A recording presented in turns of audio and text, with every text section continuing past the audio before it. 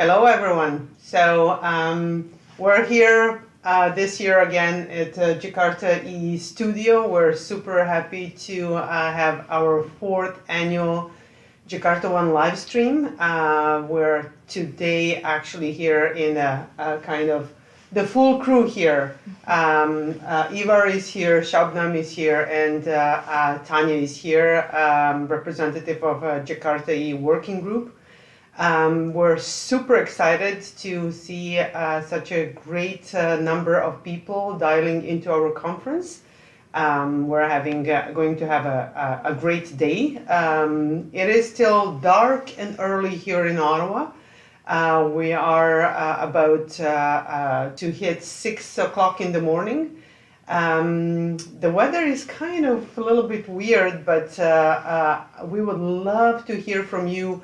Where are you dialing in from, and how is the weather with you? Like it's around zero or a little bit under zero right now in Ottawa, but it's not snowing, which is good news.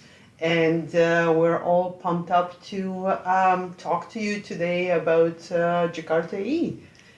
And today we're actually not only on Crowdcast, we're streaming live on YouTube, Facebook, Twitter, and also maybe even LinkedIn later. So we're everywhere today. Yeah, and I'm really happy to be here this year with you guys. Last year, because I have I had a 1-year-old son at home, and I actually want to give a shout out to all parents, especially moms with young kids in our community that are traveling a lot for conferences and so on. So yeah, I think it's not easy, but I'm happy to be here. Yeah, and we're super excited to have Shabnam here. And if you think it's only 3 of us making this magic happen, that is totally wrong. We have a lot of help from the crew behind the scenes. We have Ian here, who is helping us with producing of this event and making all the graphical elements and video elements for this conference. We have Serena, who is helping organize this event and preparing the speakers for their sessions. We also have Jacob, who is doing the digital media coverage, and as well we have Sam, who is helping with additional organizational things, and also helping Serena. So hopefully throughout the day you will have a chance to meet them all in one way or another. But we just didn't want to miss the opportunity to thank them as well. And of course, finally, the most important part, we want to thank our community. So today we're going to have a great speakers for our technical sessions. We're super excited to have a program committee who actually selected these talks. We also have the industry keynote speakers. Super excited to have them as well. They're also representatives of their, excuse me, of Jakarta EE working group members. And finally, we will have a keynote by one and only and ours, Mike Milinkovic, and he will also hopefully let us know how are we doing as a community from his perspective. And in addition to all this technical content by all these amazing speakers, we're also during this day gonna get hungry, aren't we? So and we haven't had breakfast yet. So we are in snack mode. And in this edition of the JakartaOne live stream, we want to have Jakarta branded snacks.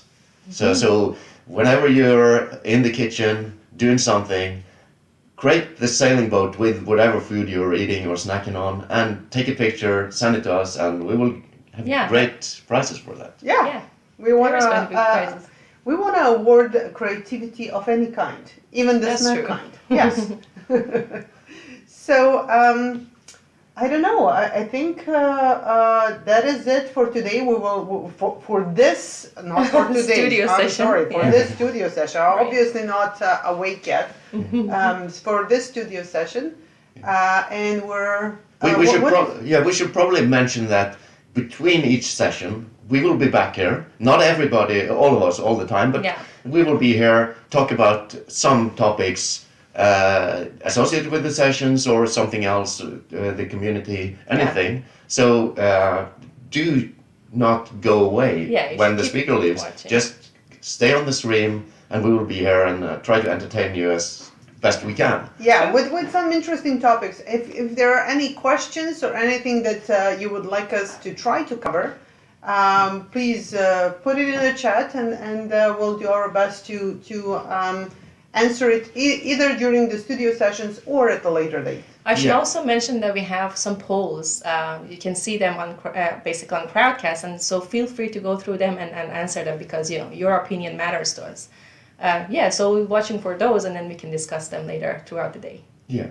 And now I think it's time to go into what we're really here for. Yeah. And the first thing we're going to hear is Rudy talking about the new features in Jakarta EE Core Profile. So we're excited about this talk and looking forward to see what Rudy are talking about. Yeah.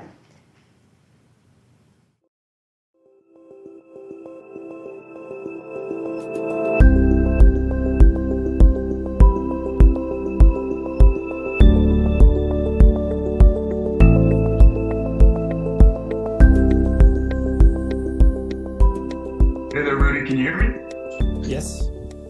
Awesome. So you'll be live in just a second here. I'll feed you in. Just give me 1 second.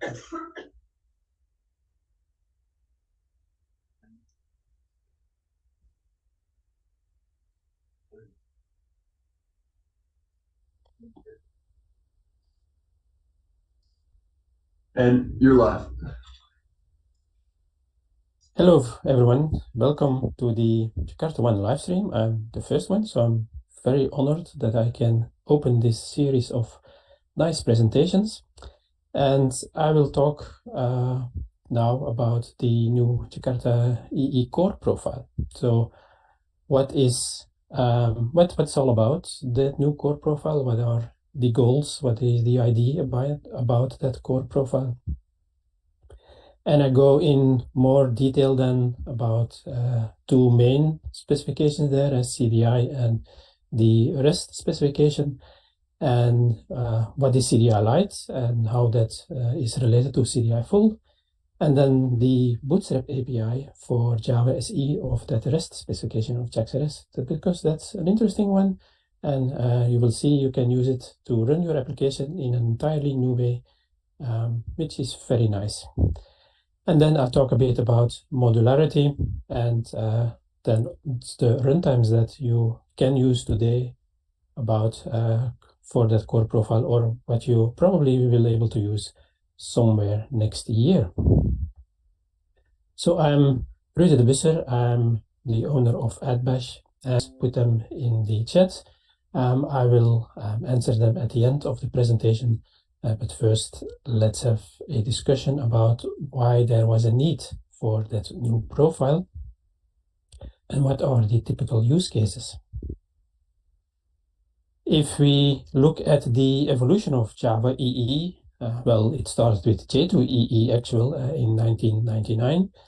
Then that first release contains around 9 or 10 specifications, mainly servlets and the JSPs, AGBs and the remote method invocation and the messaging support.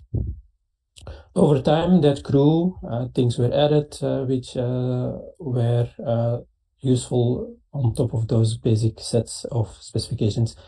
World changed, so annotations came in, for instance with Java E5s, with JSF and JPA for database access, etc., etc. So in 2009, there was already quite a lot of specifications with the addition of JaxRS and CDI. So, and it became clear that not everyone needed all the specifications for each application. There were two large group HTTP-based applications and others where you can use like SOAP and remote calls, etc. So then there was a decision the first time to make a split for that web profile, so that you have a subset of all the specifications and that you can have a product, a runtime, which only offers that web profile. Time went by again, and we have then Java EE8, they moved to Jakarta, the Eclipse Foundation, and the addition of microprofile to cover for that period where there was no opportunity to change those Java EE codebase. So now we are in 2022, and we are again at the point where we see that that web profile should have been split into different profiles. So a subset of web profile which is geared towards a certain set of applications. So that's the reason why we have core profile now. Because if you see, for example, the micro profile specification, It is based on several of the Jakarta ones, the CDI, the REST ones, and the JSON mainly, and then on top of them the microprofile ones. So it's not using all the web profile specifications. So it was a bit of a different or a difficult relationship with web profile. It was not easy to have certification for microprofile, for example, because there were no individual tests, only for the web profile as a whole. So that's one of the reasons why there is now that core profile, which is then a subset of web profile, which covers those specifications of the specifications that are used within microprofile, so that it can clearly be based on something nicely aligned. That's of course not the only reason that we see that a lot of applications today, that those what called modern cloud applications, they are just using REST endpoints. So you don't need all the specifications of the web profile. So it made sense that there was a new profile, which was a slimmed down version of web profile, so that you can have more easily microservices, because they are smaller, and the smaller the better. It's probably for those kind of applications in a certain way, of course, and don't create a single class as a microservice, of course. Also, other things which are specified in that spec document for the core profile as goals is that there is a mentioning of ahead of time compilation to reduce the startup. There are several ways, of course, to reduce startup. Ahead of time is one of them, and it gets a lot of attention these days, so that's also probably the reason why it is mentioned there. But also modularization, because since we have now only a basic set of specifications where you probably lack a few things, so you need to build your environment, your runtime more in a modular way. You need to mix and match, or you should have that possibility to mix and match what you need. And we will have a few nice examples of that later on in this presentation. So these are the web profile ones, just to give you an idea what is there. Just want to mention there that there are a lot of major changes to specifications due to the breaking changes after the Java X to Jakarta namespace change. It was a good idea to also remove the deprecated classes and methods, which were there already for a long time within Java EE. And then we have now, again, a good basis with Jakarta E10 to get started again, now that everything is cleaned up a bit. And you see there on the right, the column in the right is actually make up that core profile specifications. It's mentioned that their CDI Lite is a separate one, but that's actually not true. So let's have a look later more between the relation between CDI Lite and CDI, because that can be a bit confusing in the beginning. So that subset then became core profile, now with Jakarta E10. And yeah, as mentioned, you see there the specifications which are using for those typical REST applications. JaksRS 3.1, you have that dependency injection and CDI Lite, and then you have the JSON processing and binding ones. A few others like annotations and interceptors, and expression language, which I come to that in a moment. But first, is there not missing? Maybe you think, well, where is servlet? Because you need to accept requests from the client and route that to the appropriate method, the appropriate Java method that will be executed to prepare your response for that request. So why is there not servlet? You have that front selector where that servlet that selects the correct method based on the request that comes in. But actually, You just need some functionality that accepts those requests and route them. You don't need servlet for that. You can implement that without servlet. So having the entire servlet specification just for that routing is, of course, a bit of an overhead. So in my opinion, that was a good decision to remove servlet because you actually don't need it for those typical REST applications. But there is something else missing, which is a bit of a shame, if you ask me. Config did not make it. It was not ready for the release plan. When the release plan was created and voted on, there was config. So the idea that at last we would have something like config in Jakarta. It was already started even in the Java EE times. Then it was put on hold. The microprofile came in with the config one. So that are solutions, but config is also, for example, needed or can be used, very useful for other specifications, security, the NoSQL, for example, linked with JSPs and JSF, which is not there in the core profile. So why is that then there here marked as optional, but it is there in the core profile? I'll explain that in a moment when I discuss CDI and CDI Lite, then that becomes clear where expression language is there. If we look at the page, there is a page on the Eclipse website which lists the compatible products. So at the launch of Jakarta EE10, there were 3 products already that passed all the testing. At that time, they were alpha and beta versions from Open Liberty, Payara Server, and Wildfly. They passed the TCK test, so they are listed at from day one at that page. They have, of course, not really. They are, of course, not really core products, because if you look at them, they are web profile based products or even full based, so not really the core profile. So I'll explain that also a bit more in detail later, but from a sense of point from those products, it makes of course sense, because if you pass the entire TCK set for the web profile, then since the core profile is a subset of web, then it's of course easy to also pass the core TCK test. So yes, it makes sense that they are listed here because they are actually compatible, but they are not really core profile products, but more on that later and some alternatives and other examples. First, let's us have a discussion of one of the major addition as CDI Lite. So, and why CDI Lite was created and how that corresponds to that CDI that we know now within Jakarta 8 or Jakarta 9. Your CDI container, it provides beans for your application.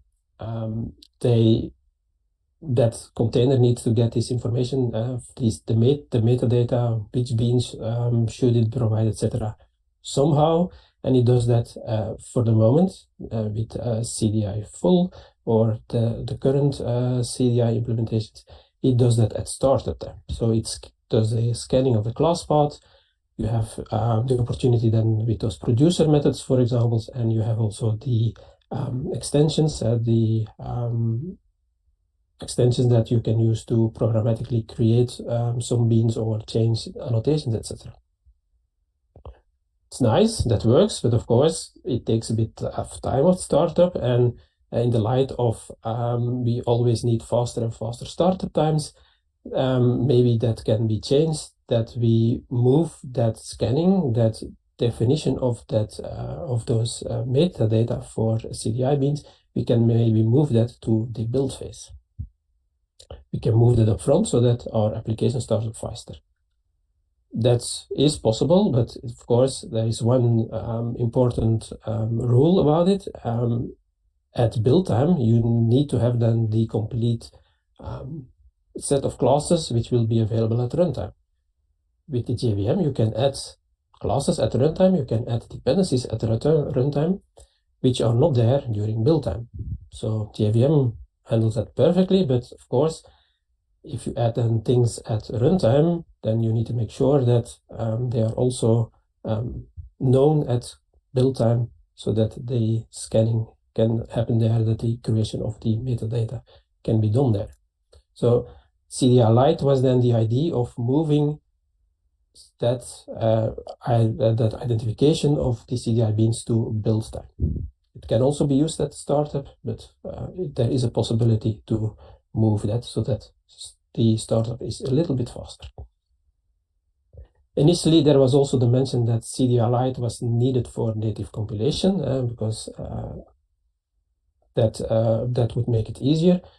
But actually, that's not a valid reason because, for instance, with CDI full, you can with Weld, an implementation of the current CDI with 9 and 10 now, you can already have native compilation. One example is Helidon MP, which using just a CDI full implementation, which allows you to do native compilation. So CDI Lite probably makes it easier to have that native compilation, and you have less reflection and those kind of things, which makes it easier to have native compilation.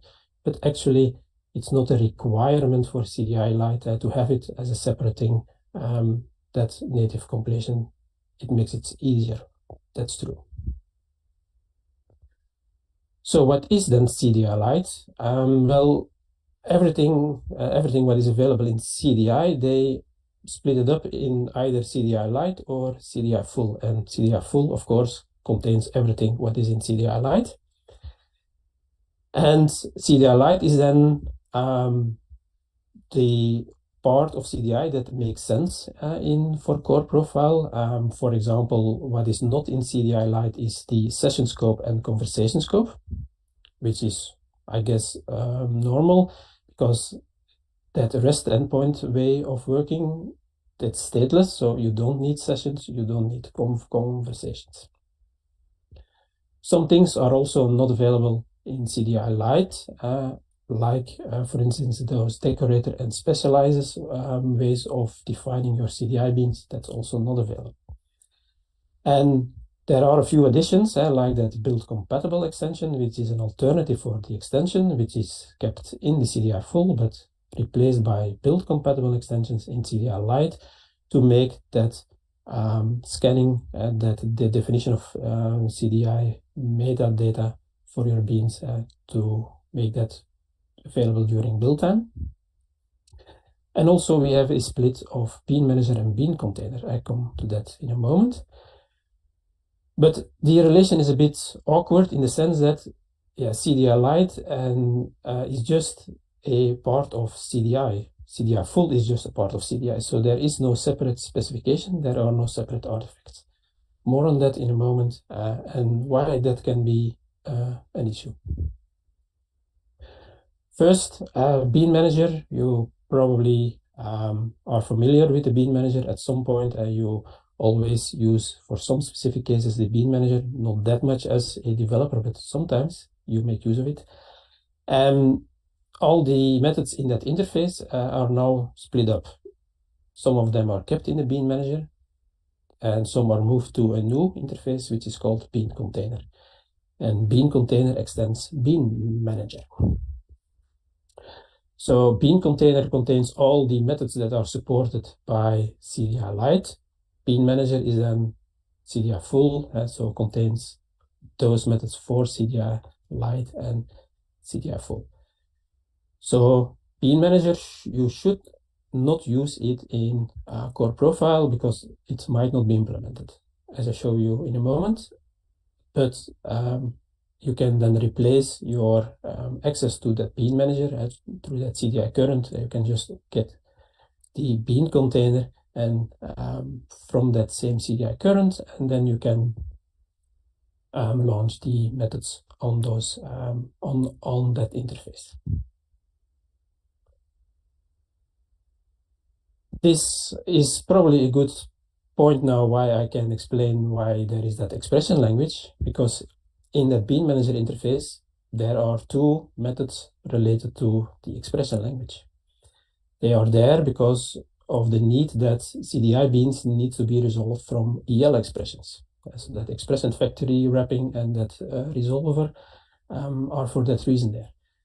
Since they are still there in that bean manager interface, that means you need that expression language API, which contain those interfaces and classes, also within core profile, because otherwise you have a link, you are missing classes. Bean manager is optional in CDI Lite. It does not need to be supported, but due to it being there in that CDI API, you need to have that expression language API also there, but then also as optional, of course. It's not required to support it. Because also the usage, maybe in there are some use cases that you can make use of it in the config or in the upcoming config that you are using expressions there, but other than that, the usage is rather limited in a core profile as we know it today. Then that build compatible extension is something completely new. It replaces the extension which we have still in CDI full, but it works in a similar way. So with extensions you had some methods that you annotated where you have some parameters that are annotated that observes those events, events that happens during the startup of the CDI container. Now we have that build compatible extension interface, also marker interface, where we can annotate a few methods that indicate the phase in which the phase of the startup in which that method needs to be executed.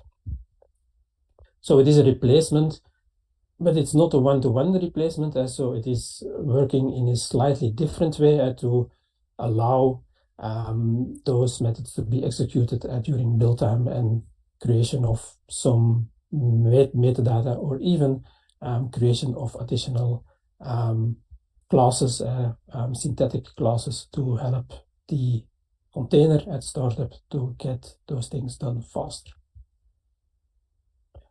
So what are those 5 phases? First of all, you have the discovery phase. It's not that important probably for most of you. It just adds the possibility to add a few annotations that will be used later on in the discovery, etc. For instance, you can create an annotation which is not a qualifier, but then you can indicate that it should be considered as an annotation and those kind of things. But the second phase is more interesting, at the enhancement phase, which allows you to do some transformations of annotations. So I have created a little example for that. We all know qualifiers. For instance, we have here an instrument interface, and we have the different types of actual CDI beans which implement that interface, but they all have a specific type. So we need to use a qualifier here when we inject this instrument, because there are 3 or 4 beans which match it. So we need to have a discriminator, a label for that bean. But qualifiers always mean we are going to inject something. So the standard CDI specification requires that you also annotate or make use of the @inject in combination with the qualifier. But qualifier on its own already says that we are going to do an inject. So maybe we can forget that inject here in this case of that qualifier by creating a extension which makes use of that enhancement phase.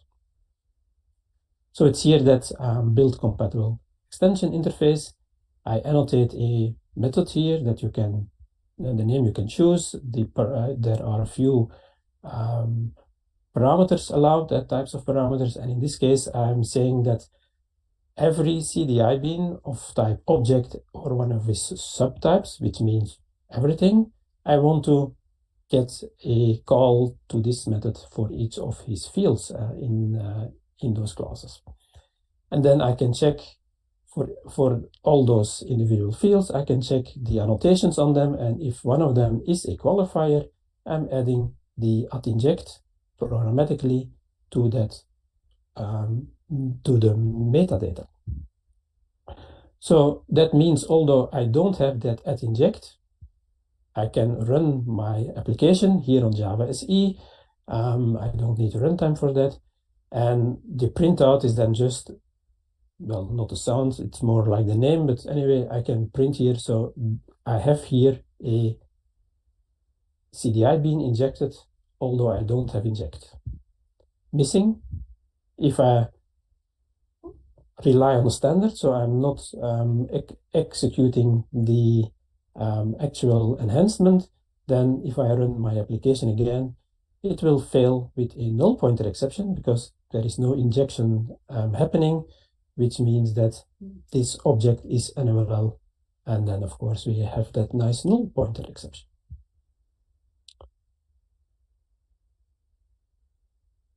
That's the second phase. The third phase is the registration phase, where you get access, where you can get a notification of all the CDI beans which are already available in the container or the metadata about the beans. And then you could, based on that, enhance an example of that. It's not the most, it's not the best example, because you can also use, of course, a CDI producer method for that. For example, for creating a SLF4J logger implementation for a certain bean. Normally, yeah, you do that through a statement, logger factory get logger, but you can also then, of course, do that through injection. Instead of a CDI producer, I'm using here now that synthesis phase as an example, so that you say that you are providing at some point a implementation of that logger class, and you need to give that bean a name. You need to define the scope. I'm using here the dependent scope because the logger will be different for each injection point, and I need to specify the class that will be used to create that bean. And that class need to be implementing a certain interface, which then has that create method, where I can look up, in the case of a dependent, which is here the case, I can look up that injection point, and when I have that injection point, I can get the declaring class and can use that as the logger name. So I can, through this CDI system, now also with those extensions, I can create a proper SLF4J logger for my application. So when I run this, then it will print out that information, that info messages, and also the logger name. And you see that he properly took the class name as the logger name. If I would have injected it in another name, in another class, then the name would correspond to that class, so that I have the proper levels of configuration for info and debug, for instance, for my application.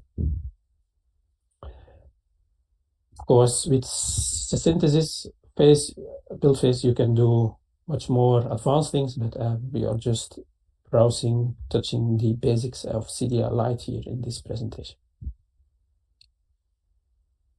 There is a validation phase, which in my opinion is not that useful as it is implemented now, because this validation phase, yeah, you can do custom validations of all the CDI bean metadata, fine, but it runs after the default validation. So probably the default validation already gave some errors, maybe not some useful errors, like that there is no bean found for that specific injection point.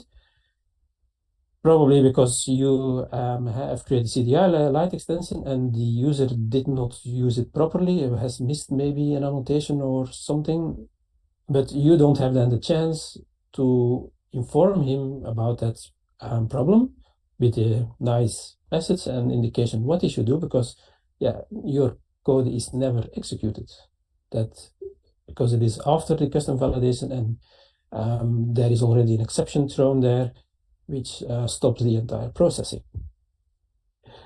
So you have to rely on the fact that you also can send out messages in the previous phases when you have that error or errors object as parameter for your methods. You can also give information and feedback to the user at that point in that phase. But of course, it would be nicer if you have that proper validation to be useful here. So this is not that useful for the moment. At least that's how I understood it and how I see it. So what CDI implementations are available today? We have that Welt implementation. This is the typical CDI full already, like before, and there is a work in progress by the people of Micronaut to implement OpenDI, which is CDI Lite, and I have put the link there. So once we have OpenDI, we probably will have some or other initiatives, and we have properly some runtimes which only support CDI Lite, so our real core profile products. And then, of course, you can have problems because we have one single artifact which contains all classes, CDI Lite classes and CDI full classes, CDI full only classes. So if we compile our project or application against that API or against that core API of Jakarta EE10, then that works fine, but at runtime it fails because maybe we are using Bean Manager or Session Scope, and that's not available in that runtime. And it's not the fault of the runtime that it does not provide it. It is just because we have one single API for single API class for CDI Lite and CDI Full. So how do you can test for that, for example, because compilation will succeed. Probably you want to have some checking, some reassurance that it also works at runtime. And for that reason, I created that profile tester here, the core profile tester. It's available already in Maven Central. So you can add the test scope, for instance, and then you have one class here, it's called test core profile. You specify a package that it needs to check, and you get feedback if there are violations in that package, yes or no. Violation meaning that you have used a CDI full class. Few examples of that. You have, for instance, a class where you are using Bean Manager. Of course, this is not really the useful way, but just wanted to have some test classes to actually check if I can detect if you have somewhere Bean Manager. If you have an annotation like session scope, which is not, which is optional in that CDI Lite, and even some fluently uses that get Bean Manager get event to fire event. So it's not based on imports that I'm doing the checking. I'm doing some other stuff, but it is able, so I can run the test. So that violation methods then return the class names where you made use of one of the CDI full classes. For instance, also it comes here with that within method, so it even finds that one in a package where there are no problems. Then of course that is empty, and you can use that test then to see if you are only using CDI Lite or not. So that is available. I found it useful in my research and what I'm doing around Jakarta E-Core profile, so maybe you find it also useful. Now switch to the JaxRS new features. There are a few, I need to speed up a bit. I see, as I mentioned already, I have too much content overflow exception. But JaxRS has for me, one important thing. There are, of course, multiple things like multi-part media, which is now supported by the spec, etc. But that Bootstrap API for Java SE is very interesting because you no longer need a WAR file. You no longer need to build your WAR file and deploy it on a runtime. You can directly run your JaxRS implementation on Java SE with a main method, a public static void main method. With CDI, you can do that already quite some time, since CDI 2.0, which was included in Java EE 8. So actually, with this API available on SE, JakartaOne and CDI, you can run your application as a classic SE method, and you're in the do-it-yourself way mode, as you have with, for instance, Spring Boot, where you also run your application and you build on top of a core. You include those dependencies that you need, so you create your optimal environment.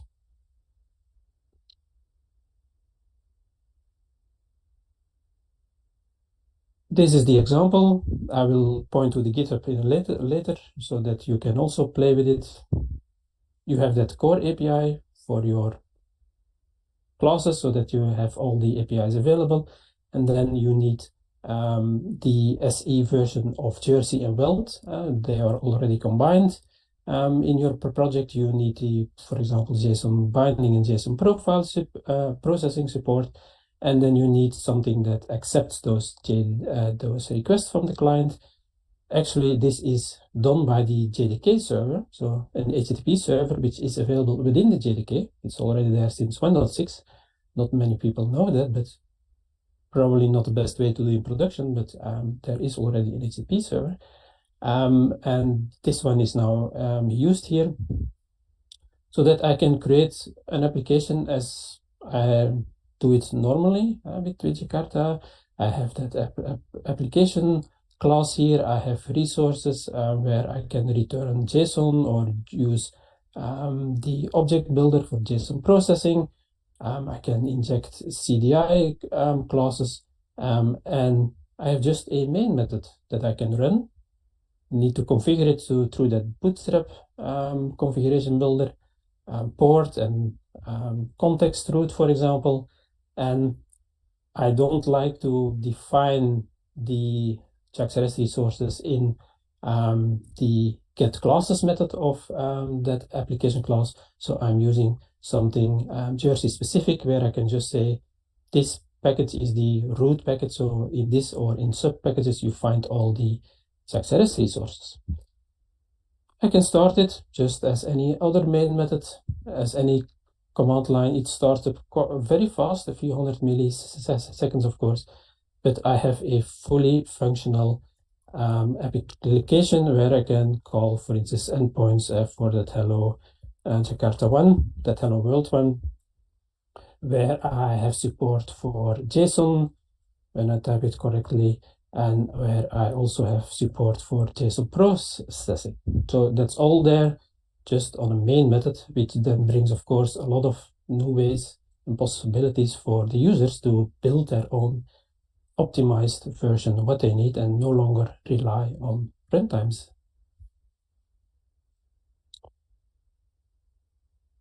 Then, as the last part, a quick look at the modular and the other runtimes which are available or will be available, I assume, in the next year or so. So the modular was a goal of the core profile to help in faster startup, but again, other techniques like class data sharing are probably more efficient to that end. Wildfly has, or the tools of Red Hat in general have the Galleon provisioning tool to create and maintain software distributions, where you can specify, for instance, the layers, the modules that needs to be installed, but actually it install all the binaries, so all classes, all jar packages, only the startup, only the modules that you specify are started. So that, of course, helps that you don't need to start everything, only those things that you need, but still you have all the binaries, which is not ideal.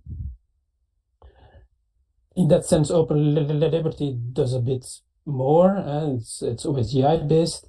I call it the most modular Jakarta runtime which exists, because there, with that Maven plugin or Gradle plugin, based on that information in the server XML and the features, you can build a runtime environment that only contains those functionality that you have requested. For instance, the specific core profile ones in beta, it was not yet modular in the sense that it copies also entire binary, but for instance, for Jakarta E 9.1 that works already.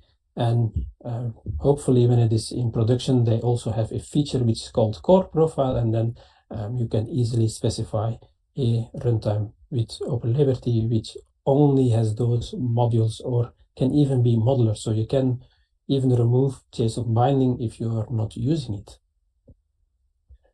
Other runtimes, I cannot, of course, give no guarantee at all. It is just what I see happening in the world. I have no confirmation of or any of the maintainers of the next list that I'm going to show you, if they are going to provide a core profile version or not, if it will be certified or not, etc. As mentioned, Heledon MP exists already today. Its version 3 is based on Jakarta EE 9.1. That Heledon MP is more or less the micro profile it is a micro profile specification, so it is more or less aligned with that core profile.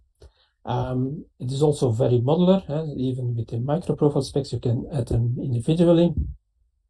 So that's a very good candidate if they maybe create a 3.1 which will be Jakarta E10, and then you have a highly modular native compilation available by default, which runs on JDK 17 core profile product.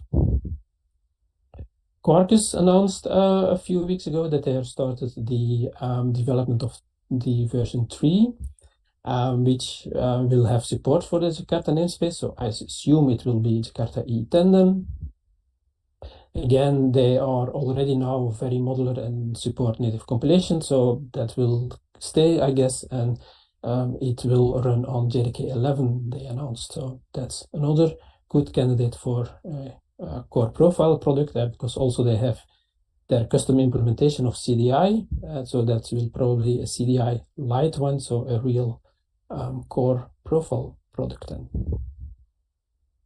Micronauts, I mentioned already with that OpenDI, so they are working on that. So I assume that they will have also at some point a version which has then the Jakarta namespace, and Micronaut 3 for the moment is based on the Java X namespace, still Jakarta EE8.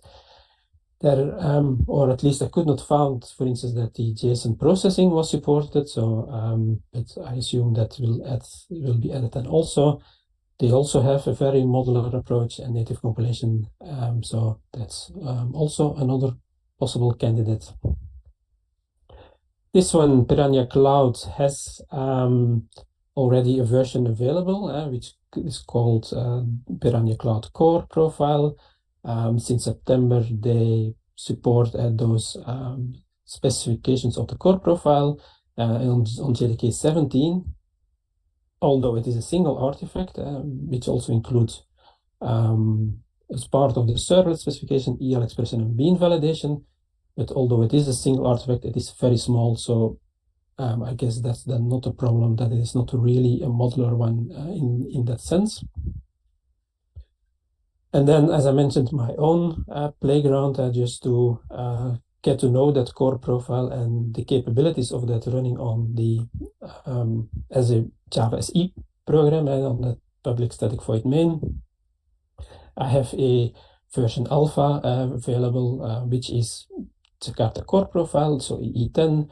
It's also highly modular, and there also no native compilation by default. You can configure it, but it's not provided by default. It works on JDK 11.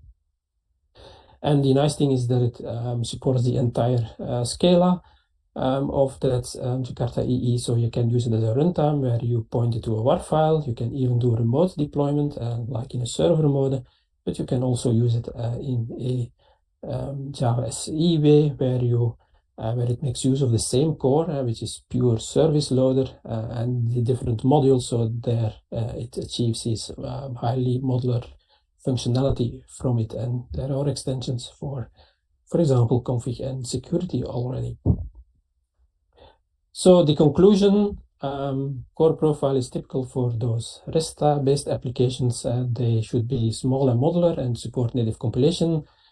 we are not there yet, but I guess that will come in the when there is more experience and more development around core profile. But you can easily create your own runtime. So actually, you can do it all yourself. You don't need those products from those vendors anymore. You can do it yourself. But I'm expecting like something like 5 to 10 supporting products by the end of next year.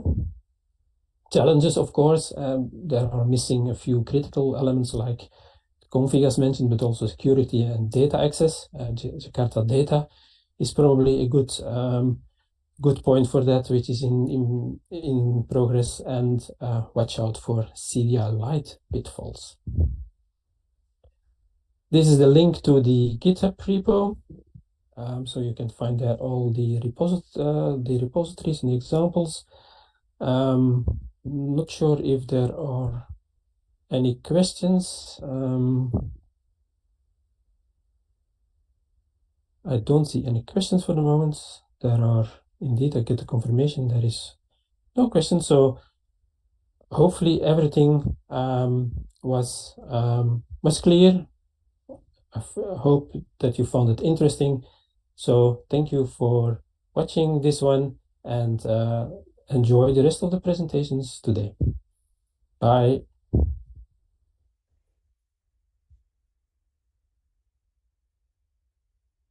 You know, about 30 seconds before you're on. Thank you so much, Rudy. Yeah, it was a pleasure. Thank you for the invitation. Okay. See you later. Bye Yep. for now. Bye.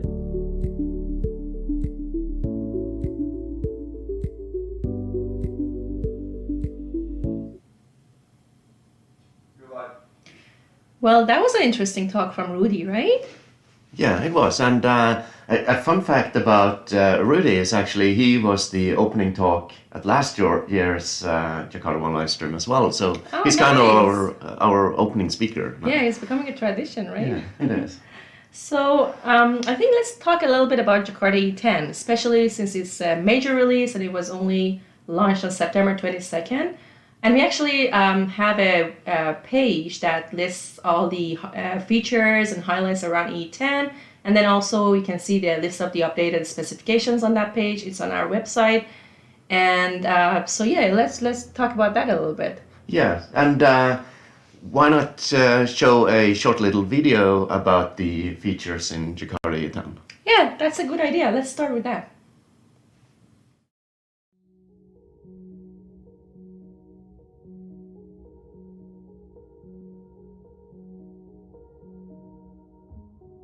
Jakarta EE10 includes new features for building modernized, simplified, and lightweight cloud-native Java applications. This community-driven innovation release is designed for organizations looking to start developing new or advancing existing enterprise Java applications. Modernized. The Jakarta EE10 release provides new functionality in over 20 component specifications. This release enables builders of modern cloud-native Java applications to develop and deploy Jakarta EE10 applications on Java SE 11 as well as Java SE 17. This allows developers to take full advantage of new features, including the modular system introduced in Java SE 9 and supported in Java SE 11. Simplified. With Jakarta EE10, application development is made simpler by supporting the broader use of additional annotations and taking better advantage of the module system. This makes it easier to build modularized applications and offers improved integration across component API.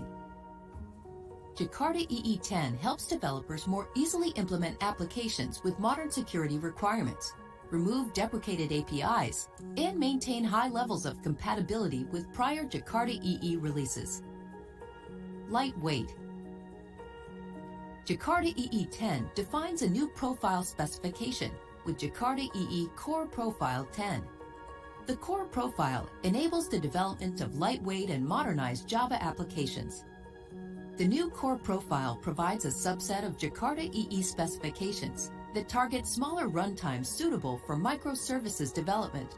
This includes an innovative new CDI Lite specification for building lightweight Jakarta EE applications.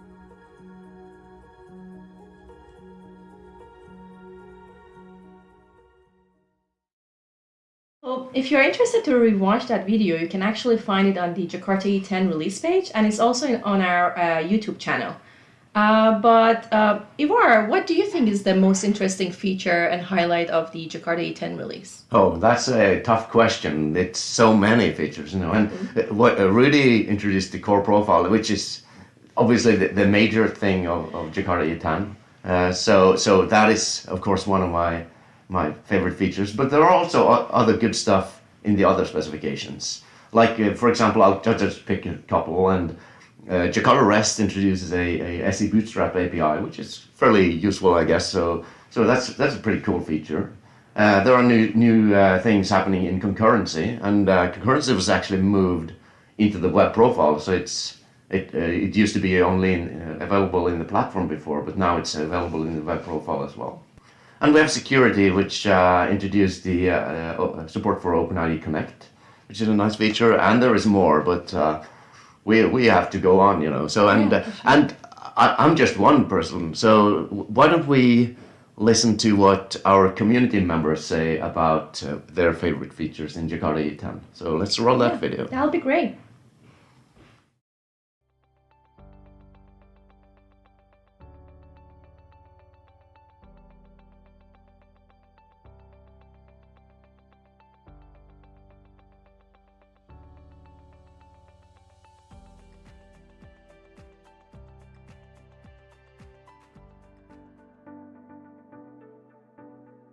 For this particular release, I'm pretty excited and looking forward to using it and trying a lot of the new capabilities that will be out there.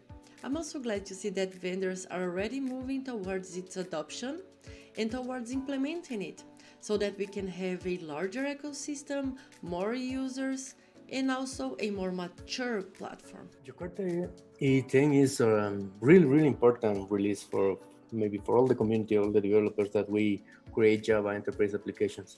The last version is that we moved the package namespace from Javax to Jakarta E, and since this happened, is a lot of work of the vendors to create the new containers or servers that are going to run the new specifications.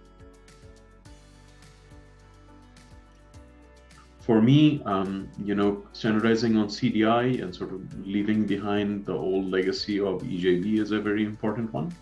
So from that perspective, I would say that some of the changes in things like the Jakarta concurrency API, so things like the asynchronous annotation that allows you to further, sort of not need to use EJB anymore. We've had at transactional in JTA since E8. And now, now that we have things like at asynchronous, I'm hoping that more and more of those EJB-like features move into the component specifications. One of the favorite new features within Jakarta E10 is the core profile, which is a base of core specifications that are intended to be also the core of microprofile, for example. Specifically in Japan market, it's my country, it seems that more conservative opinions are majority and preferable, maybe around 2 years or even more. Jakarta EE, for example, the lightweight core profile. Core profile is a new profile for Jakarta EE 10, which basically is kind of enable more implementations certify against some like lighter version of the profile.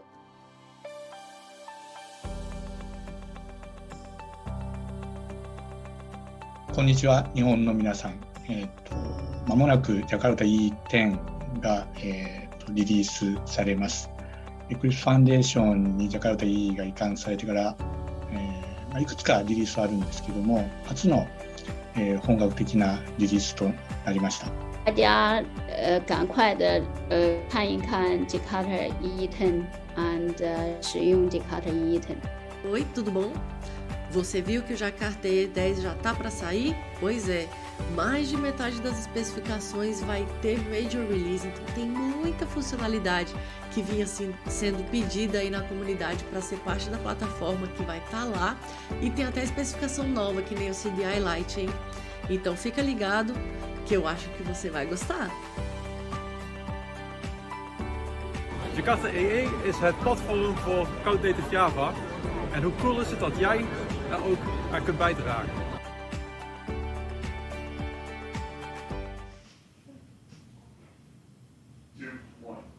So we heard it from some of the community members what are their favorite feature of Jakarta E10, but we want to hear from you as well. So please put it in the chat section and tell us what do you think is the most important feature of Jakarta E10. So Ivar, now that we have some time, what should we talk about? Yeah, let's. You mentioned the polls. Oh yes. So yeah, do you answer the polls in the crowdcast? And if you're not on crowdcast, if you're on Twitter or YouTube or Facebook, yes, where we're streaming live right now, go into crowdcast because that's where the polls are. Yeah, and feel free to add your questions in the chat section, or if you have an ask a question section on crowdcast, you can always add your questions, and if the speakers don't have enough time to reply to that, they can always just answer it there directly, right? Yeah, and we also, the speakers will be in the chat in crowdcast after their session, so you can ask questions anytime. That's true. Yeah. And if you have anything questions for us in the studio, you can always put it in the chat, and we will bring it up in one of the studio sessions. That's true. That comes later. We will definitely do that. Okay. Yeah, and make sure to create your Jakarta EE snack and tweet or send us the image in some way or the other. Yes, and we can just announce the winner of that competition actually. Let's see. And I see there are some out there, but they're mostly coming from Tanya. She's back here creating snacks for us now. So maybe as we speak. Yeah, maybe in some of the studio session we will eat the snack as well. Yeah, true. Yeah, we're going to enjoy those. Yeah. Okay. So yeah, and when we talk about Jakarta EE and we talk about enterprise Java, and you usually come into the term about cloud native Java as well. Right. And that is a term that is so easily to misunderstand, or everybody has a different interpretation about it. So yeah. So Shabna, what's your take on cloud native Java? Actually, I might have a misunderstanding, so let's listen to the next talk from Rostam and Anna Maria, and basically see if we can have a better understanding. Their talk is about actually misunderstanding cloud native Java, so why not listen to that? Yeah, that's a good idea. Yeah. Perfect.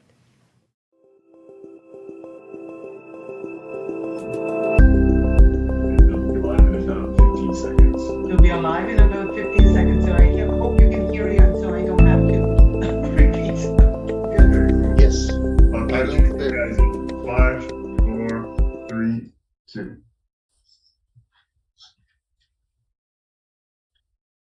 All right. Let's get started. Yes. So hello, everybody. Welcome to Misunderstanding Cloud Native Java. I'm Anna. I'm a Java Champion alumni, currently working as a senior developer advocate, and I'm passionate about, obviously, Java and Kubernetes, hence today talking about Misunderstanding Cloud Native Java with Rustam. And my name is Rustam. I am joining you all from Norway, Oslo. I am also a Java champion, and as well, in addition to that, I'm also a Google developer expert for cloud. So I work quite a bit with cloud technologies, and I am also very happy to talk to you about cloud native Java and how people tend to misunderstand things when it comes to it. So let's get started, right? So, I mean, this talk can be summarized by one slide, and that's the one you see in front of you now. So that's the short universal answer, the answer of a consultant. I've been working as a consultant for many years. Usually the answer is, it depends, because a bit longer version of that is that every decision has some kind of quantitative or qualitative pros and cons. So it can be any decision that you make, it will have some kind of influence on something, right? The language you choose to write your application in, the application where you want to run your application, the platform, or anything like that will have some kind of pros and cons always. All you need to do is to put them all onto a scale and make sure that the number of pros or the weight of pros is actually heavier than the cons, and you should be good. So, with that being said, let's talk a little bit about cloud native. I mean, what do we actually mean by cloud native? And to do that, it's a very good starting point is to look at the cloud native definition by CNCF. So Cloud Native Computing Foundation has a definition. It's this, I mean, it's a really good definition, but for slides, this is a wall of text. So we made it a little bit easier for you. We have highlighted the most kind of important parts of this definition for us, for what we're going to use in this presentation. And then we also removed or kind of grayed out all the other words. So now you're sitting with kind of, the gist of the definition. To make it a little bit more easier to digest, we also added a little bit of separation of what we're talking about. So we'll talk a little bit about what we're building when we talk about cloud native applications, like what do we actually build, how do we do that, and why do we want to do that. And like when you try to convince someone to do something, or when you're trying to, I don't know, sell something to someone, I mean, I don't mean to sell it for money or something, but like, sell an idea or convince someone, you should probably start with you go with why, and then you go to how, and then you actually say, and then you actually say what. Because if you're going to say, I'm going to build you a scalable application, people would be like, why? But if you do do you really want robust automation and things being predictable, less toil, that are able to change frequently and all this? And people will be like, well, that maybe, yeah. And then, okay, how can I get there? It's like, well, then you need containers and service meshes and microservices and all this. It's like, okay, cool, yeah, okay. And then you can actually talk about more like what actually are you going to build. And when we have all that, we'll get a scalable applications that are able to run on private or public or hybrid clouds and so on, so on, so on. So this is the gist of the thing that we'll be talking about, like the cloud native applications and what we mean by that. That being said, now we need to talk a little bit more about like cloud native Java software and all that. And it's time for me to stop talking for a little bit and give the words to Anna. Take it away, Anna. You are, I think, on mute. I was on mute. Thank you. That's the word of 2020 or 21. Well, sorry. True. Still on actuality here. So about cloud native Java software, probably you've seen this when you're working with your applications, and if you're looking at your applications from a platform point of view, like how do you provide the entire functionality to your end users? The cloud native software that you're building, including the one that's based on Java, is currently thought as highly distributed. It has to evolve with the language, with the tools and frameworks that are available on the market, because everybody's is evolving, is going and innovating. And your software has to keep up with those too. And also that operates also in a constantly changing environment. This means that, maybe the language, the JDK or the tools and the frameworks are changing, but also the infrastructure is not just staying in place. That's evolving as well. I can give you one example why: security. And that's very important because we want to make sure that our software is always prepared to survive attacks or any other issues that can come throughout time. Those being said, if we're looking at the cloud native applications and why we're building the cloud native applications in the context of cloud native software is because they match a few points that we always wish to touch as developers. The current landscape of cloud native applications is looking at making applications highly available. Those applications that are highly available also are good in terms of resilience. The redundancy is they're minimized and they're extensible. So they're not just highly available and highly distributed, but they're also extensible. You want to be able to evolve your architecture.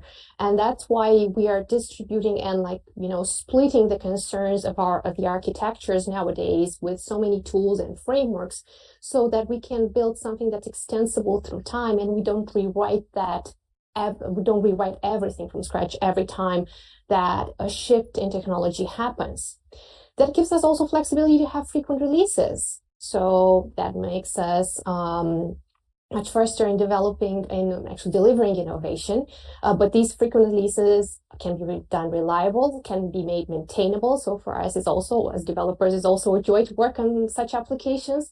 So our applications can change continuously, but they can also do that change while they still provide us joy of maintaining them. And another part that has made Java famous probably is the fact that, making software in Java is the portability of it across multiple platforms. And cloud means portability, but also language the JDK can help you to achieve that portability.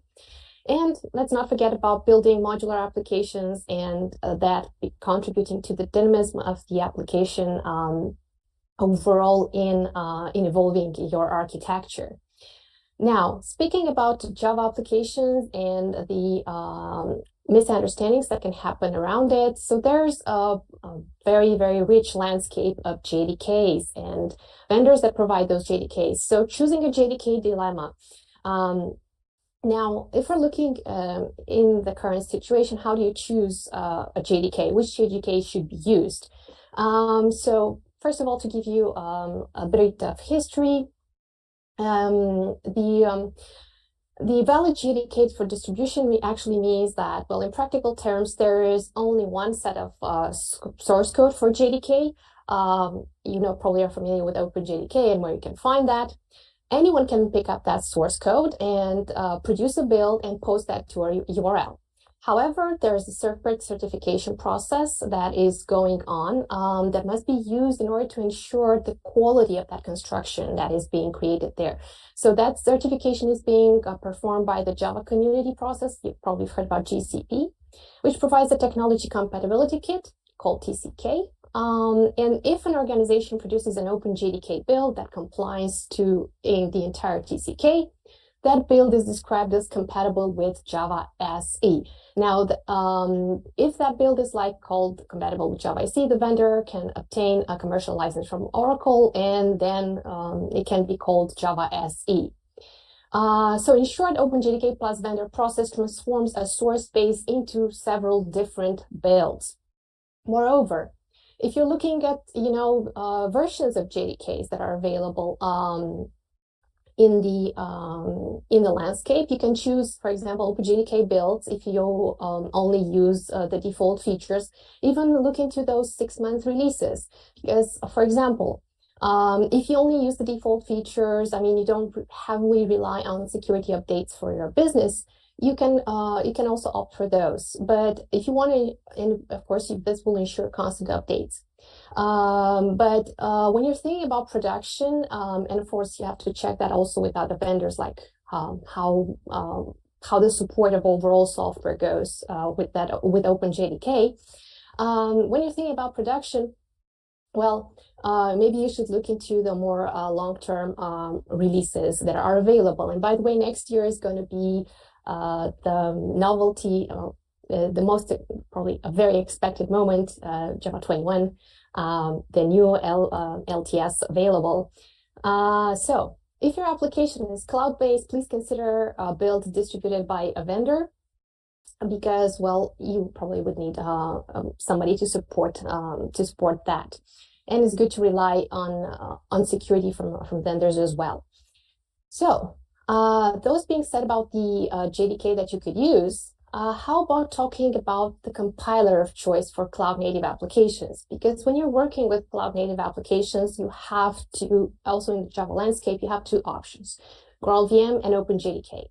Now, the red pill for native images provides you smaller container images with less CPU and memory used. But not all the Java libraries are look at that like, okay, probably the container image is not going to be as small as the one in the case of the native. So always like weigh your options when going forward and look at what you're planning to build as well. Now that we discussed a little bit about the JDK and the compiler that are available in the landscape, let's talk about another misunderstanding that's in our world, and about discussing the measuring of the footprint of our Java applications. Because probably you've heard that syntagm, reduced memory footprint or minimize the memory footprint, and probably wondering what's that coming from, or how do you do that? How do you measure that as a Java developer? So to understand the memory usage for a Java application, you should know that by default, the JVM allocates, comes with a default memory value set as the starting point. That one can be fine-tuned afterwards. Like, well, the JVM uses a default garbage collector implementation, and you can fine-tune the GC that you're choosing, the garbage collector that you're choosing.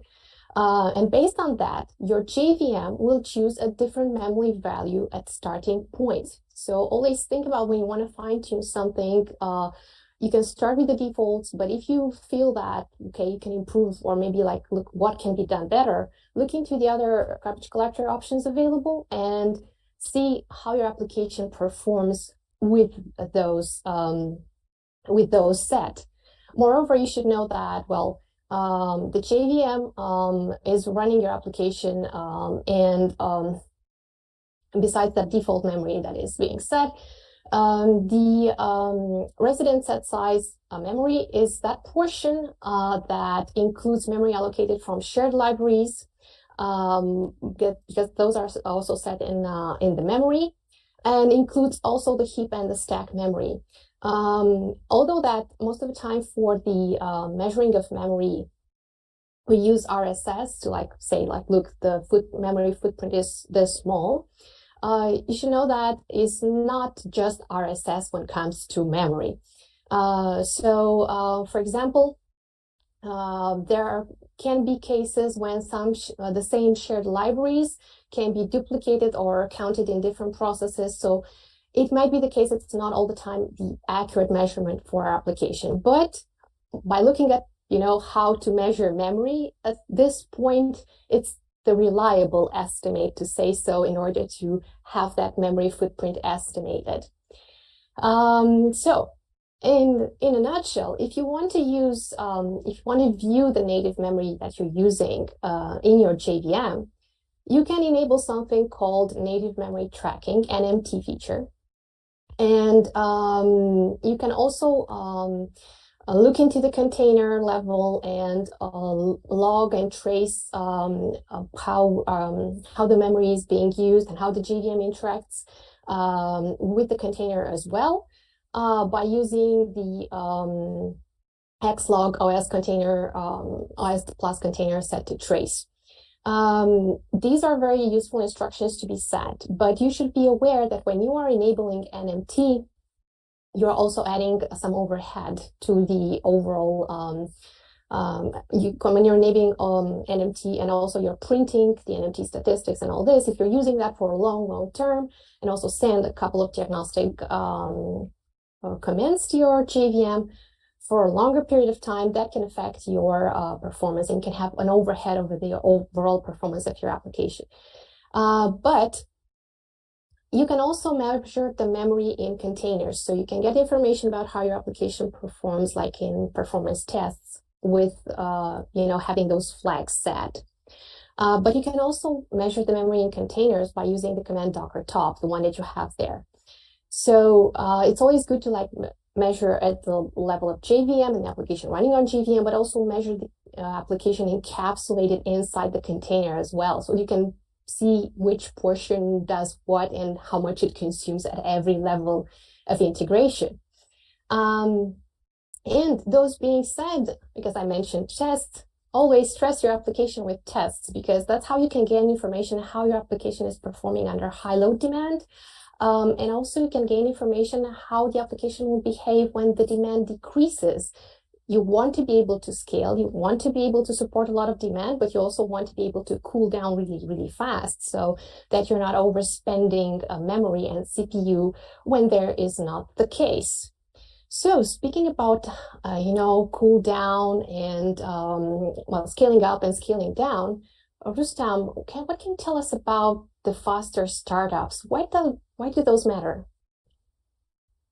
Yeah, that is a very good question too. I mean, it is back in the days when I started my developer career developing Java applications, like, I don't know, 15, 16, something like that years ago, it was not really a big thing, right? Because you would just deploy everything on a application server.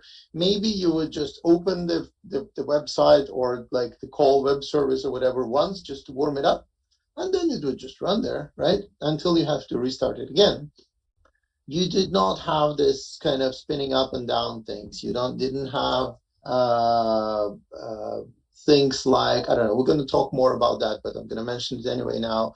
Things like serverless, things like, that all some things that basically imply that you'll be spinning up and down your containers at much, much, much faster rates than you used to do that. And that is an important thing because your application needs to be able to start quickly because so there are actually two things that we talk about, right? Because there is a time that your application, your container takes time to spin up, and the time your application actually is ready to receive stuff inside that container. So there are two different things that we really need to keep in mind as well. But in general, I mean, kind of the obvious thing, stating the obvious here, but the sooner your application starts, the sooner it can receive requests. The sooner users are happy, the less they have to wait, the more they are like, eager to stay with you and not going to some other solution website, whatever their application is doing.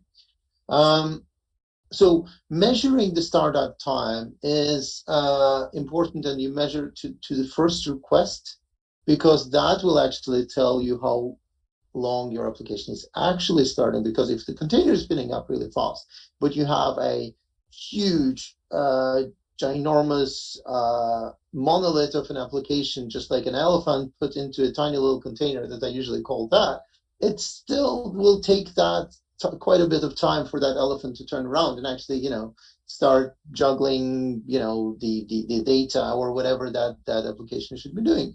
And that really sucks. I mean, your container's up, your application is not, and it still takes quite some time before it's able to receive the application. So important point here, measure time to first request or first response. Another thing is that you have to be careful when checking for external dependencies and readiness in your probe. So you have a probe, you have a readiness probe that will tell you that exactly what I'm saying, like the time when the application is ready. But then you have all these other things that are connected to it, and maybe you don't need to load all this at the same time. Maybe you can do, you can optimize. So the point is, long story short, is try to optimize the startup of your application as much as possible. Try to keep all the third-party things outside unless you have to have them inside, and initialize them, maybe lazy load them or kind of initialize them at later points, and so on, so on, so on.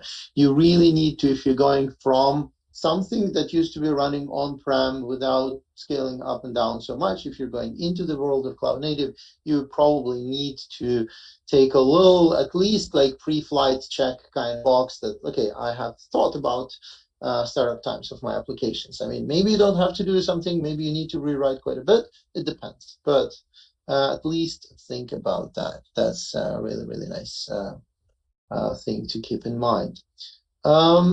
Speaking of probes and speaking of, so now we talked about like the startup time and readiness of an application, but there is also something that comes afterwards. So when your application is running, now you should be able to keep your kind of hand on a pulse and just checking that your application is doing well, and everything is happy inside that container.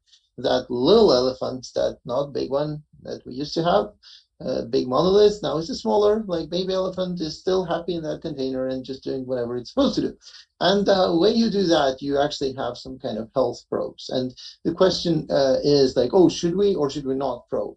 Well, I mean, I guess what I said already kind of answers that question. But usually it's a bit of a misunderstanding that like, oh, should we not do that?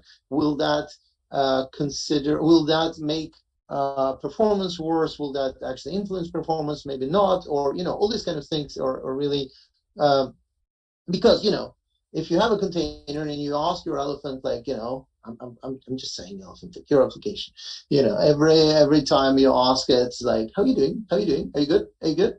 It takes a little bit of time for that elephant to answer, and then continue juggling data and stuff as it was. So probes, types of probes. Startup probe, it's something very useful to know how, like I said, like when your container is starting. Then you have a readiness probe. That is when all of those are used by Kubernetes, by the way, and any other cloud native technologies and stuff like that. But like Kubernetes is using that to know, okay, the container is running, cool. Okay, readiness probe is responding, so cool. Then my application is running, nice.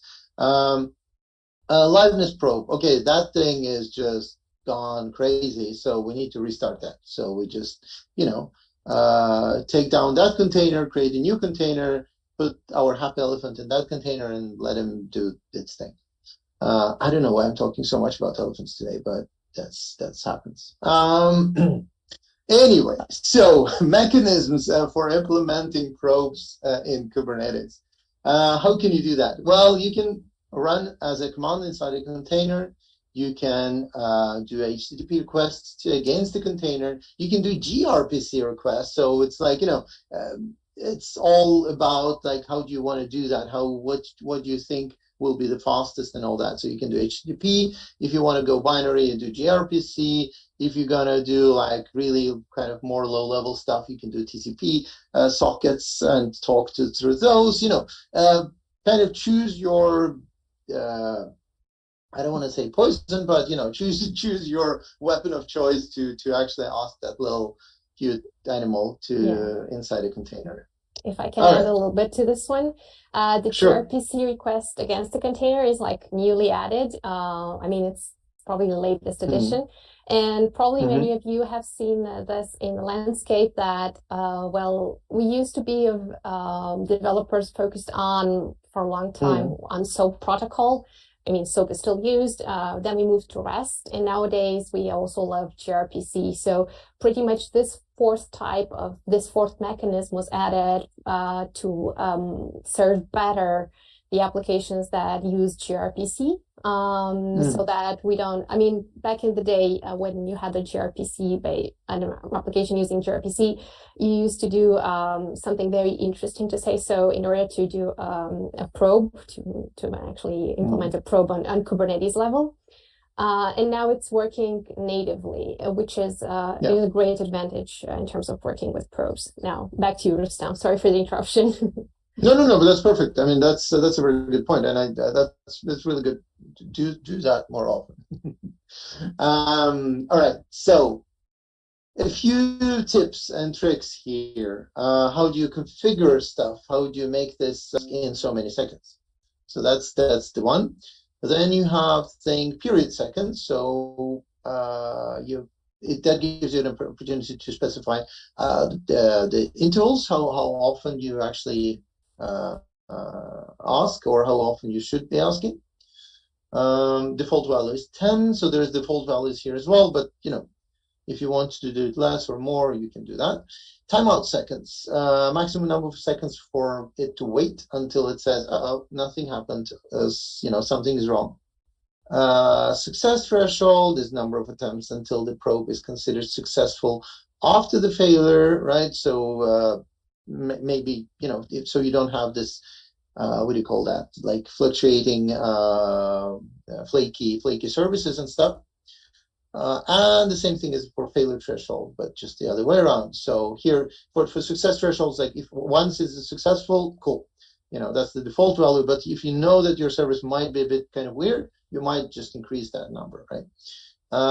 Failure threshold is, you probably shouldn't have that issue, but things happen.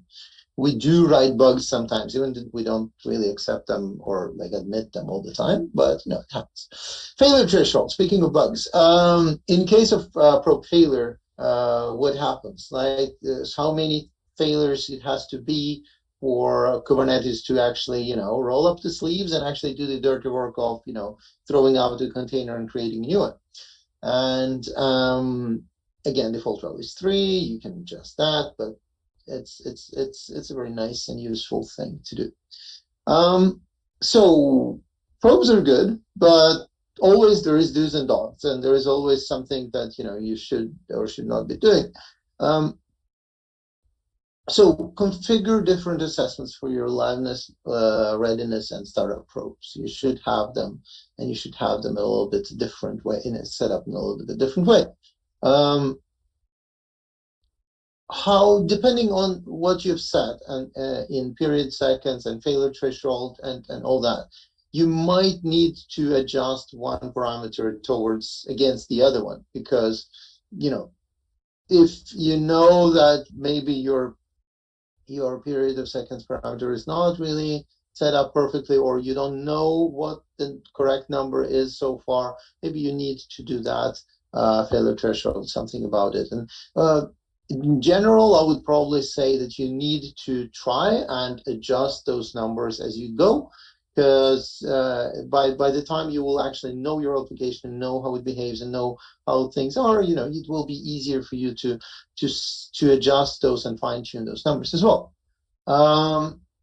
And if the container value is a shared dependency in the readiness probe, coordinate the timeout seconds and period seconds with the maximum response times. So again, you need to coordinate those things and make them work together in a beautiful harmony.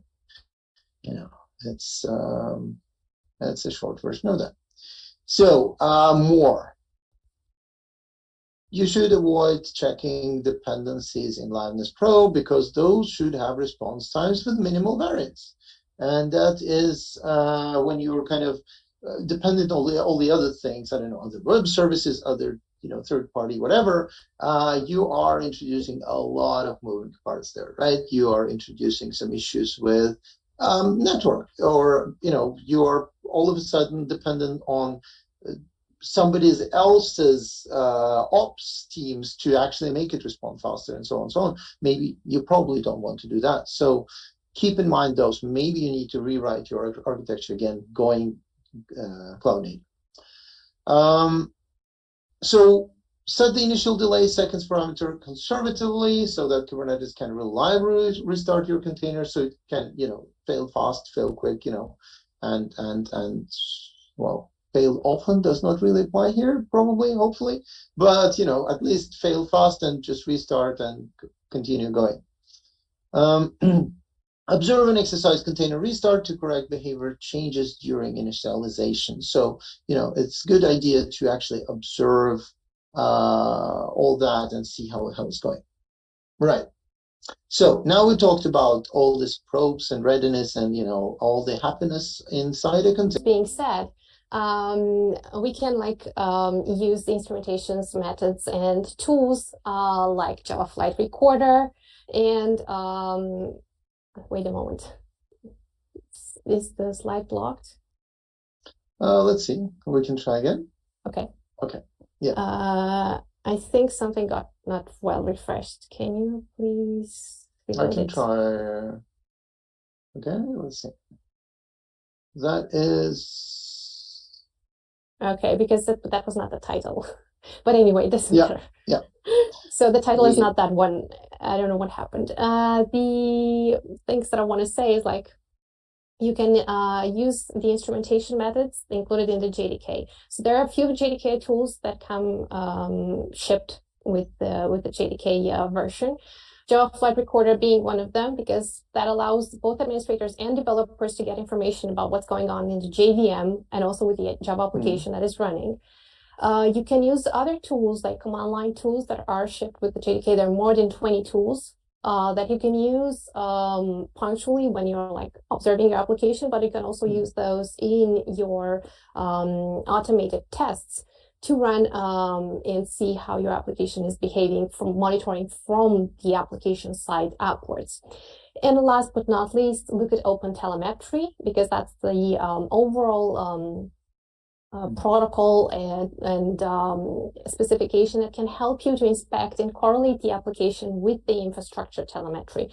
As we're thinking about cloud native Java, we're thinking about like applications, Java-based applications that are running in containers. So we always have to think about the performance and what's going on with our application from application level, but also with containers level. Now, the problem sometimes, or the issues that, or the flags that can be improved regarding our applications sometimes can rely in the configuration side. That, of course, heavily depends on the infrastructure. So just as a summary, you should always collect, of course, logs, because logs help you when debugging. Also metrics, because metrics tell you how well your application behaved, but also tell you maybe act as a proof that you can do things better, and think about what to improve and actually compare, like, for example, mentioned earlier, the garbage collector configuration. Try to see how are your metrics when different garbage collectors are being fine-tuned.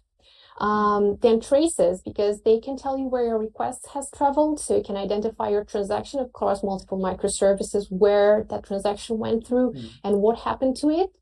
And of course, last but not least, user feedback. Sometimes we can design the best applications in the world and implement them, but if they're not used, something might not be very okay with them.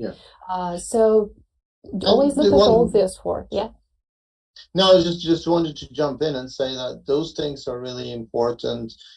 One thing is, like you said, it's really important to have it in production for just to measure your application that's running. But the other thing is that you can actually do some, when you have all that, you can start doing a bit more kind of bold things, like deploying new versions of your applications, doing the traffic splitting, and just like, deploying a new version and actually checking how your new version is behaving by looking at those things that you collect. And you just like, convert like 5% of your users to a new application, check if everything looks good in the logs, in the traces, in the metrics, and feedback is good and everything. And then you can like, oh, okay, cool, we can increase it to 20%, we can increase it to 80%, 100%. And then you can actually do like a slow migration of users and all that as well, which is a very nice thing to do. So yeah, that was my little. Thank you, Rustam. So now that we talked about production and about being, seeing how our application is performing and performance and being better, well, I've heard that serverless can make things better. What do you think? Do you think it's better to go serverless when it comes to cloud native applications? Oh, well, I mean, should I say it depends again? But I mean, so serverless is a very nice thing. Serverless is a very nice thing for many reasons, but usually it will imply quite a few things. It will imply, for example, very often, not necessarily always, but it will imply stateless applications and so on and so on. So, okay, let's look into that. Let's look into this thing. What is serverless? Well, serverless computing is a cloud computing execution model in which the cloud provider allocates machine resources on demand, taking care of the servers on behalf of their customers. So that's a long Wikipedia definition. I love Wikipedia definitions. They're usually like a wall of text on a slide. It's perfect. The short version, the slide version, like presentation version of that, it's probably shouldn't be called serverless, but manage less. So you manage less of your application by letting someone else do that, not humans, but computers, robots, Kubernetes and stuff. That's the short, unofficial version of the definition, I guess. So what kind of tasks are actually good for serverless? What's it good for? Anything that's asynchronous, independent execution units, anything that can be just spin up, do its thing, die, and just, well, return value for first, hopefully, and then die, or go to sleep or whatever. Intermittent demands with a large and predictable variance in usage. So that means you have sudden peaks of like surge of users coming to your application. That's really nice. Serverless, it will spin up many clones of your application, serve it all that. When the users are gone, when the kind of the peak is over, it scales down, slims down to a little smaller pool and keeps on running. So nobody noticed anything. Everybody's happy. Your credit card is happy as well because you don't have to pay for all the servers all the time, right? And also, like I said already, it's something about being stateless. It doesn't have to be necessarily stateless all the time, but most of the cases, I mean, it will make your life a bit easier, a bit too much easier, if it is stateless, short-lived tasks that tolerate high latency. So if you need to store a state, it doesn't really works well with applications that are being killed and respawned and cloned in many servers. So that's the thing.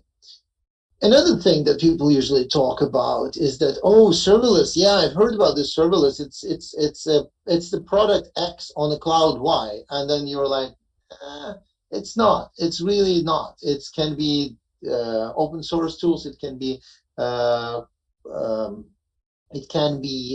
specific tools that are specific to a specific cloud, but also it can be not necessarily also just an application running platform as well, or way of running your applications. It can be, for example, I don't know, there is even data warehouses that can be serverless, where you just put your data, you put your everything, it kind of scales up and down, don't really notice anything, but it just serves you data.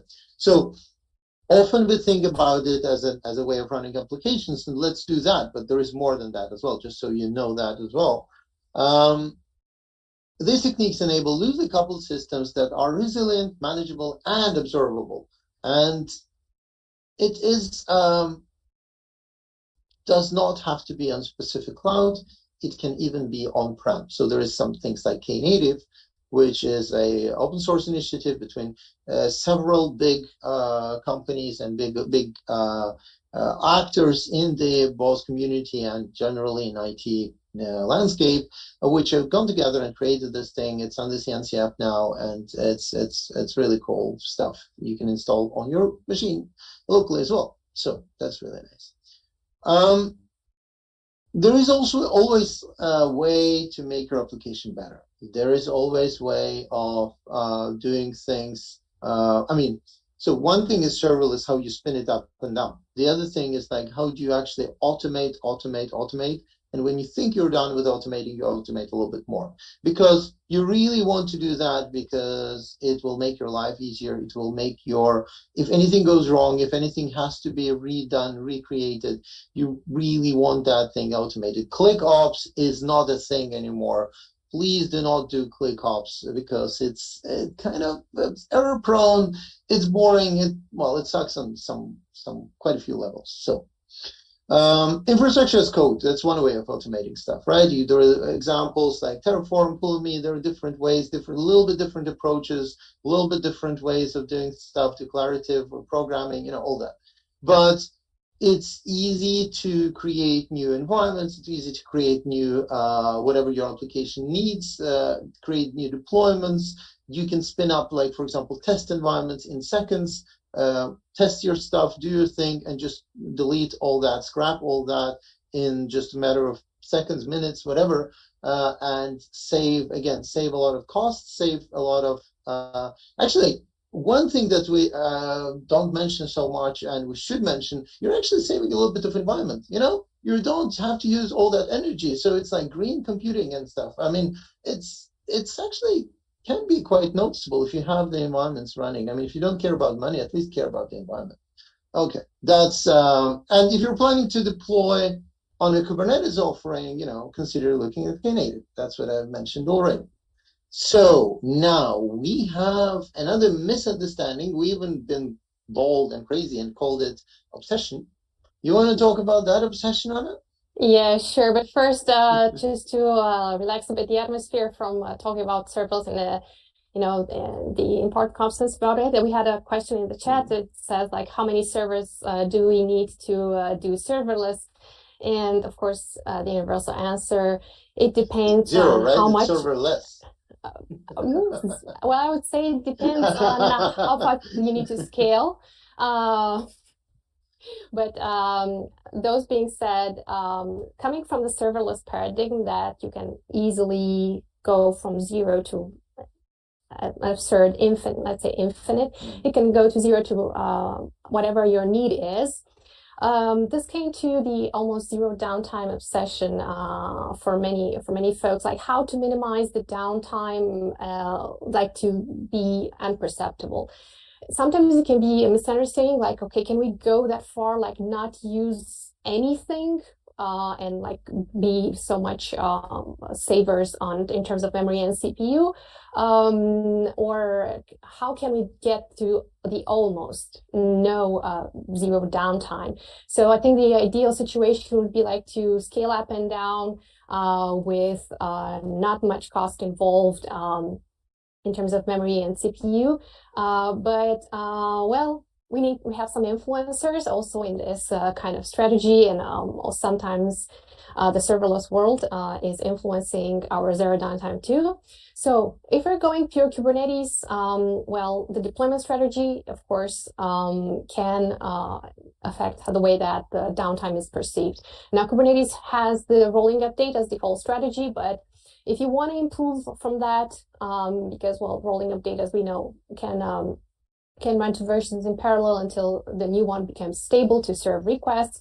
You can also go with blue-green deployments, or you can go with canary deployments in the cases that you want to test how your different versions are going well, you want to serve how your applications are. You want to serve different ways for your application for different regions, or you want to ensure like an even faster spin up for your app than the default is providing to you. Then just one little thing. If you want to test a new workflow, that is also a very nice kind of way of trying that, right? Yeah. Sorry, sure. Back to you. Then again, the way that the frameworks that we're choosing, of course, the language and tools that we're choosing can influence the graceful start and the graceful shutdown and the fast start of our application. And of course, the size of the container image. That's why we were talking about earlier, like, like choosing the proper runtime, but altogether with how we're layering the container images. It matters a lot in terms of how small our container is going to be. One example to give to that, like when the downtime is affected by the size of the container image. So for example, let's say that one Kubernetes node is not going to be available anymore, and you have a service that you have the option of like another node to be scaled to be available with the same containers as the previous one that is no longer healthy. In that case, the container image is downloaded again. So there's some time spent on that. So the size of the container image is going to be influencing what's going on there. Maybe for you it's imperceptible, but it can add up to those little timings in time. Health probe customization again is very important because as Rustam has mentioned in the probe or not to probe section, fine-tuning each of the parameters can help you with the restarts of your containers. So the faster the restart, well, the better the end user doesn't see that downtime. Nowadays, we have become better and better when it comes to cloud applications regarding not showing to our users that probably some switch has happened. But we are always have to be aware that nothing comes for free, and we always have to work on improving our application behavior. So those being said, we thank you for listening to us. We're looking forward to more questions and, of course, more issues that you have had when running your cloud native applications. If there are any questions, we're looking forward to those besides the how many servers one. thanks for the answer, Edwin, as well. I think it was a good answer. It's like less than you have now. That's probably true. I mean, if you're scaled to your peak number of users, probably you'll need less. And the good thing is actually, just since there are no questions yet, so I'll give you some time to type it if you have any. The good thing is that when you go serverless, actually you can share the same resources, like hardware resources, in between applications, because maybe your applications have different phases of number of like the users. I don't know, time zones. It can be like a periodic thing, like some months are more using one application, users using one, and the other month they're using something else. So you can actually share the hardware and share the hardware resources between your applications much more easier. That also will mean that you will have less servers, because you don't have to use different servers for different applications now. And that goes both with your on-prem hardware, but also goes with cloud infrastructure, so public clouds and stuff. With public cloud, you don't really control amount of hardware, but you do control amount of money you pay for that hardware. So, less money, better for environment, better for you, all this kind of stuff. So that was I think final my comments on serverless and number of servers and all that. I do not see any more questions in the chat. So I think we will say thank you very much. Feel free to reach out to us. You will find our contact information on this slide on the bottom there. So feel free to ping us. We'll be happy to chat more about serverless. Sure. Looking forward to hearing more from your side, and maybe how we can improve the current talk with more misunderstandings. Oh yeah, do that. Send us tips. We want that. Give us more misunderstandings. We'll try to add them into newer future editions of this talk. Or replace some, because, new challenges always at the horizon when building new cloud-native apps. All right. Thank you all, people. Thank you. That was great, guys. Thanks so much. It's actually Shabnam, but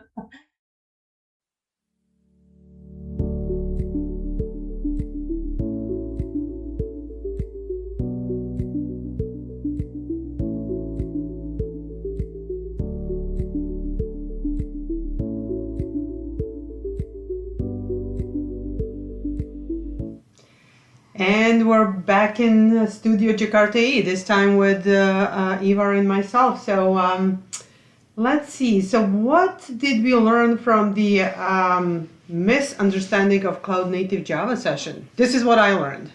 It depends. Have you learned anything, Ivar? I think it has something to do with elephants. Oh yeah, the zoo thing. Yeah. Yeah. So it seems that elephants are becoming smaller and smaller to fit into... I mean, elephants are pretty small, nimble animals, so I think it fits very well with serverless. Absolutely, yeah. The containers and everything else, like that's a perfect analogy. Yes, it is. Okay, now that we're clear on that, yeah. What do we want to talk about? I think maybe we want to focus a little bit on the what do you need in order to run exactly. Java so because Jakarta E is all about Java, it runs on Java. And in order to run a Jakarta E application, you would need a version or a binary or a JDK, if you like. So, and luckily we have that.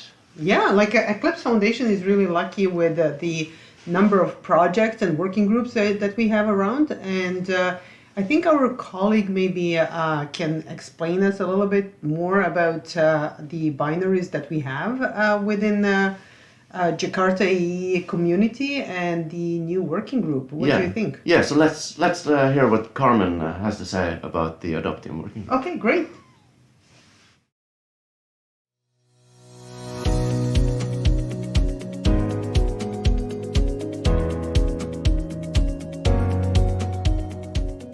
Hello Jakarta E community, I'm Carmen Delgado, Adopting Community Manager. Being here and introducing myself to your community is a pleasure for me. I want to thank Tanya, Tamnan, Ivar, and other Eclipse and Jakarta team members for their hard work in organizing this event, and congratulate the community on the release of the Jakarta EE10 early this year. I hope you're having a great time at this edition of JakartaOne Livestream sessions, and thanks for staying around. I've been around adopting kids for the last 2 months and consider that adopting community is solid regarding tech development and how they interact to continue delivering improvement. My main focus as a community manager is to connect adopting working group needs with Eclipse services and processes. The Eclipse Adopting Working Group mission is to advance, promote, and support project structure around the adopting top-level projects for the creation and dissemination of runtime and associated technologies, including producing high-quality runtime for use across Java ecosystem. The adopting community was created in 2020 as a transition of the Adopt OpenJDK project into the Eclipse Foundation. It is a community of developers drawn from business, academy, and user groups, and backed by many of the biggest companies in the industry. Among those members, we have Rebus, Alibaba Cloud, Microsoft, Huawei, Red Hat, Google, Azure, IBM, Bloomberg, and iJot. The OpenJDK project was established in 2017, following years of discussion about the general need for an open and reproducible build and test system for OpenJDK source across multiple platforms. Since then, it has grown to become a leading provider of high-quality OpenJDK-based binaries used by enterprise in embedded system, desktop, traditional servers, modern cloud platform, and large mainframe. Adoption is the continuation of the original OpenJDK mission. We want to be a reference for all Java developers and let them know that our systems are secure, durable, scalable, and well-performed. We also want to get to know those enterprise users to understand their needs and continue creating added value for them, and establish Adoptium as the industry top vendor neutral source of secure, high-quality, open-source Java runtime. And last but not least, work on growing our membership and involvement. Increase the developer and working group membership further to grow our inclusive, diverse, and robust community. And of course, if you have any further questions and want to know more about us, you can visit our website at adoption.net. In there, you will also find our Slack and social media links. Thanks for your time. Enjoy.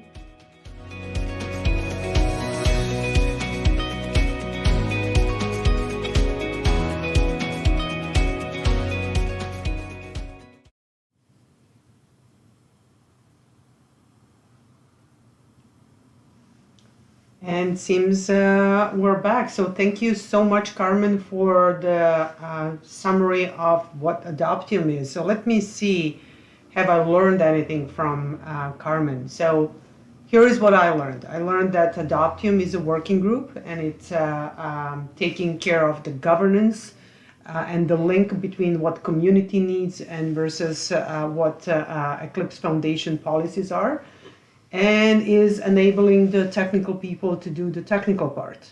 Have you learned anything? Yeah, and there is the Adoptium Marketplace where you can download binaries, the Java Development Toolkits, the JDKs, that are available there from all the members, all the vendors there. So you have a one-stop shop for getting your JDK.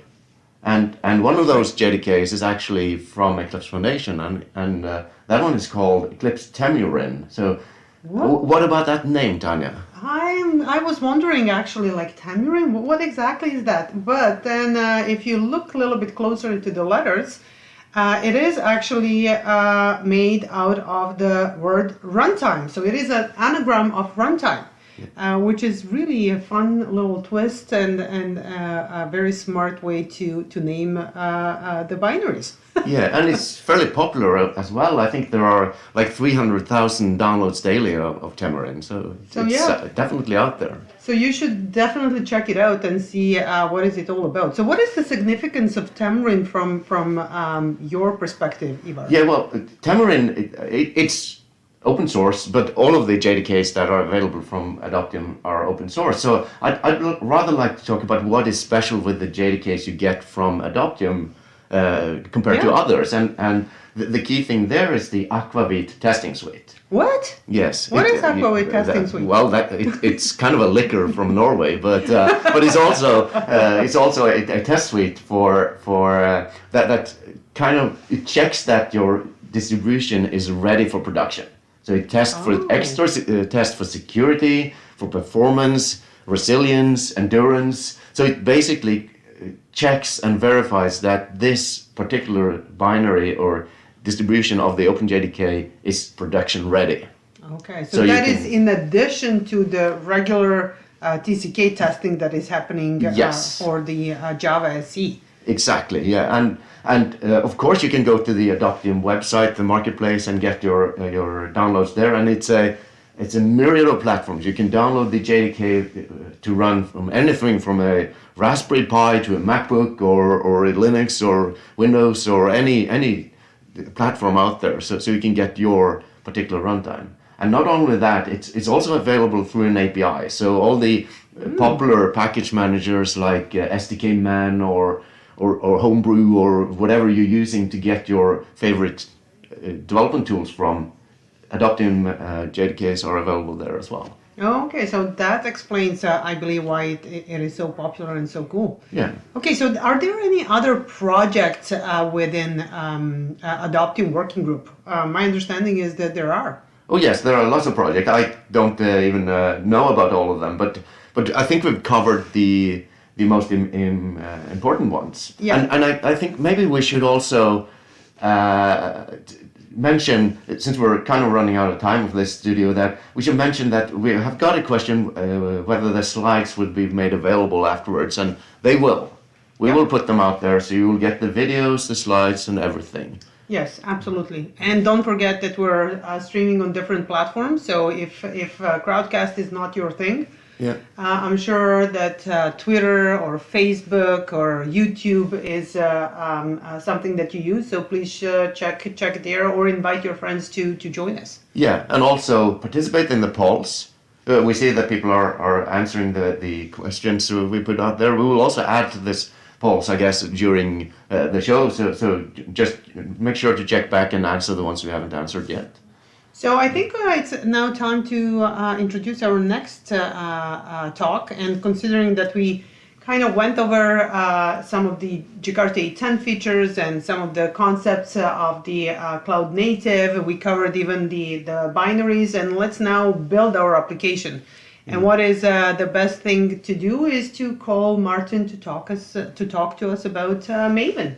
Yeah. So why don't we just jump on that talk, and then we'll chat later again. Maybe he will tell us when Maven 4 is coming.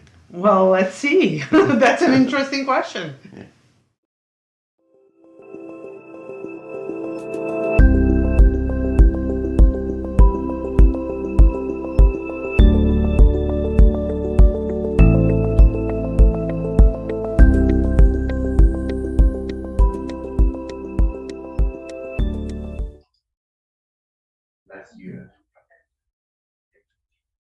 Is it copy?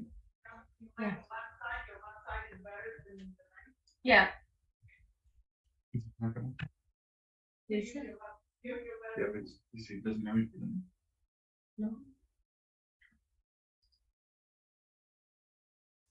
Ian, are you happy? We are live. Yeah, the mic on. Yeah. Can you hear me? You're live, Martin. Yeah, thank you. I can perfectly hear you. I was waiting for the countdown, I'm sorry. Let me start by sharing the screen. Yep. So, nice to meet you all. Thank you for joining me. My name is Martin, and I'm going to discuss with you what's cooking in Maven. But before we do that, I have a little question for you. Can you tell me what the difference is between those two? And maybe the emojis already give it away a little bit. On the left-hand side, you see the Spring Initializer website, which by default suggests you to generate a Gradle project. On the right-hand side, we see the MicroProfile Starter website, which by default suggests to generate a Maven project for you. And this is not a coincidence. The Spring team actually deliberately chose to migrate to Gradle as a default choice for a build tool. They have a GitHub issue describing the choice and the rationale behind it. And somewhere in that issue, there's a comment from a fellow Maven committer, Martin Kanters, who said, I wanted to mention that Maven is working on a lot of nice things that were mentioned above. Most of them are already available for use. And it's exactly those things that I would like to share with you today. So without further ado, we're going to discuss what's cooking in Maven. As I said, my name is Martin Mulders. I'm a Java champion, I'm an Oracle AS Pro, and I'm working at InfoSupport. If you would look us up, we're a consultancy firm. And you might be wondering, what is a consultancy firm doing in terms of Apache Maven, which is an open source project after all? Well, the thing is that we benefit from open source in a lot of the projects that we run with our customers. And in the true spirit of open source, we decided that we would like to give back to the community. And we do that by providing man hours or working time actually to contribute into the project, report issues, fix issues, contribute new features, etc. And it's in that capacity that I'm speaking about Apache Maven today. So we'll be discussing a few things that are cooking in Maven, and we will be doing that in the form of a traditional French four-course dinner. So le menu du jour, or the menu for today, consists of an entree, which will show the Maven wrapper. We will have our plat principal, or main course, which is going to be the build and consumer POM decoupling. Le fromage, the cheeses that go after the main course, is a couple of nice improvements in the reactor. And we will wrap up with the dessert, which is going to be the Maven daemon. If you have any questions, I would really like to answer them. Please keep them until the end of the talk, and then we will have some time left to discuss any questions you may have. So let's get started with the entree, or oh, I forgot the English word. Never mind. It's going to be the Maven wrapper. And if I say Maven wrapper, you might be thinking, hey, we already know that one, right? I mean, the Maven wrapper is not something that is really new. So let's take a step back for a second and see what the Maven wrapper is all about. The Maven wrapper is actually a little utility that helps us ensure that the users of our open source project, or actually our project in general, have everything that they need so they can build a project. And typically the version of Maven does not really make a big difference, but in some cases it may. And maybe we don't even want to force our users to download Maven upfront. And that's where we can use Maven wrapper, because Maven wrapper will actually download Maven even if the user does not have it installed. The Maven wrapper is a shell script which runs on Linux, macOS, Solaris. It even runs on Windows. Can you imagine that? And it makes sure that we as project maintainers do no longer have to worry about the version of Maven that my users may have. I don't have to write something in my README like, make sure that you use Maven at least version this or that, because the wrapper will automatically download the appropriate version for me. So let's move to the kitchen and let's get cooking and see how that actually works. Now I've prepared a demo for that.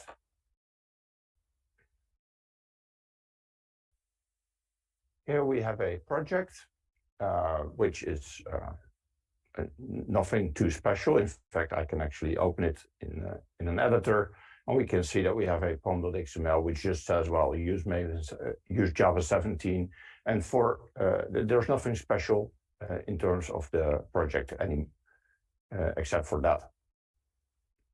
So what can we do here? We can actually generate the wrapper script, and we used to be doing that using Maven. Wait, there's a quick way to do that. We can just say, run the Takari wrapper for me. And it runs the Takari Maven wrapper plugin, which generates a wrapper for us. This is what we had for years already. It will generate a Maven wrapper folder. It will generate mvnw and mvnw.cmd. But as I said, this is the Takari wrapper. And the thing that is changed now is that we have ported that, or actually moved that into the umbrella of the Apache Software Foundation. So let's remove the generated wrapper stuff and let's generate the wrapper again, this time using another helper script, which will just say run wrapper colon wrapper and use Maven 386. Well, again, it says build success, which is great. And we can see again that we have a Maven W script, a Maven WCMD, and a .mvn folder. But the proof of the pudding is in the eating, so let's see if it actually runs. And for that, I'm going to spin up a clean environment. Well, that works actually better if Docker is running. So let's wait a second for that to boot.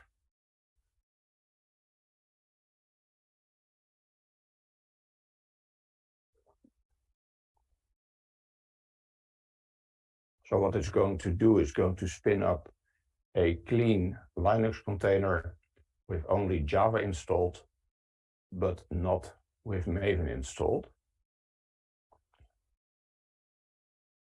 Let's try it again.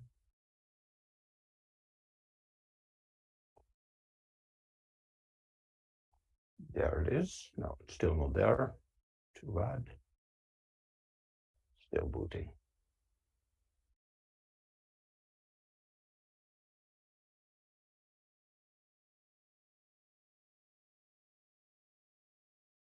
Yes, there we have it. So just to double check, we have Java installed with version 17, but we do not have Maven installed, because if we run mvn, we cannot run that. But we have our executable helper script, mvnw, and we can run that and say, for instance, validate my project setup. And it will immediately start validating the projects. Well, this wasn't too much fun because it was actually all there. Let's make it a really clean environment.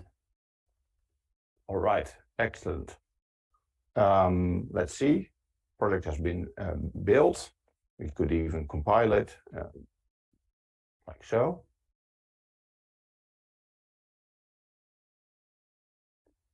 We can see that it downloads everything which is expected because we did not have Maven installed up front. Now, how does that work? It works because here in the N2 folder that we know for its repository, we will also find the wrapper folder, which contains a distributions folder, which then contains the version of Maven that we expect to be there. And then finally, we have a bin folder, and that shows us the clean Maven installation that has been downloaded. We could remove that. We could run the project again with the mvnw wrapper. And then again, Maven is going to be downloaded. And even when I did not have Maven installed, I can still run Maven because that prerequisite is going to be downloaded for me. So as I said, this isn't too much of a rocket science. It's something that has been there already, but it required to use an external plugin. Now it's part of Maven itself. Will ship with,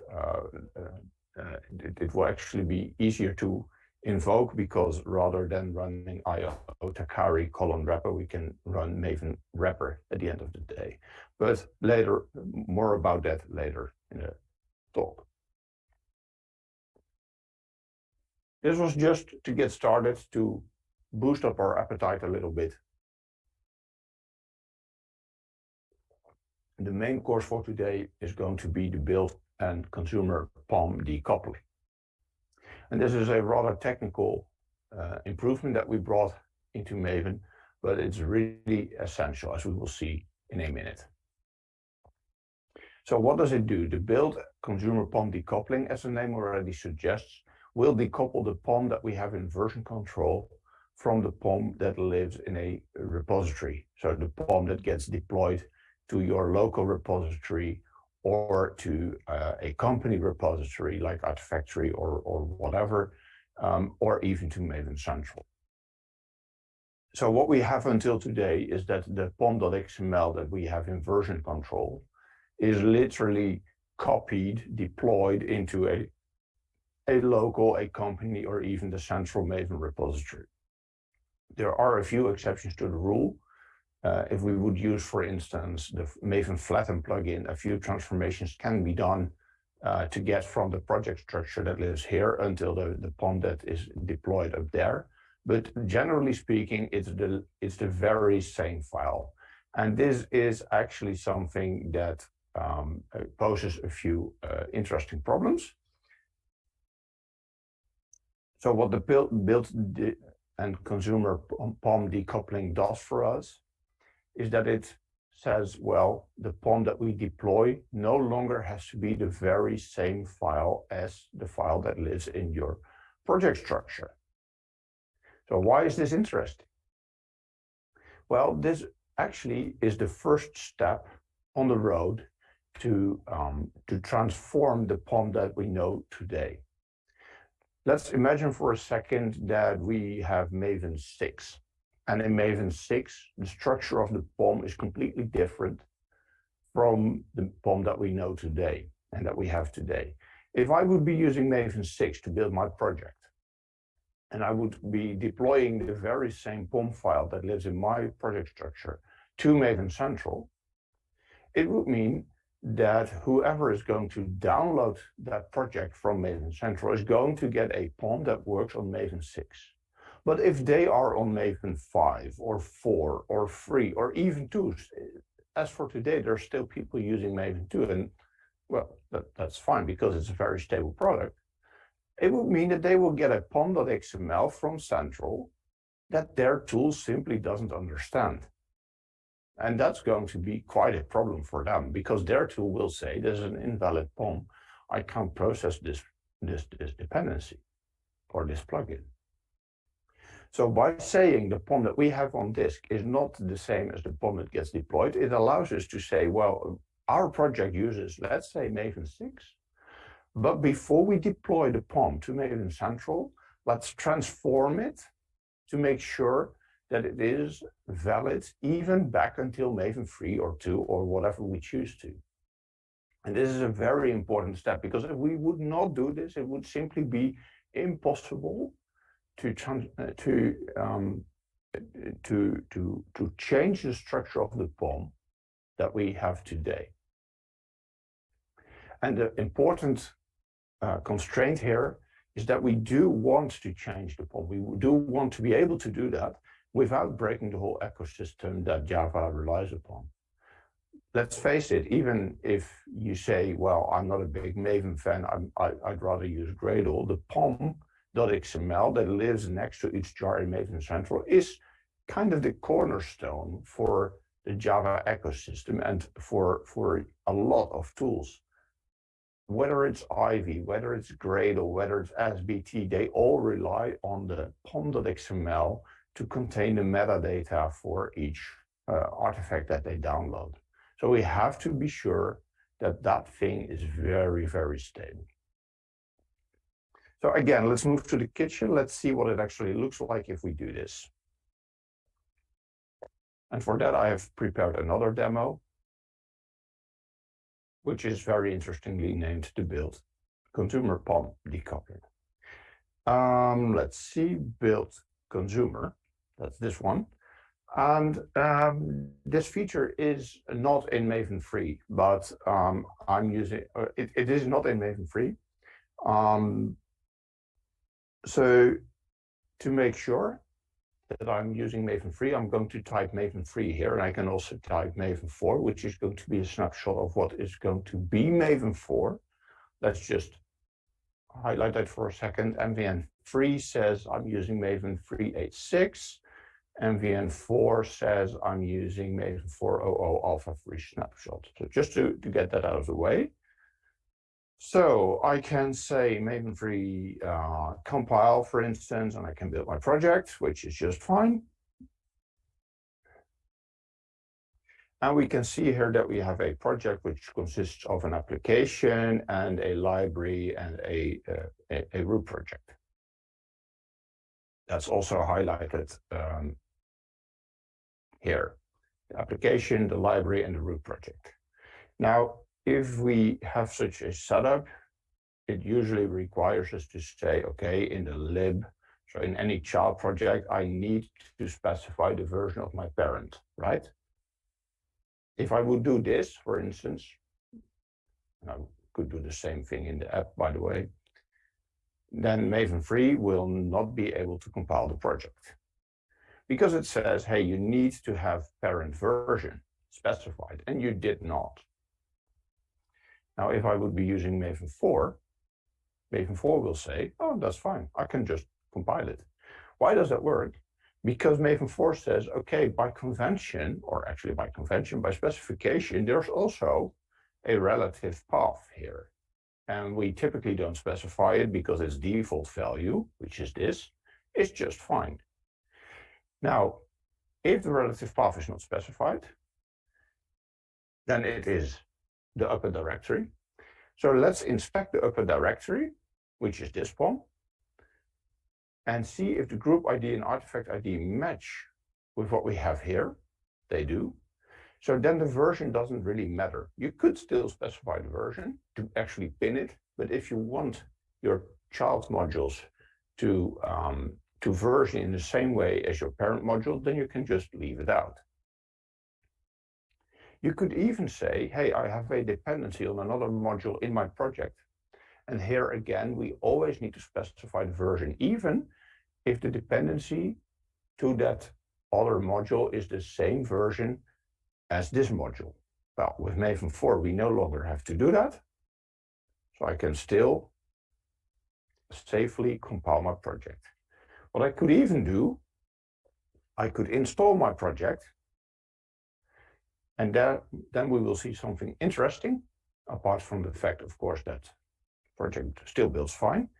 We can inspect the pom.xml here that just got deployed. And we will see that it still has the version in the parent reference and the version in the app to lib dependency. So I did not specify them in the pom.xml that I have in version control for my project.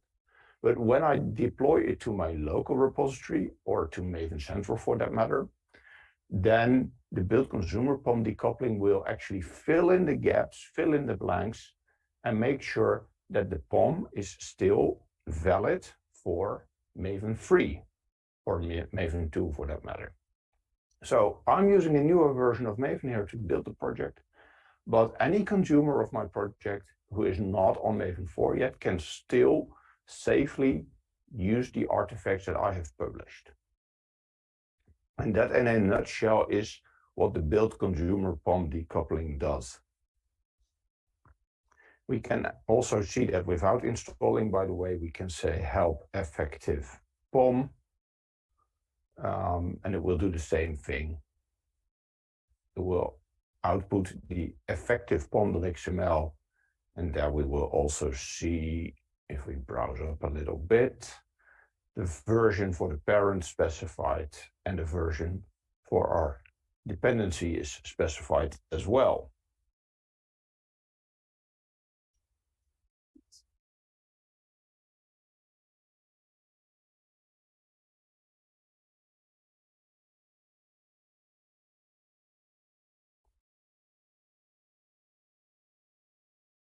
So that was our main course, the decoupling of the build and consumer POM. It's time to move to the fromage, the cheeses. which are a couple of nice improvements in the Maven reactor. So what is the Maven reactor? The Maven reactor is actually the part of Maven that inspects your workspace, so the folder you're currently in, inspects the project, builds up the structure, builds up, so to say, the mental model of what your project structure looks like. And this is especially relevant in the context of multi-module projects. Now, the thing is, when it was built into Maven 3, there were a few things left, well, not implemented yet, let's put it that way. For instance, if you would say, I'm going to build only a submodule of the project, then what Maven would do, it would inspect the POM XML in your current folder, and it would say, okay, this is the project, I'm going to build it. But if that project is actually part of a multi-module project, it has a parent in the upper folder, then Maven 3 would not recognize that. So it would consider the project to be standalone, rather than trying to understand the fact that your project is part of a bigger whole. And that's what we've been addressing for Maven 4. We used to say, describe it like this: the reactor is now fully root project aware. So it understands that whether you're building the whole project or just a part of it, it's always the whole project that it will always consider the whole project rather than just the folder that you are currently building or the POM that you're currently building. There's one caveat for this: your project should have a .mvn folder. Then the mvn folder should live at the root of your project structure, and it's you can even leave that folder empty, it's no problem, but it serves as a marker for Maven to understand if I'm traversing up the directory structure, at some point I can stop doing that. Otherwise, I would be traversing up all the way until / on macOS and Linux, or all the way up until C drive on Windows, which doesn't make sense. I'm not going to find any more Maven projects there. This folder .mvn is the marker. This is the root folder of the project. And inside that folder, you can put additional files, jvm.config, maven.args. The Maven wrapper actually lives there. But even if you don't use any of these, you can have the folder and just keep it empty. Make sure it's checked into version control so that others will benefit from that as well. And why is this important? It's important because I believe that the fact that Maven 3 did not was not aware of the root project in a multi-module setup was actually one of the main causes for people still being used to typing mvn install to build their projects. I've seen way too many projects that had instructions like, before working on the project, make sure to run mvn install first, which actually is just not right. You shouldn't be doing that. It's actually a workaround for the fact that Maven does not work as one would expect. So let's see what that means in practice. I have a new project for this. What's its name again? Yes, there it is, Improved Reactor. And let's inspect the project for a second in the editor. We see here a similar structure as we just saw. We have an application which relies upon an API module, and the API module has an implementation module. Now, let's try to see what that means in practice. The coffee shop app uses a particular API, and the API is implemented by that other project, that other module. Fine. If I would be building the project with Maven 3,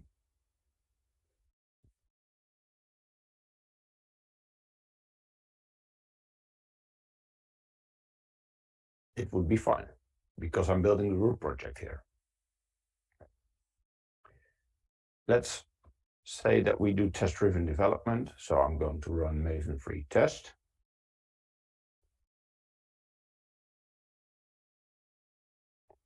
Now I'm greeted with a failing test case. Well, that makes sense. If we do test-driven development, we start a test. We start by writing the test, and then we try to make the test green. This test is red, so we have to fix it. Makes perfect sense. And the test that we are talking about is the bean burner impul test. Let's pick it up. It's over there, the test folder. There we have it. And we have a bean grinder. We throw in some beans and we expect that we get something back, but we do not. Why do we not get something back? Test is failing. It's probably because we haven't implemented it yet. Well, doesn't have to be hard. We can just return some object and then at least our test will be green, right? Because the result is now no longer a null value. Well, Maven is very helpful to us. It says you can correct the problem and then you can resume the build. Well, let's try to do that. Let's try to resume the build. -RF for resume from, and I can resume from the coffee shop impul module. And of course, I should still say that I want to run the tests. Now my build is still failing, and there's an interesting thing happening here. Earlier, we would see improve reactor demo, then API, then implementation, then app. Now, Maven 3 says, okay, I'm going to build the implementation for you. But that's not what I asked for. Or, well, it's what I asked for, but here we can see that Maven does not understand that there's a parent project. And actually, that's also what it's saying over here. It's saying I have a dependency on the coffee shop API, but I cannot find the POM for it. I don't have any dependency information. And that also means that I can't resolve the dependency at all, which is why the build is failing. That's a bit of a shame because earlier it said that we could resume the build like that, but in fact we cannot. Let's run this scenario again. I'm going back to a failing test case, this time with Maven 4. I'm going to run Maven 4 test. Now we expect the test still to be failing. And now there's a slight difference. First of all, it says after correcting the problem, you can resume the build with nvn-r, -r, which is just resume. So rather than Maven telling me, hey, I got this far, good luck figuring out and resuming the build for me, Maven now says, I got this far, but if you invoke me a second time, I know where I left off and I can resume from there. So let's again make sure our test will pass. Oh wait, before we do that, we need to take a little look at this file, because here it says in this property file, target resume properties, it says remaining projects. So that's the projects that we still have left to build. It's the coffee shop impul and the coffee shop API app module. Those are still left to be built. Now, back to the terminal. Maven, resume the build, run the test goal.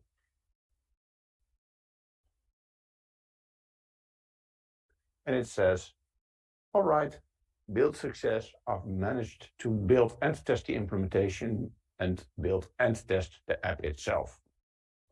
As I said, it remembers where to resume from based on that resume properties file. But the more important thing is where Maven first would say, okay, this is the project that you want to build. Let me try to build it. It now first builds the model of the whole project. So the multi-module project, including the parent, including all the other modules in the project. And then it strips off what has already been done, leaving what is left to be done, then starts to build that. But if you then have a dependency from, let's say, implementation on API, it says, okay, even though I'm not going to build the API, I do know where to find it because it's in the folder next to this one. And I can resolve the dependency from there. Before, with Maven 3, this was not the case, and that's why many project instructions still say you need to run Maven install first. Because with Maven install, it will install this API module in the local repository. That's the M2 repository folder under your user directory. And from there, I'm going to resolve it during the build.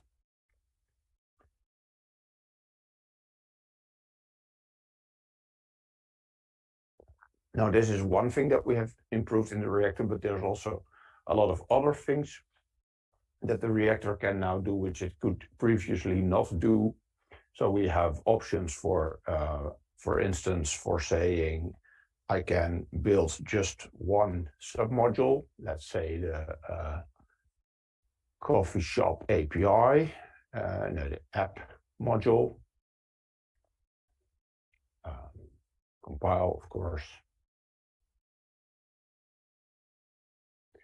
I could do that with or without and also make switch.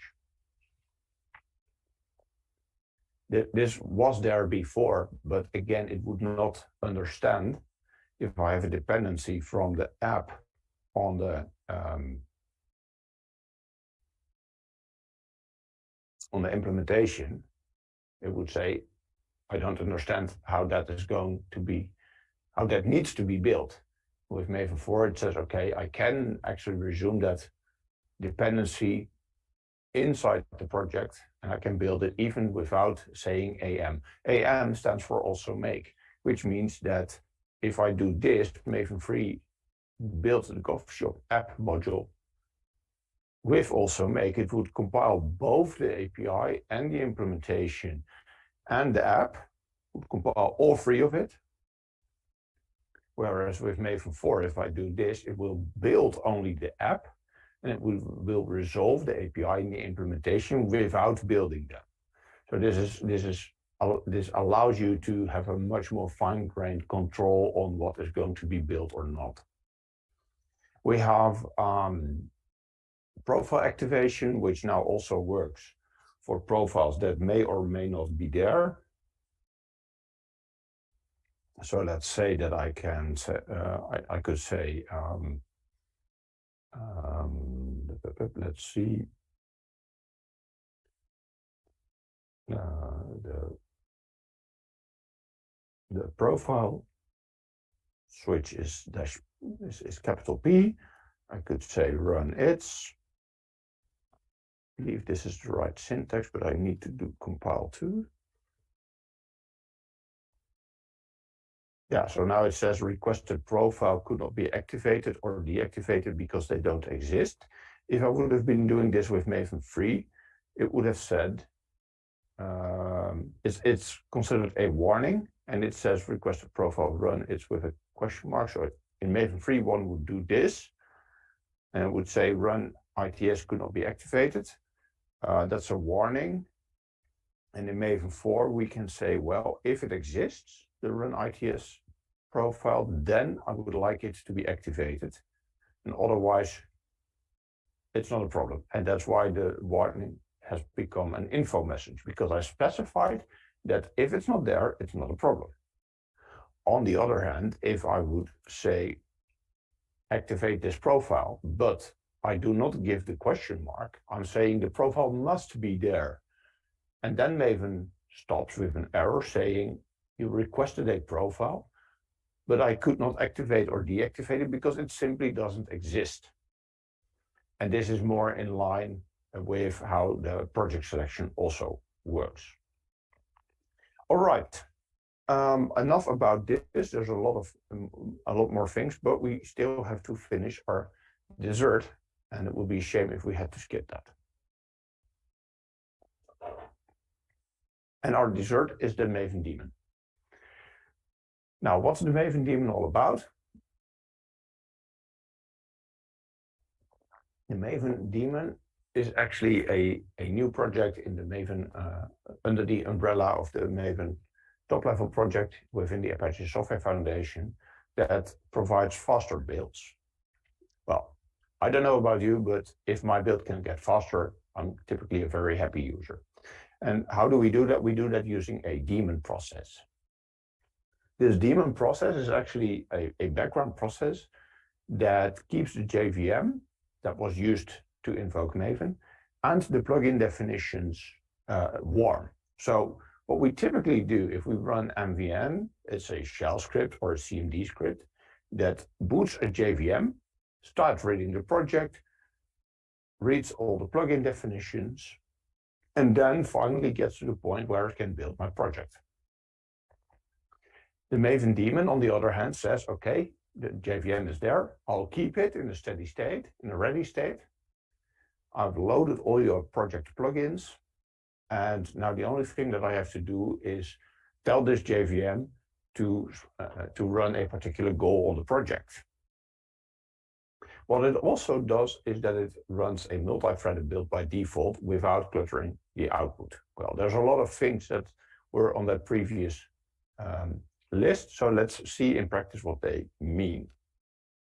And for that, I'm moving to a different project, which is going to be just Maven itself, because that project is a little bit bigger than my usual demo projects. All right.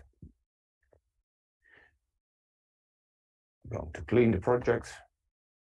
This is always a bit of a scary moment because demos can easily go wrong, but let's assume that they will run just fine today, and otherwise I have a backup plan, don't worry.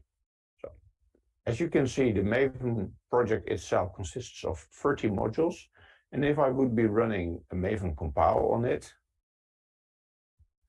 and that's going to be Maven free, of course, we can see that it runs in sequence. So it says there's 30 modules, and I'm going to build the first one, the second one, etc., etc., etc.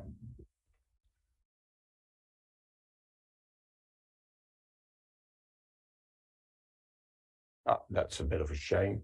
We have a build failure here.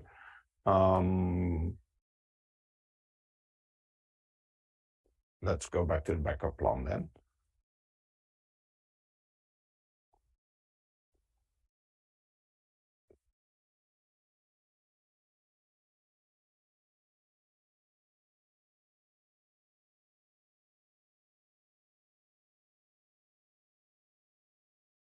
Same thing, but with a different project. And this project uses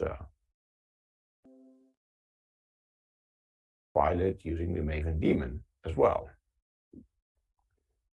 It will say it starts a new daemon. That's expected because no, there was not one available.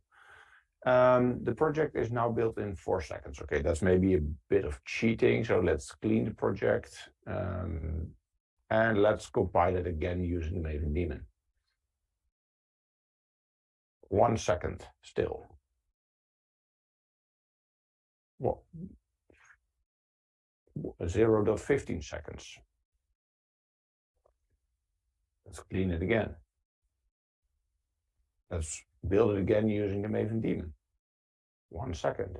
That's just to be sure. Let's clean it again and now use a regular Maven, so not the daemon, and compile it again.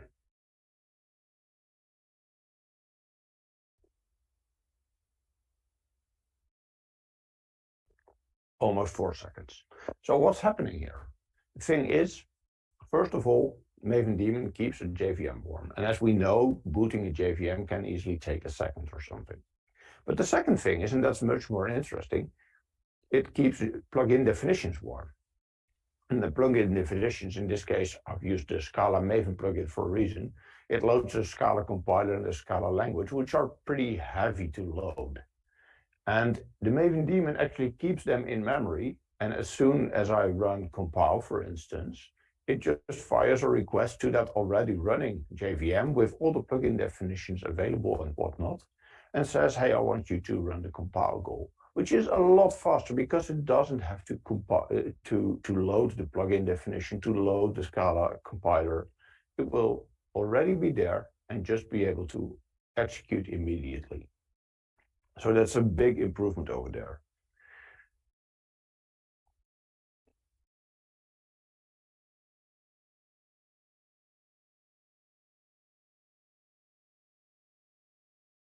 What we can do, by the way, is we can inspect the status of the Maven daemon. We can see that one daemon is waiting idly for us to execute a new build request, and it uses this particular Java runtime. Now, as you can see, I'm invoking MVND rather than MVN. And the difference here is that MVND is actually a client executable, which will take my request to run, for instance, the compile goal, and fires it against this daemon that is running over there on process 49799, rather than booting up the JVM as I described earlier. So we've had 4 courses. It's time for a little wrap up, actually. And then we have some time for questions left. And the first thing, a question that I often get asked when I do this talk is, okay, when can we use all of this? And that's why I want to discuss some timelines with you. So the Maven wrapper is already available today. It's as simple as that. You can start using it and benefit from that in your projects. The decoupling of the build POM and the consumer POM is something that will ship in Maven 4. The feature is done from a technical perspective. It's just something that we cannot reasonably backport into Maven 3. Even if we wanted to, we don't have the time for it. But it's also from a technical perspective, it's such a big change inside Maven that we decided it must go into the next major version of Maven.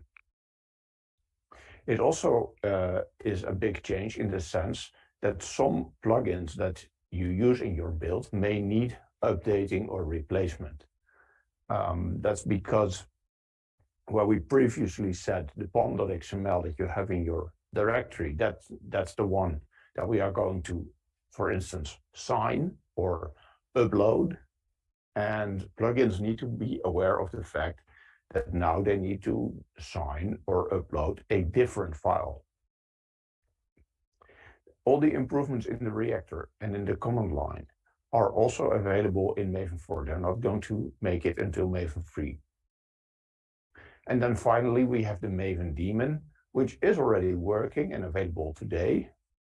I used to say it doesn't work on Apple Silicon, but it does since version 0.8.2, which was released last October. Also, and we didn't get to see that today, unfortunately, but it's good to take that into mind. If you use any Maven plugins that are not thread safe, don't use the Maven daemon. As I said, the Maven daemon will by default spawn a multi-threaded build. So if you have more than one module, it will just start building the modules at the same time. If you have non-thread safe plugins, they share the JVM. You may run into unexpected problems. So that's something that you really need to check for yourself if you have any of those plugins.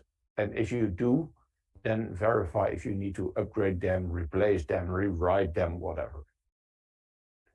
So summarizing, Maven wrapper and Maven daemon are already available today. You can use them and benefit from them.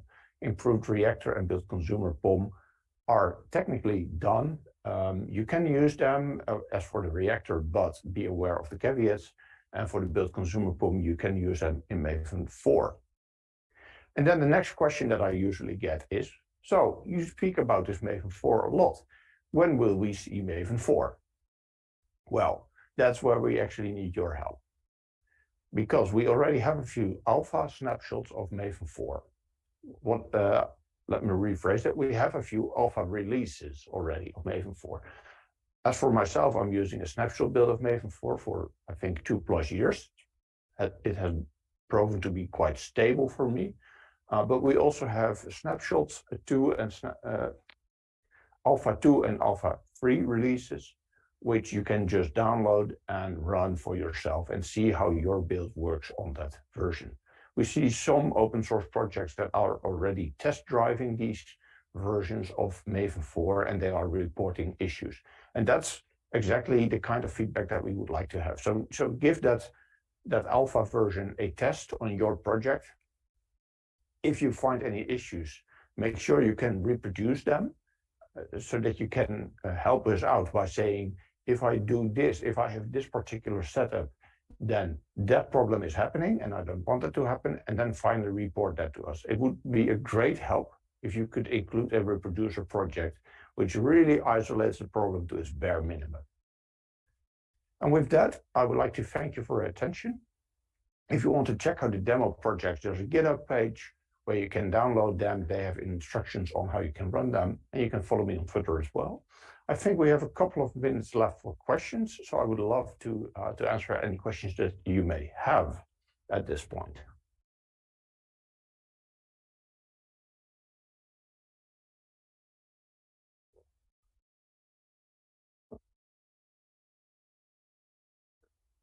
Moving to the chat. Well, the only question that there was, I have already answered it, so that's great.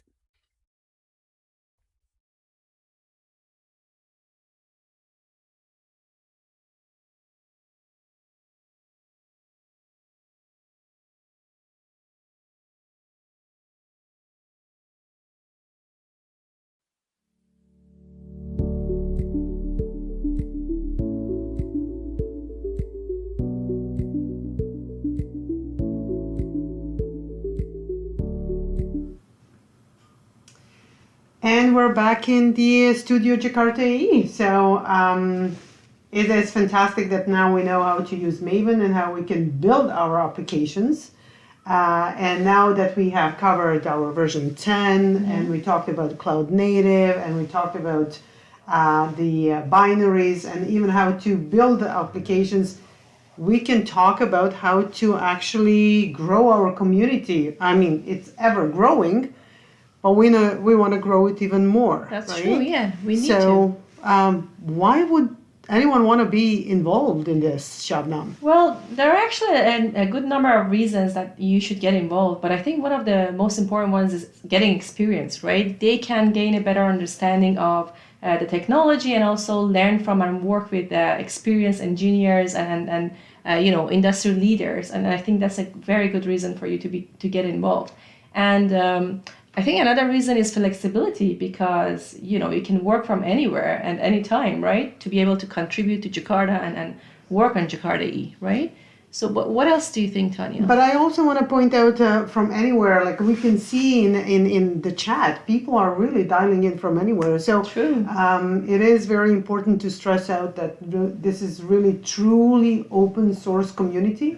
And beside the experience and beside the flexibility, you can actually have an impact on the technology. So we are having all these conversations of why is Jakarta even important, why is open source important, but here is your opportunity to discover why and actually have a total influence on the technology and by getting involved.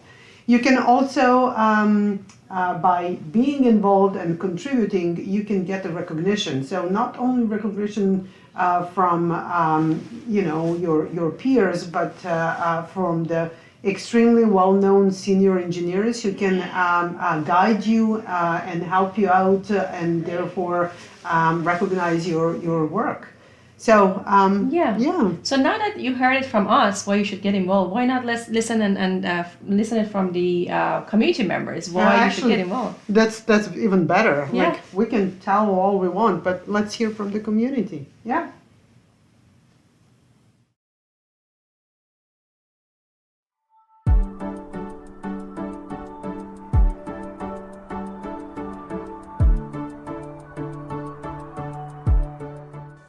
Mostly the community around it. Committing is providing code, but for me that's a pinpoint to talk about it, meet people, grow my personal understanding of software development in general. So it's much broader than just providing code, but being a committer therefore is, there's more to it than just being a developer, I guess. This is a technology that really means a lot to me, which is why I've been involved for 10 or 15 years with it. For me, this is a foundational technology that really makes Java, helps make Java what it is. Without it, the entire Java ecosystem wouldn't be as vibrant and as strong. So really, I consider it a very much a privilege, in terms of being involved in this community and being able to commit to this technology. Now, what do I enjoy the most? Obviously, it's the sense of purpose of why I'm doing it. But other than that, actually, I've been in a number of different communities over the years, different open source communities and open standards communities. The Jakarta community actually is significantly more open and more professional and more cordial.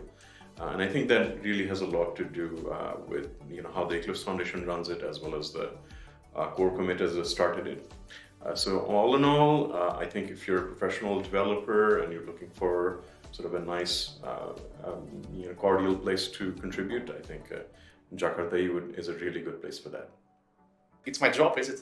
But seriously, being a committer is kind of contributing a little bit of yourself to the Java community, and which is great. So it has a feeling of doing kind of the good thing for free for other people. It's an interesting question, because I think it's the feeling of community is probably one of the first things that's come to mind. And then you have things like ability to actually contribute. I mean, we've all used this libraries, things that we've used in our hobby project, work, you name it. But now you get to contribute and bring something back to the community and to the libraries that you've been using. So being a committer is great, because I think it's also can help others trying to get contribute in the community, and also contribute knowledge in the project, and keep on moving toward the right direction.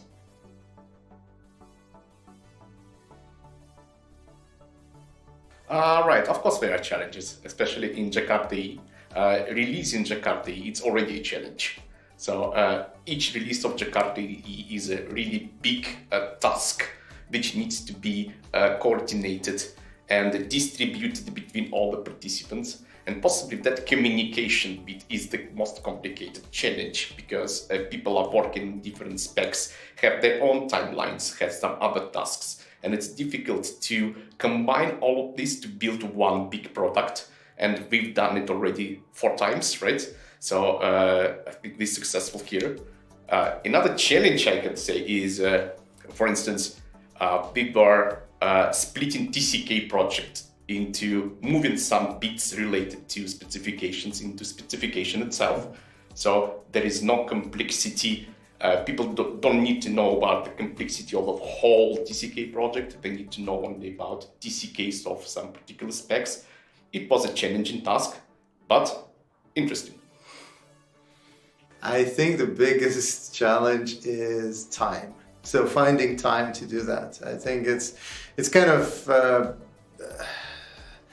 difficult to find time when you're doing everything else, and to find motivation and energy and everything. But when you actually get to do that and you get all this kind of good feedback back, then you realize that it was actually worth it. Jakarta as a technology has its own unique challenges. It's not a new technology, it's been around for a very long time. With all technologies of this age, there is baggage, right? So there is a perception problem that we need to solve for Jakarta in particular, really underscoring how important this technology actually is, even if you're not using an app server. Ultimately, you are dependent on some of these technologies. And of course, there's offshoots of that, right? So again, when you have a technology this mature, it's always a challenge to keep the core stakeholders interested, keep them profitable, making it meaningful to them, as well as making it meaningful to basically the millions of Java developers out there. So those are the primary challenges of Jakarta. It's really more about keeping a really old, but also a very important technology set alive and vibrant, hopefully for another 10 or 20 years.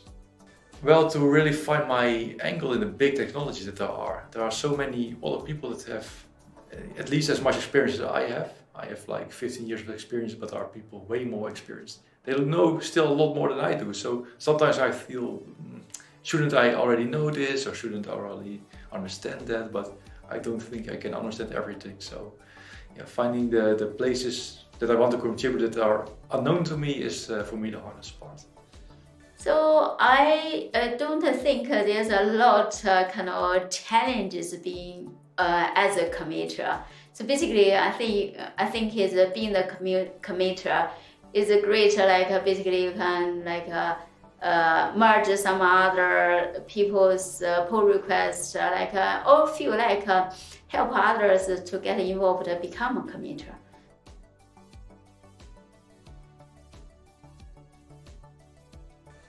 Do it. That's easy.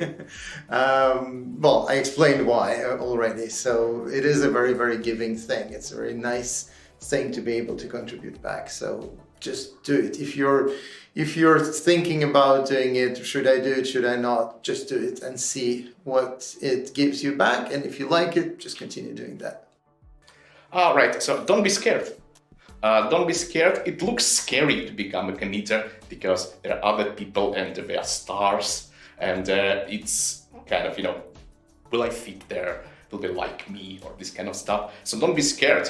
We actually encourage people to get committers because they will help us delivering projects.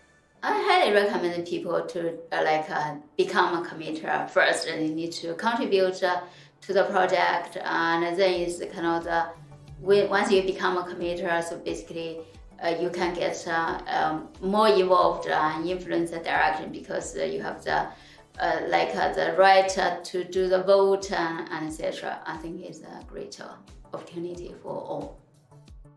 Yeah, you should. Like I said, it helps you grow as a developer, as a person, because there's more to it than just providing code. You meet people, your network grows, your understanding grows.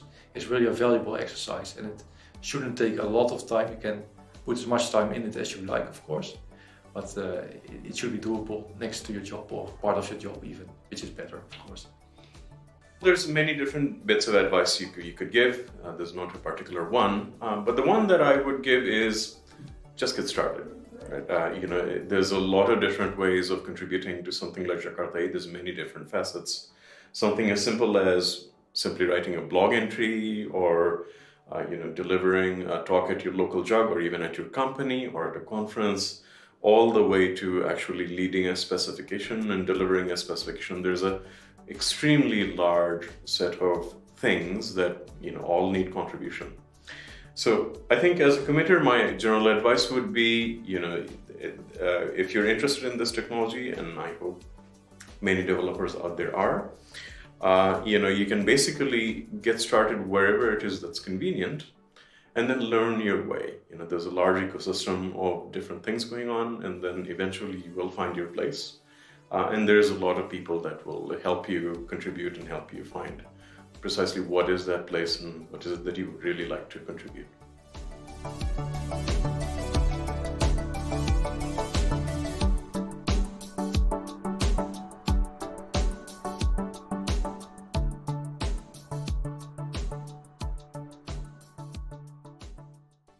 Want to contribute to a cloud-native open-source project like Jakarta EE? It's actually pretty straightforward. Anybody can contribute by following these 5 steps. The first step is to create an Eclipse account. When contributing as an individual, you need to sign the Eclipse Contributor Agreement, which confirms your intent to provide contributions of code and documentation under the licenses used by the Eclipse projects to which you're contributing. However, in the case your employer is already a member of the Jakarta EE Working Group, your employer has a member committer and contributor agreement in place that covers all their employees who are contributing, and you do not need to do anything. Based on your interest, you can then visit github.com/eclipse-ee4j for the code and specifications, or github.com/JakartaEE for the jakarta.ee website to find a project that interests you, and read the project's contribution guide to learn more about coding style and other guidelines. Next, write your contribution. This typically takes the form of code, documentation, or collateral submitted to the project source code repository. When your collateral or code is ready, you will then need to create a GitHub issue or a pull request. This is your opportunity to tell others about changes you've made to the project. After an issue or a pull request has been opened, You'll work with the project team to review the potential changes and add follow-up commits before your changes are merged into the base branch. Once your work has been merged, you will have successfully contributed to an open source project that will be widely used. Congratulations! You are now part of the Jakarta EE contributor community.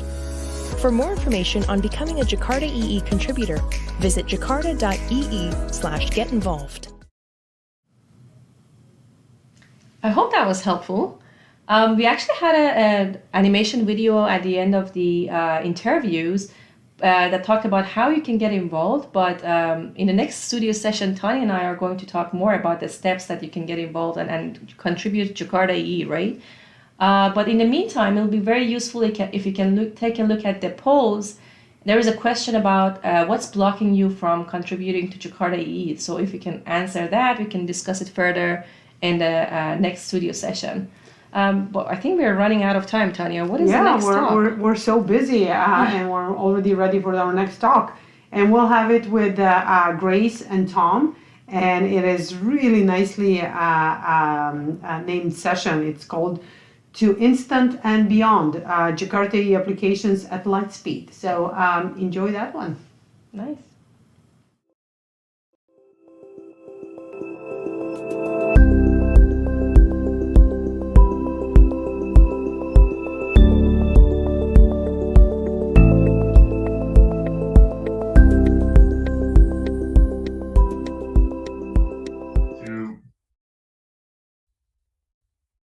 Hi everyone, and thanks for joining our session today. It's great to join the JakartaOne live stream. So excited to be here.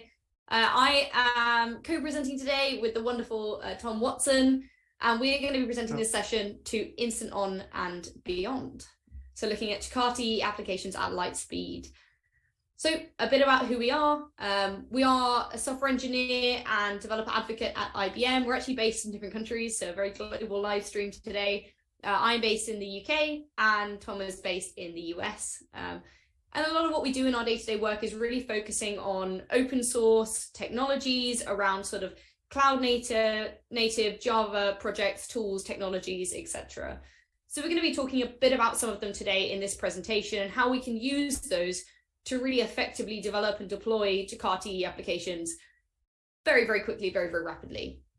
So let's take a look first at sort of why we care about any of this, why are we even bothering to look at effectively deploying Java and Jakarta EE into the cloud in an efficient manner. And really this all stems from the fact that Java is a very popular and well-loved language. And that's down to a number of different reasons, really. The first is, it's a language that is very easy to read and write. We have a really vast, rich ecosystem of various different APIs that we can call upon and utilize when designing and developing our applications. But not only that, it's also the community around this language as well. We've got such a fantastic community that's really established and active, and it includes, JUGs, so Java user groups. You've also got the Java Champions sort of platform or program. You've also got specific Java conferences like this one, and also others in person and online, and specific Java newsletters, podcasts, blogs, etc. So it really is a really vibrant and active community that helps to keep this language so very much loved and used within our industry. As well as that, we have fantastic libraries, and that's not just proprietary. We also have loads of open source, and many of that is being discussed at this event today, including things like Jakarta EE. So it's fantastic to have such a vast array of open source libraries as well as proprietary support as well. And in addition to this, things like platform independence, the fact that it can run on various different operating systems, and its really long history of supporting enterprise applications. This kind of omnipresence of Java, and the fact that it's still used very much throughout things like banking and other large enterprise organizations, as well as slightly smaller organizations as well. And we can't obviously forget the Java virtual machine as well. So the fact that we can write once and run everywhere, we can run on various different types of computers, mobile devices, without having to make any change in the input, or having had backwards compatibility, having this kind of managed runtime environment.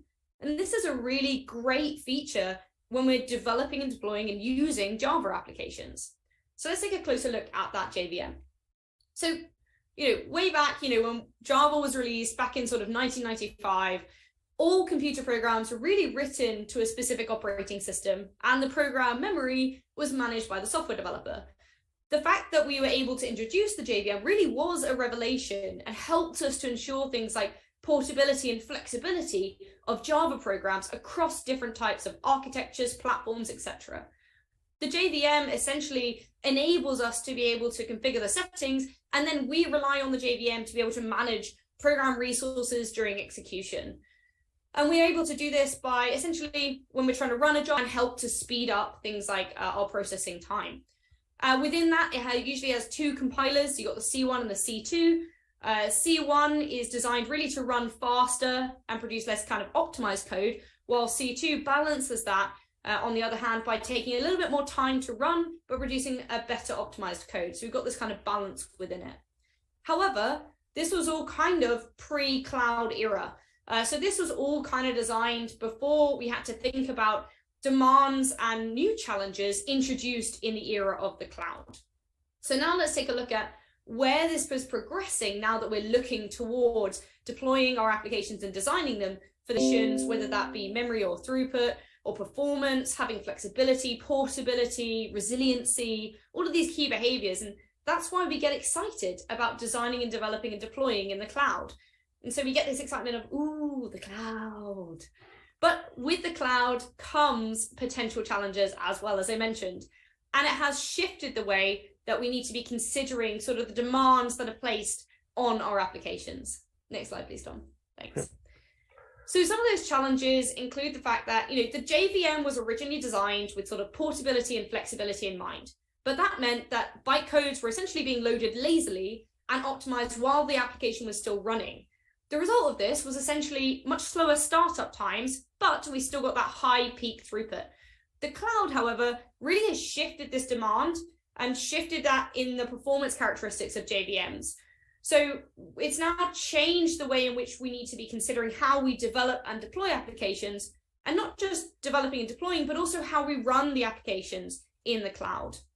So for example, when we're running a microservice architecture in the cloud, there are different demands on the JVM as opposed to running a more traditional on-prem setup kind of thing. And these differences can also have economic implications as well. You can see from the graphs on the right what a more traditional profile would look like. And the fact that we have this sort of gap between the two really results in higher costs for us when running it in the cloud. And what we really want is something more like the bottom graph there. And it's led to us sort of considering things like, do we need to go towards more serverless style computing?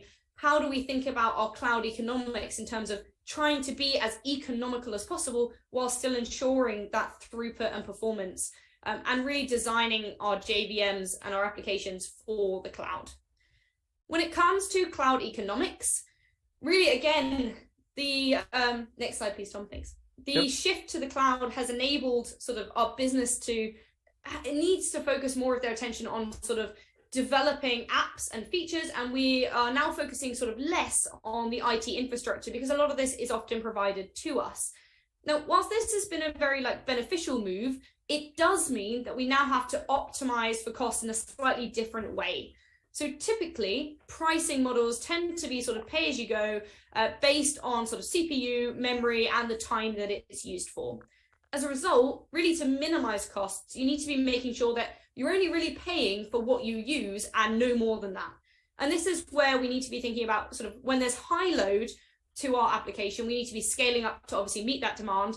But equally, when there's low load, we don't want to be staying at those high amounts, that's at high demand scale, at high scale. We need to be scaling back down to be able to save on costs. So it's this elastic and dynamic scaling that sort of becomes very important and leads to things like being able to scale to zero effectively, so that we can have sort of very fast startup times, which obviously are needed if we're going to be having those scale to zero and that dynamic scaling that we need.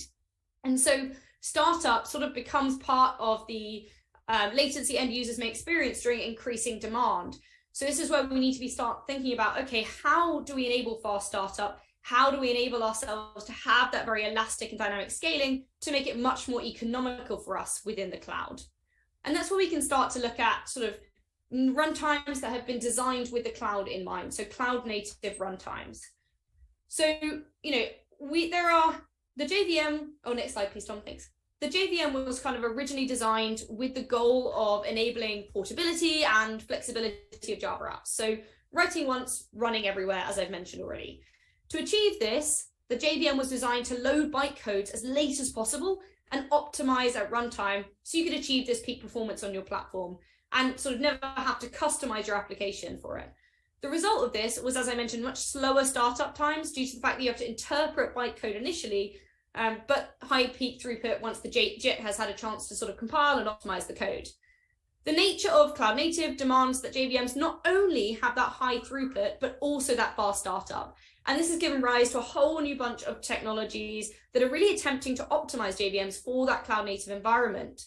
So enabling us to sort of shift in the performance characteristics of JVMs towards high throughput, but also fast startup. So we have some solutions that are already available, for example, like things like dynamic AOT compilation and class metadata persistence, and also things like static compilation with native images. But there are some trade-offs to this. So new class persistence and dynamic AOT compilation, they've really been added to traditional JDKs to improve startup times. So they essentially save class metadata and reload it on subsequent runs so that there's a much shorter path for loading classes and compiling methods. This has benefits to startup performance. So if you see the graph that we got on the right, the side that is biggest shows the advantages. So you can see that sort of on the native image side, that GraalVM side, we've got a slightly more on the right-hand side in that startup time. So there are benefits. So it's interesting to see that, but there are some trade-offs as well. Now, native image is kind of new, but also really old approach where the entire application is compiled statically. So you have this kind of closed world analysis. So there's no interpretation that's required because everything is compiled. So you already start at peak performance. So you get some really fast startup times. However, so for example, trade-offs with native image are things like, because it doesn't have a JIT, it can't benefit from profile guided optimizations in the same way that a traditional JDK does. So your peak performance is often lower than a traditional JDK. Additionally, JVMs have sort of tried and tested garbage collection policies that are very efficient at reclaiming memory, so making that as efficient as possible. So memory footprint might be under peak, and it can often be measured to be lower on traditional JVMs in comparison to native images. You've also got to think about the fact that this is kind of a closed world analysis. So native images often strip out the parts of the app that aren't needed, keeping image sizes small. But that being said, with technologies like, for example, multi-layer SAC, there's sharing when you have multiple JVMs in a contained image. So the JVM app might be slightly larger, sharing the JVM image would result in a smaller footprint. And of course, you've also got to think about the fact that full static compilation does take time. So you will experience sort of longer build times for your apps in comparison to traditional JDKs. And with the JVM, you get sort of a dynamic platform that lets you import code and sort of rewrite your bytecode at runtime. Whereas with native images, this isn't possible. You need to know upfront all of the code that will be run and specify it. And that's kind of an additional burden on users. So you can see the usability is slightly skewed towards JDK on our graph here. And also things like common debugging tools aren't going to work on native images because it's not native executables. It's a native executable, not a JVM. So these are kind of some of the trade-offs in terms of the benefits of things like native images versus using something like a more traditional JDK. However, to be able to try and bring these two worlds together, there have been some sort of advancements and innovations that have been happening in the JVM space to try and bring these together. So that includes the JIT server technology. Next slide, please. So in Eclipse OpenJ9, there have been some advancements that have been going around introducing this technology, which stands for, it's essentially JIT as a service. So separating out the JIT from the sort of JVM itself. Next slide, please. So JVMs employ this JIT compiler, as I mentioned. It helps with that optimization to improve the throughput of Java applications. But JIT compilers don't come for free. They consume resources, and in terms of CPU and memory, they can also interfere with things like the smooth running of Java applications. So we were kind of looking for a solution of, well, wouldn't it be nice to keep all of the advantages of dynamic compilation, but eliminate some of its disadvantages? And this is kind of where the JIT server technology came in. So in the Eclipse OpenJ9 JVM, the JIT compiler has essentially been decoupled from the rest of the JVM, and it runs as its own independent processes, either locally or in a remote machine. And this process is referred to as a JIT server and can easily be containerized and run in the cloud. And so this is essentially what's happening. What that enables us to do is have sort of auto management by orchestrators, like, for example, Kubernetes or Docker Swarm. And you can make sure the service is essentially always running and scaled properly to demand. It's essentially the same as if you were changing a monolithic app into microservices. We've just done the same thing here. We've just made the JIT essentially that kind of microservice out of that kind of monolithic JVM that we had before. But it is worth noting, as you can see on the diagram here, we have crossed out JIT on the left-hand side, but actually it's not gone. It can still be used if the remote JIT should become unavailable. So it can be very reliable in that regard because you've always got a JIT available. And it actually comes with various different benefits. So for example, if we go to the next slide, things like improving container density and cost. So container sizing can be based solely on the resource usage of the Java application, which means that we can basically have smaller containers and increase our application density, meaning that we can reduce our overall costs. So as you can see here, the size of the shape that we have in this diagram essentially indicates its relative container size. So you can see in the legend here, we've got lots of different applications that are all running. And the number in the shape is essentially the memory limit for that container. So as you can see in the top row, all three workers are being used, and the size of the containers are all larger than the bottom graph, because essentially we're building in extra memory to avoid things like out of memory exceptions, issues, and improve throughput. The bottom row uses the JIT server. So now we can condense it down to just 2 worker nodes instead of 3 being used. So despite the fact that the JIT server containers, which are the ones shown in brown here, are the largest containers in the node, there are savings that have come from being able to scale down each of the application nodes. So essentially the end result of this is being able to save 33% in cost savings by using 1 less worker node. So there's some great savings there to be made. And as well as that, we've also got additional benefits in throughput comparisons as well. Next slide, please. So actually the orange line here that you can see represents the top row from that previous page that we saw, and the blue line represents the bottom row from the previous page, which uses that JIT server. And each graph represents each of the applications that we were taking a look at. And you can see that performance is pretty even, despite the fact that the JIT server is working with less worker node CPUs. The small blue lags are kind of likely caused by noisy neighbor effect due to all the apps that are loaded up at the same time. But you can see the performance is pretty much equal with less costs and less worker nodes, which is a great sort of benefit to using this. Obviously, there are alternatives that you could take a look at, for example, like AOT compilation that I mentioned. Next slide, please. And that's essentially ahead of time compilation using native images. Next slide, please. And this is kind of picked up by things like GraalVM, for example. It's the approach they use. And this is where you're essentially transforming the program into machine code before you execute. But as I mentioned, there are pros and cons. Next slide, please.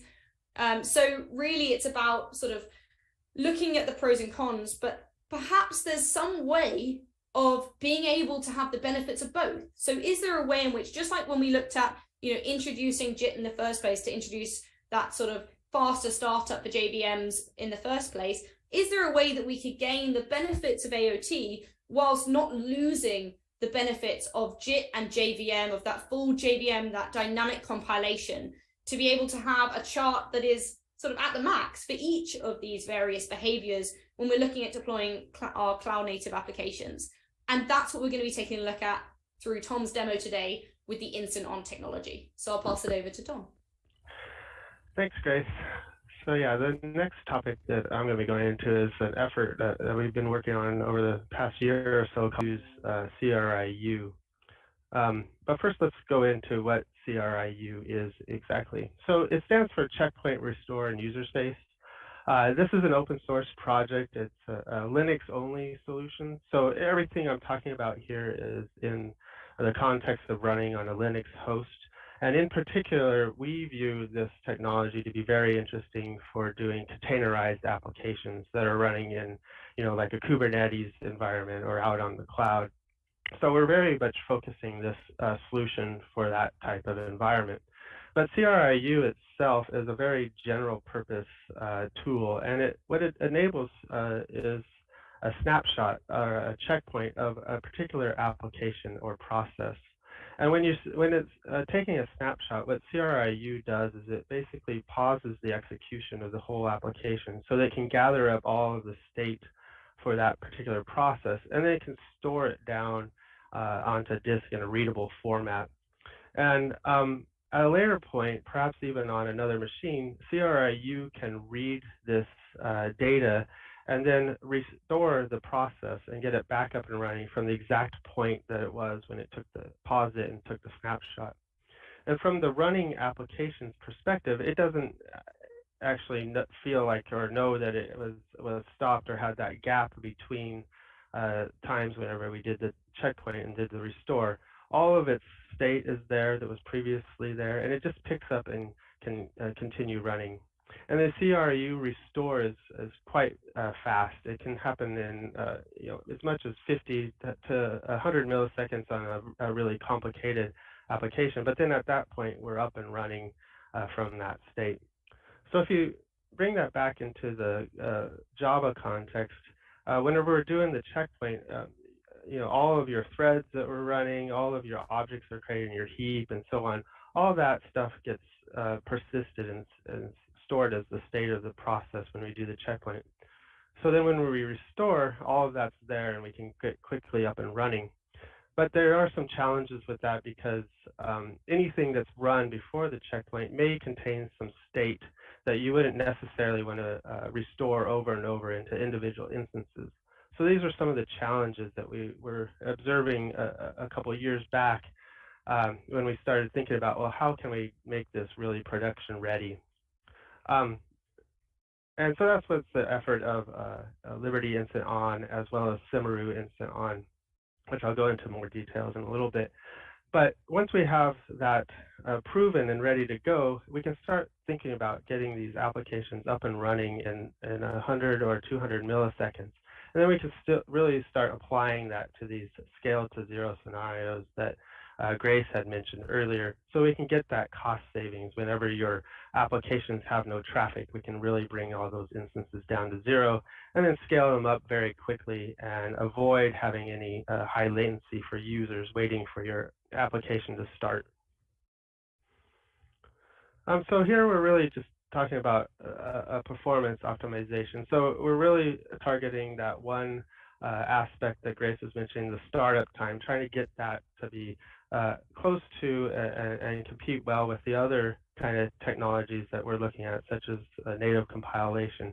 And being able to do that, but also retain all the benefits of the full JVM. So the Open Liberty Instant On, it's been in beta now for over 2 months. Just yesterday, we released the third beta on it. So all these numbers and things I'm going to show next are using the Instant On Liberty beta as well as the Open J9 CRIU support. So when we're looking at performance, our team, we use a number of applications, but here's 3 of the typical ones we use. They range in complexity. The one on the left is ping-perf. So this is a very simple Jakarta RESTful service, web service, and it just has a simple endpoint that displays the system properties. But on a Liberty baseline, that can come up in service of first request in right around 1400 milliseconds. And using the Liberty Instant On beta, we can bring that down to 128 milliseconds. Similarly, the REST CRUD is just a simple database application, also has a RESTful web service in it as well, and that takes just over 3 seconds to start up on the Liberty baseline and service its first request. And we can bring that down to 213 milliseconds. And then finally, DayTrader is more monolithic type application, a web profile or Jakarta EE platform application, and it takes upwards of almost 5.5 seconds to come up and service its first request. And we can see that one dramatically get reduced down to 310 milliseconds. So generally speaking, we see at least a 10x reduction, but oftentimes 15 or 20 times reduction in our first response startup time for Liberty Incident on beta. So the beta itself is really, it's an effort to productize the use of CRIU with Open Liberty as well as within OpenJ9. And what we want to do is be able to get the state of the application into a safe mode so that it can be persisted safely and then restored and be able to restore it into many different instances that are distinct from one another and behave properly. And so we really want to make that easy and usable for the user to create their own checkpoint processes, get them up and running in container, because we really view this as a container type technology.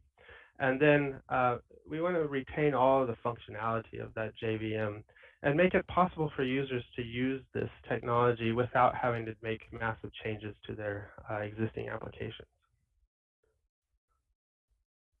So the question becomes on where to checkpoint. So for Liberty Instant On, we leverage something called the Simaru runtime. So this is the IBM JVM. It's based upon OpenJ9, which is the Eclipse open source OpenJ9 project.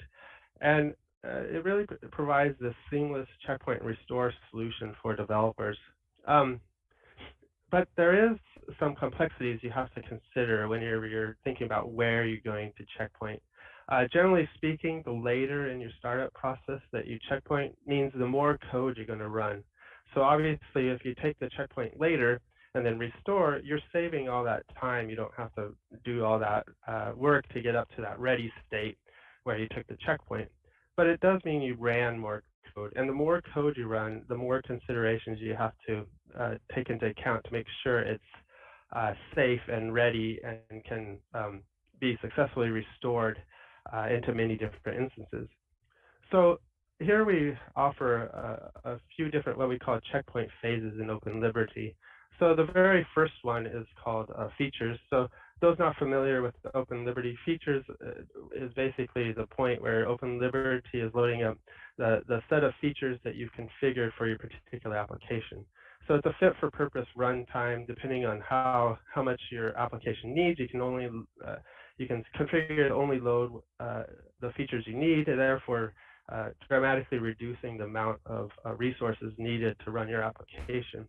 So this is the point where we've basically loaded up what you configured, but we haven't actually started processing any applications. So you can choose to take a checkpoint here, and then once it's restored, we'll continue on through the next phase, which is where we start processing the actual servlets, or you have early start CDI beans, and other types of things that are offered by the various specifications where your application may start getting executed as soon as the servlet context or the application scope is created for the CDI being. This is where we start running application code.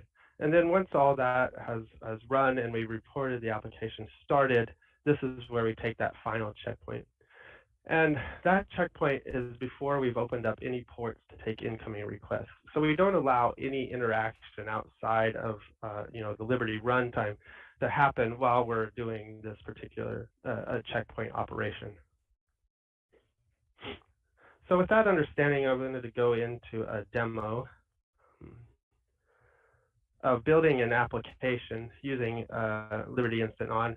And I'm going to be using this Getting Started guide so on Open Liberty IO.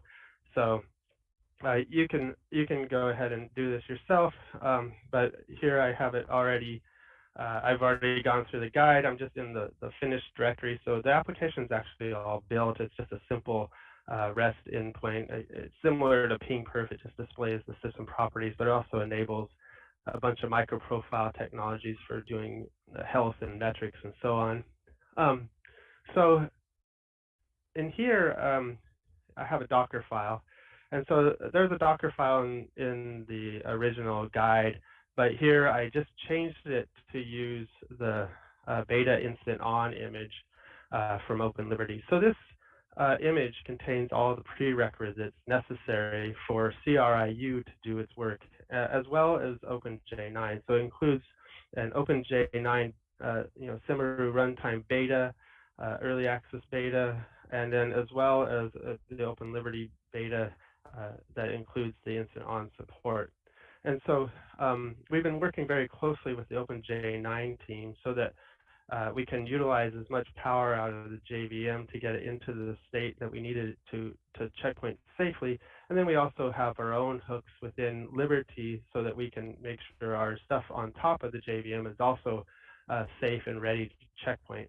So as you're picking your different choices, features or deployment or applications, if you're choosing features, the goal is that all of our code that gets up to that point, we make it safe and ready to checkpoint. And then if you go into applications, that's obviously gets more into the application space. So we got to make sure those the applications are running on are safe. I meant to mention this earlier, but some examples of what may not be safe is if your application, for example, is trying to make remote database calls in its early startup code. These are things that you're not going to want to do while we're doing a checkpoint. And I'll get into that in a little bit more detail as I'm running through the demo. But this is just the basic Docker file for containerizing an Open Liberty application. So we just configuring, copying some configuration, copying in the var, and then we're running this configure script, which does the optimizations for Liberty. So none of that is actually doing instant on stuff. So I'm going to go ahead and build that container. This is just doing a podman build, and I'm labeling it getting it created. And now I can go ahead and run this application. So we're going to see just, this is the baseline for this particular application running on Liberty. And so this is running in container. It just did a simple run and, port mapping 80 to 9080. And you see it came up in right around 5 seconds. So this is our application. Here, up and running, and it has some metrics and the health and so on. This is the endpoint here that's just displaying the system properties. So it's a very simple application, but the main thing to point out is, this is our baseline, is right over 5 seconds to start. So in order to use Liberty Instant On, we enable you to do a layer on top of this existing application container. And so that really involves 2 steps. So step 1 is performing the actual checkpoint. So the way we do that is actually running it in container. So here I'm going to just start up the container that I just created, but I'm going to pass it in an environment variable checkpoint, and I'm going to tell it to checkpoint at applications. So this is going to checkpoint at that latest point in time. I will mention that I am using a privileged container here. That's just the easiest way to grant CRIU on the checkpoint side all the capabilities it needs to do the checkpoint. The resulting application image and process that gets restored doesn't need to run in a privileged container, and I'll get to that more when I'm actually running the end result. So let's go ahead and run this. So this is going to do, looks like it's doing much the same as whenever I was running the original image. And in fact, I am running the original image. But the one difference is once it gets past the, the application started here in 2 seconds, it's actually doing a checkpoint. So at this point, Liberty, it runs a bunch of its pre-checkpoint hooks to get itself into the right state. And then it's to ask the OpenJ9 CRU support to go ahead and do the checkpoint. And at that point, the JVM also has its own set of hooks where it's fixing up stuff. So some examples of things that it's fixing up are things like secure random and making sure that it can get those things all discovered so it can quickly reseed them on the restore side so that secure random remains sufficiently random for each of your restored instances. So that's important for things like security algorithms. We also do a number of other things while we're in this mode to keep it safe for checkpoint. Some of the JIT optimizations, we make sure that we do it in portable ways so that we can, any code that got JITted during this phase is still runnable, even if you change to like a different machine and doing a restore on a different machine. It does other things like making sure the heap is getting optimized, and we make sure we don't have a whole bunch of excessive amount of threads, because all those extra threads add to the state of the JVM. So at this point, we really try to compact down the runtime and get it so that that process image can be as small and as quick as possible to restore. So from this point, I have a stopped container. I tagged it as getting started checkpoint, and this stopped container contains the process data for that image, for that process that I just checkpointed here. But it's not a runnable application container image. So the next step is basically to commit that checkpoint container into an image. So here I'm just doing a podman commit command, and then I'm committing it to this getting started instant on. So just adding the instant on basically to the original getting started image. And finally, I'm just removing that container, because now that I've saved it off to the image, I don't actually need that stopped container anymore.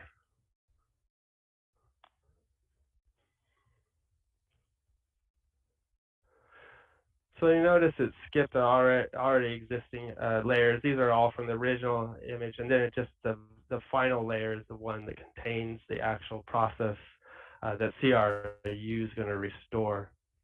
So let's look at how we run this. So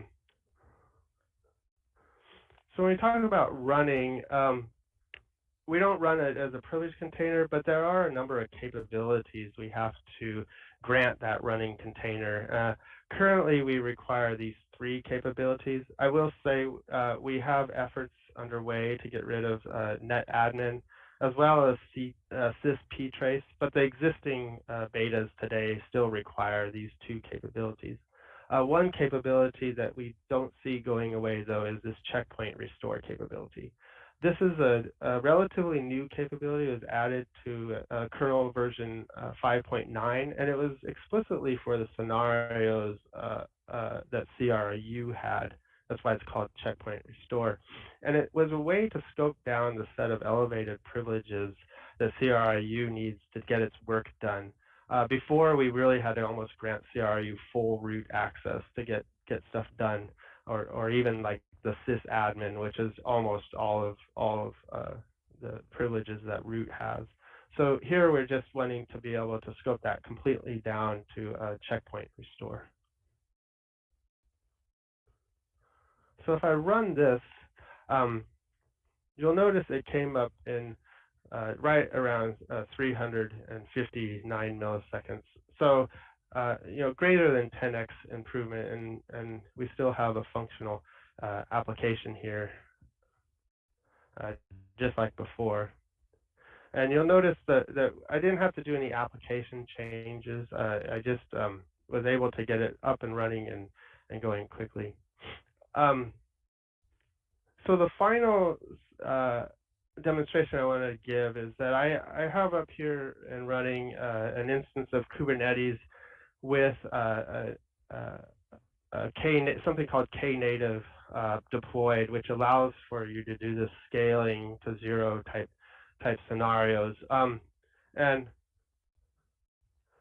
if I get the pods currently, I don't actually have any running pods because they all scaled down to 0 because I haven't had any activity to the various applications. So in this environment, I have both the original image and then the checkpointed one that can start up, in 10 times faster or more. So I'm just going to run a script. Oh, hold on, I got to get into the right directory. Okay, so this is the original one. So what needs to happen is it sits here and it's waiting and waiting, and it's basically Knative is doing its job, but then it's also having to start up the original container image that when you saw I ran it locally, it was 5 seconds or more. In this environment, it takes a bit more, and it actually took us 14 seconds to get back. Now, I will say that at least 3 of that is overhead of Knative in my particular environment, but the rest of that is that application having to come up and run.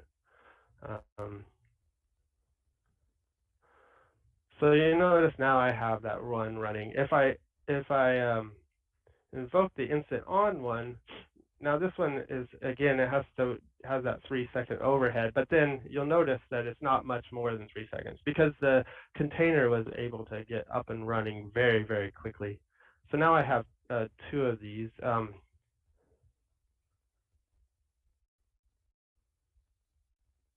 If I look at this one, this shows that that one started in 600 milliseconds. This is the original one. If it's hopefully still here, it might have already terminated because I have the thing set to terminate them quite quickly. Yeah, it's already gone.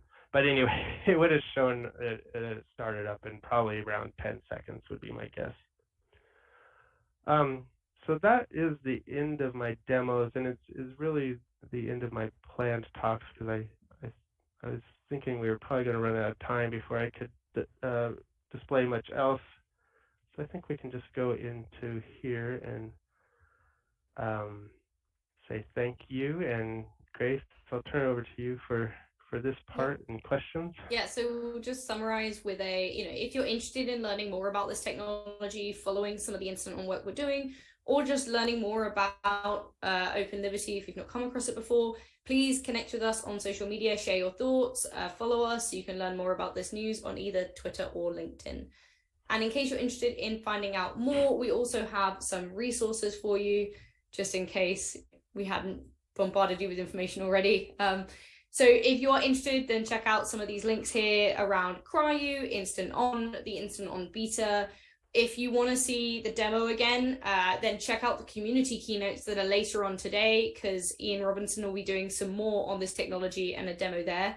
But if you also want a recorded version, you can head to that YouTube link and find out there and watch it again. And then there's also the OpenJ9 link. So hopefully that's enough link for you guys to check out more.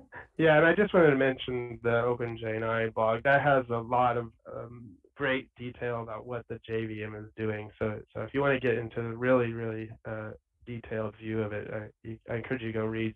They have several blogs out there on this technology. So I don't know if we have any questions. I can't actually see. I don't see any questions at this point, but please monitor the chat afterwards and you can answer them there if there are any. Sounds great. Thanks guys for joining us. All right, thank you.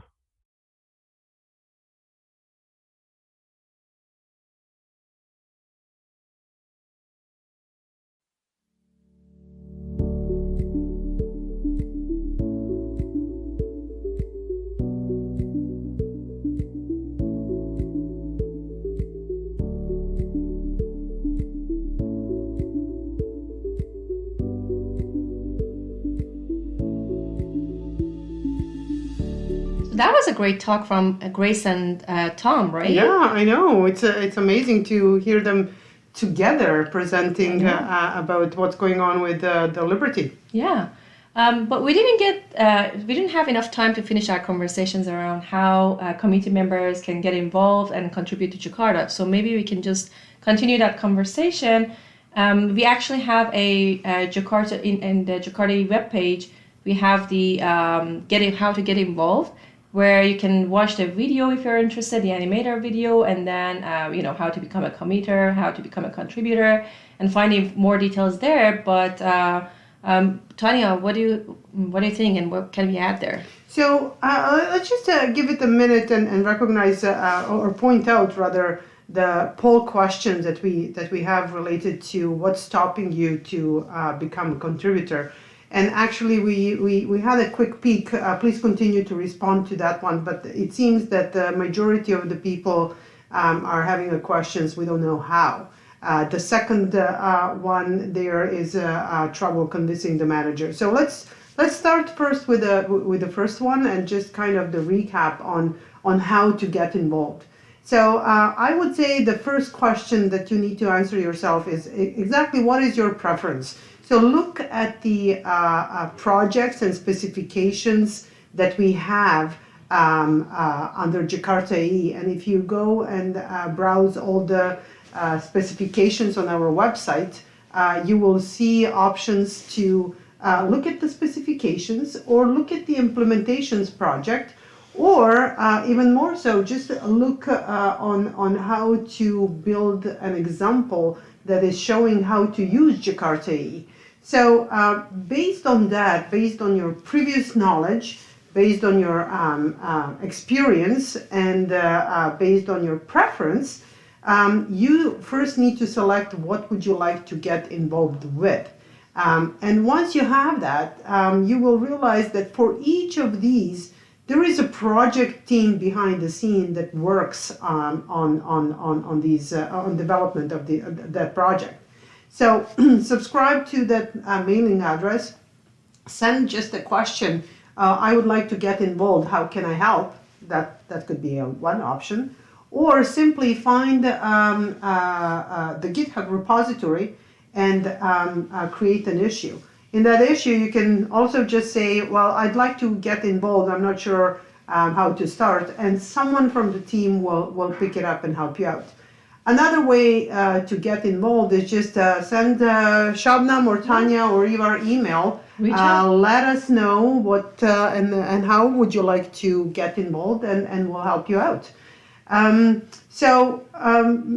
Just one more thing I want to point out. So this is all the help that is kind of tied into more of a programming and technical work, but that's not the only help that we need.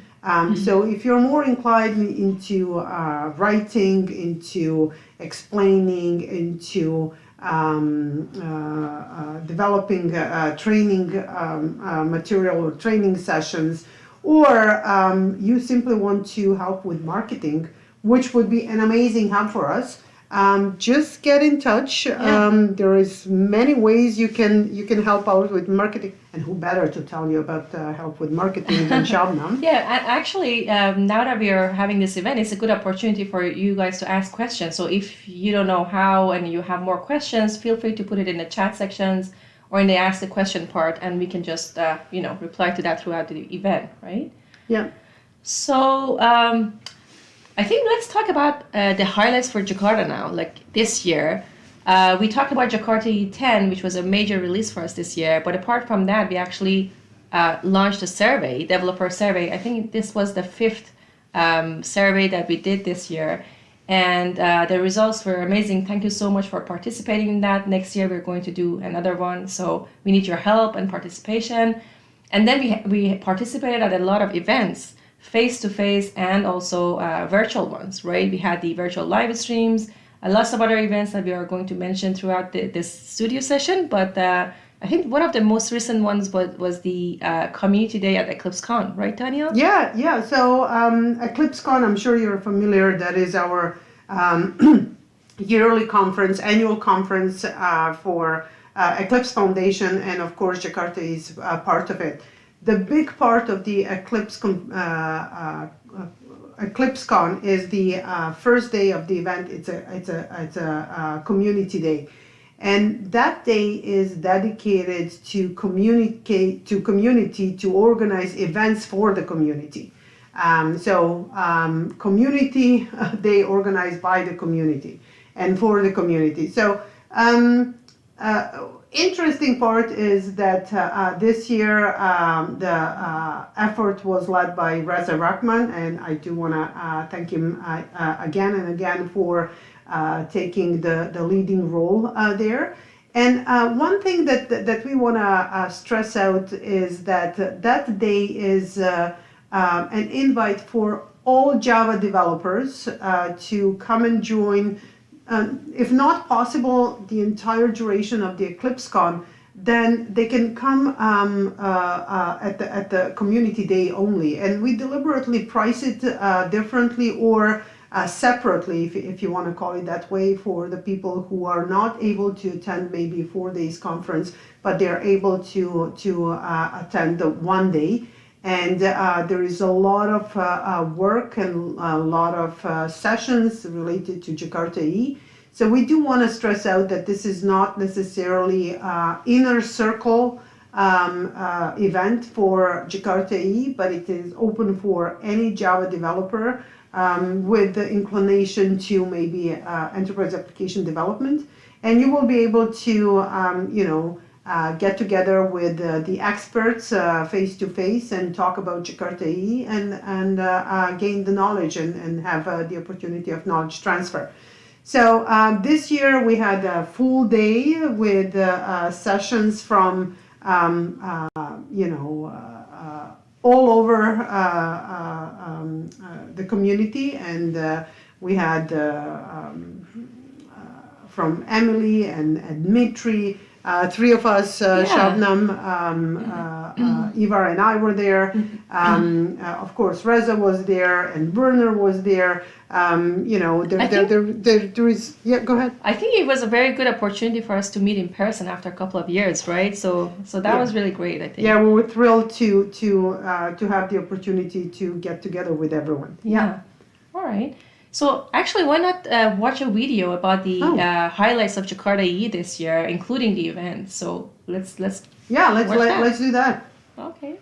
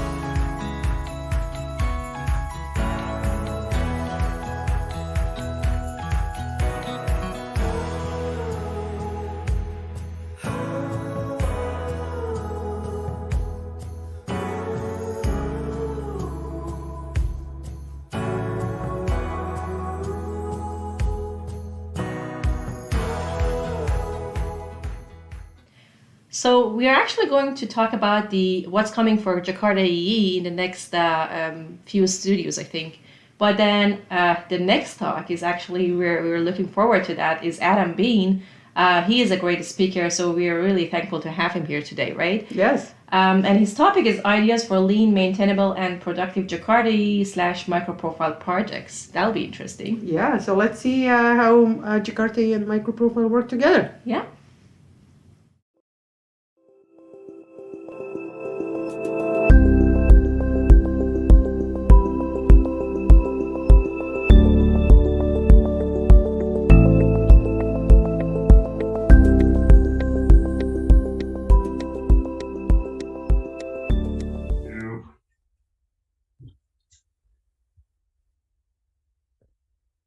And 1, I guess, right?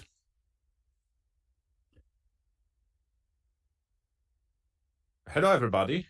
Welcome to my session. So today, ideas for lean, maintainable, and productive Jakarta micro-profile project. So I thought what I can do differently. Usually I hack all the time. And the problem is if you only have 45 minutes, you can only manage, and in best possible case, to do some CRUD, create it, update, delete. I say, okay, I will try to show you, or what is my idea about maintainable projects today. I challenge Ivar and said Ivar should ask as many questions as possible. You can ask in chat, and Ivar will interrupt me and ask questions directly. So I like interactions. This is Jakarta Live, and it should be not monologue. It can be, highly interactive session, which I really appreciate. Okay, so yeah, I still like Java. So I actually do Java all the time, and I really appreciate it. So that is my my introduction.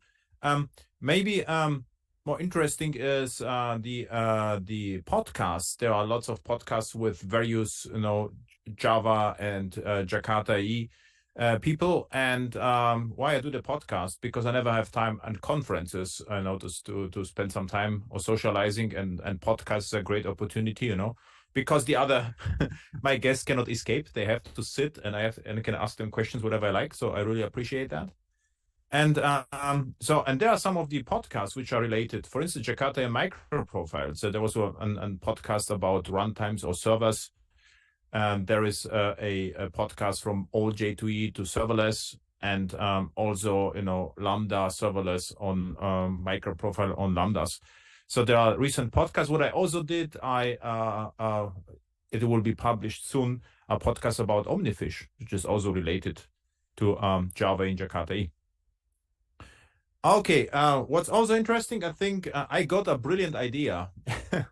So what Airhacks TV is, it is a monthly show. The first Monday of the month, I'm answering questions. And if the 100th episode hit, I got the idea. What I should do is I should go always 100 episodes back and see which questions were asked 8 years ago. And what's really stunning is it is almost identical questions to today. So regarding microservices and REST. So yesterday was the last show, and it's going to be published today in 9. And there were exactly the same questions regarding Jakarta EE, how to structure applications. And what I even did yesterday, I pointed to today's show, say today I will answer some of the questions. Okay, so if you have any questions left, you only have to go to my GitHub gist and ask the question, and I will answer live. So there is no registration needed, nothing. Yeah. Okay, there is registration required. If you like, you can attend my online workshops. And now let's start with the content. So first, I don't even know how to call it. So what I did all the time is actually this web and CDI container. And this is how it, what I saw, I would say 10 years ago. Web was like JSF and JakartaOne. And Java application servers, what we also had, we had this yellow boxes are applications. So we had a shared deployment model. Why this? Because hardware was expensive. So my clients bought big hardware. On this hardware with one application server with lots of applications. So what happened then is, this is actually the model which I still see in the wild. So this is like Pyaras, Whiteflies, Open Liberties. What they are doing is, okay, nice. There is no more separation. There's actually, I optimized it already. I had one slide with web and CDI container.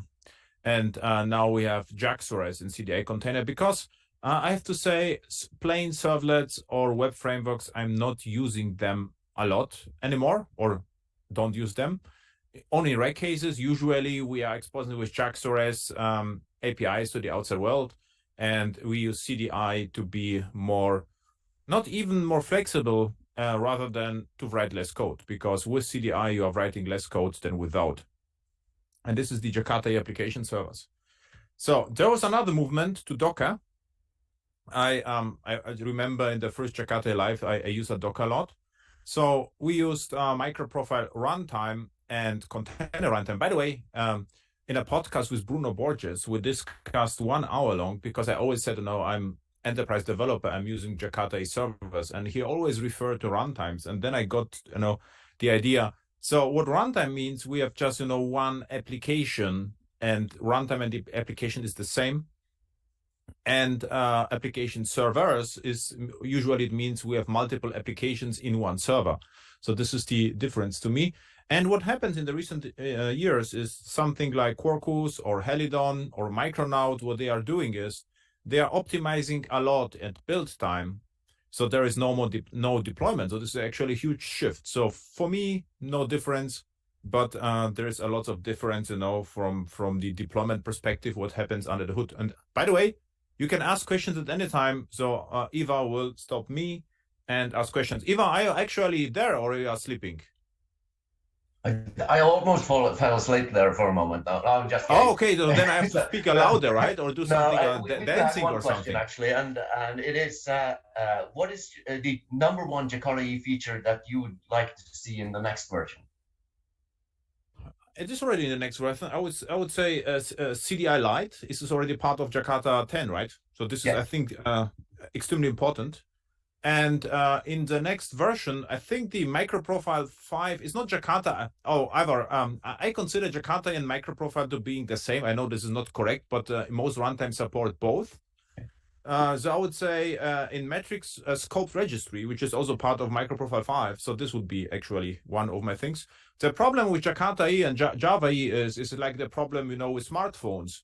I don't expect, iPhone 15, 16, 17, or 20 be completely different to the current one because it is already nice and perfect, right? We get larger cameras and whatever, but there will be no revolution. And this is exactly the same with CDI. We can inject, whatever we like, whenever, wherever we like. So what we can innovate, right? So perfect. Any other questions, Eva? Not at the moment, but please do ask them in the chat. So yeah, chat. You have 620 people in the chat, so at least no one has to ask questions. Okay. Now, serverless mode is actually exactly the same, but we are using AWS Lambda or Azure functions. No difference there. And yeah, just wanted to mention it's also a thing. And I actually listened to a session about OpenGen9, I think, and Open Liberty prior to my session. And I also mentioned this. So what's the deal? I would say the main difference is the serverless runtime are even more like Java E servers were before, because you're only shipping, you are not even shipping JDK. You only say, I would like to have Java 11 or Java 17. And in the cloud runtimes, the JDK gets installed. So it's actually even less responsibility for developer and more responsibility to the cloud owner. Well, this was always the idea of application servers. Okay, design. So, but this was, I usually talk a lot about serverless, not today. Today more about code. And by the way, how I got the idea of what I appreciate about Java E, you will like it, Eva. So the story is, it's a crazy story actually. So I delivered a session.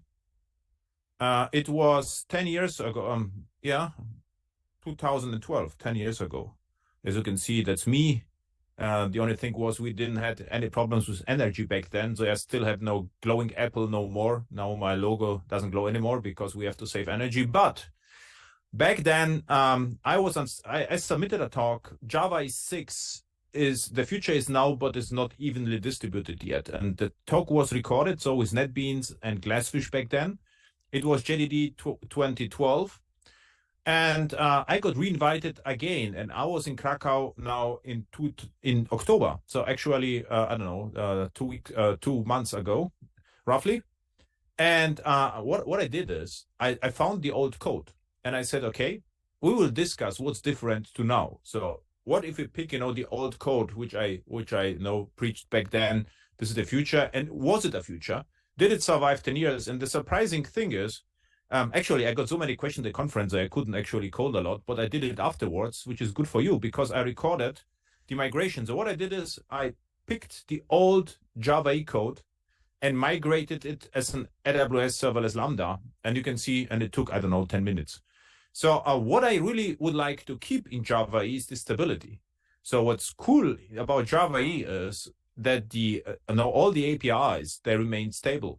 And, I did Java E all the time. And in all other projects, they picked the framework of the day and they migrated a lot. So I would say I'm less interested in migration and more in solving problems. And this is what actually the Jakarta has to keep doing. So if we change, CDI, it has to be backward compatible, even if it works better behind the scenes.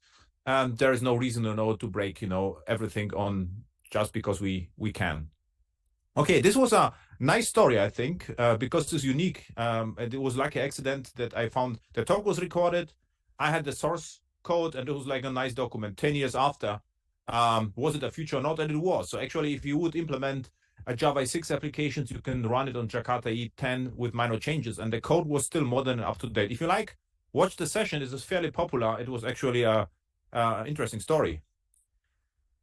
Okay, so how to start a project. And what I did, I watched my recent projects and what you did, domain first. So what I will do is just, hack POJOs first. They can have public attributes, doesn't matter. So the first idea is not to write very simple code. Why this? Why it doesn't matter? Because it will change anyway afterwards, right? So write simple code. Then the next one, forget about reactive programming. We get Project Loom, so you will see in a subsequent slides. So for, you don't have to write crazy code just to be scalable. If you like, write nice code, which is reactive, I think what you can do is you can have, you can write code for reactive resources like Kafka, Pulsar, or something or similar. But there is no need, to write reactive code to have an HTTP call, right? It's just crazy. So what I also did a lot, but I was always, like a little bit an alien or a stranger at conferences, because I always said what I really appreciate in Jakarta EE are the, single dependency, the API. No third-party dependency. And this actually saved us recent years several times, my projects, because we had no security issues. The cool story is, if there was no Log4j, no external libraries, then, and this is actually the serverless idea, right?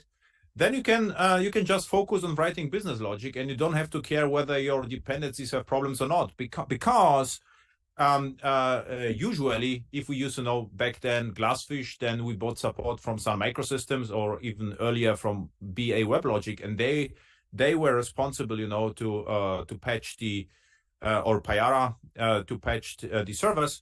And by the way, serverless can also mean Payara, because there is a Payara cloud in the cloud. So you just, push the war, and you don't have to care about the server. So it's actually serverless Payara server, right?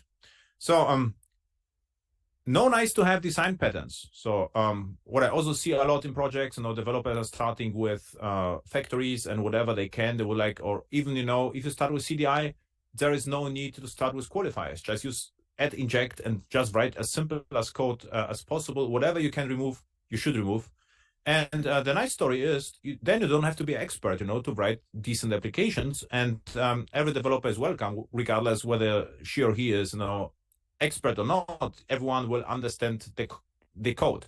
And this is what I appreciate actually in Java the most. The Java programming language is that the Java programming language is predictable. I think it's really hard to write code which is magic. I mean, if you just, if you have to use reflection a lot, to achieve that. But I mean, Java is like language without surprises, I would say. So use the platform. So what it means to me is first define the platform, right? So if I'm building command line client, so the platform is Java SE, just that. If I'm writing, Java E server, I have the platform becomes Java SE and Jakarta E and microprofile, and I ignore everything else. And if I go to the cloud, my platform is the cloud, and this has to be clearly defined. So also, I don't know how to call it. Know your enemy, right? And I wanted to create a slide, but it is really hard to how to explain. Eva, how long are you hacking Java already? You started with Java 1, I think, right? Or 1.0 or 1.1? Eva, are you sleeping? The Eva. I'm not sleeping. I'm never sleeping. I couldn't sleep for your session. But do you want a question, or do you want to wait till the end? I wanted to ask you a question. How long you are hacking Java already?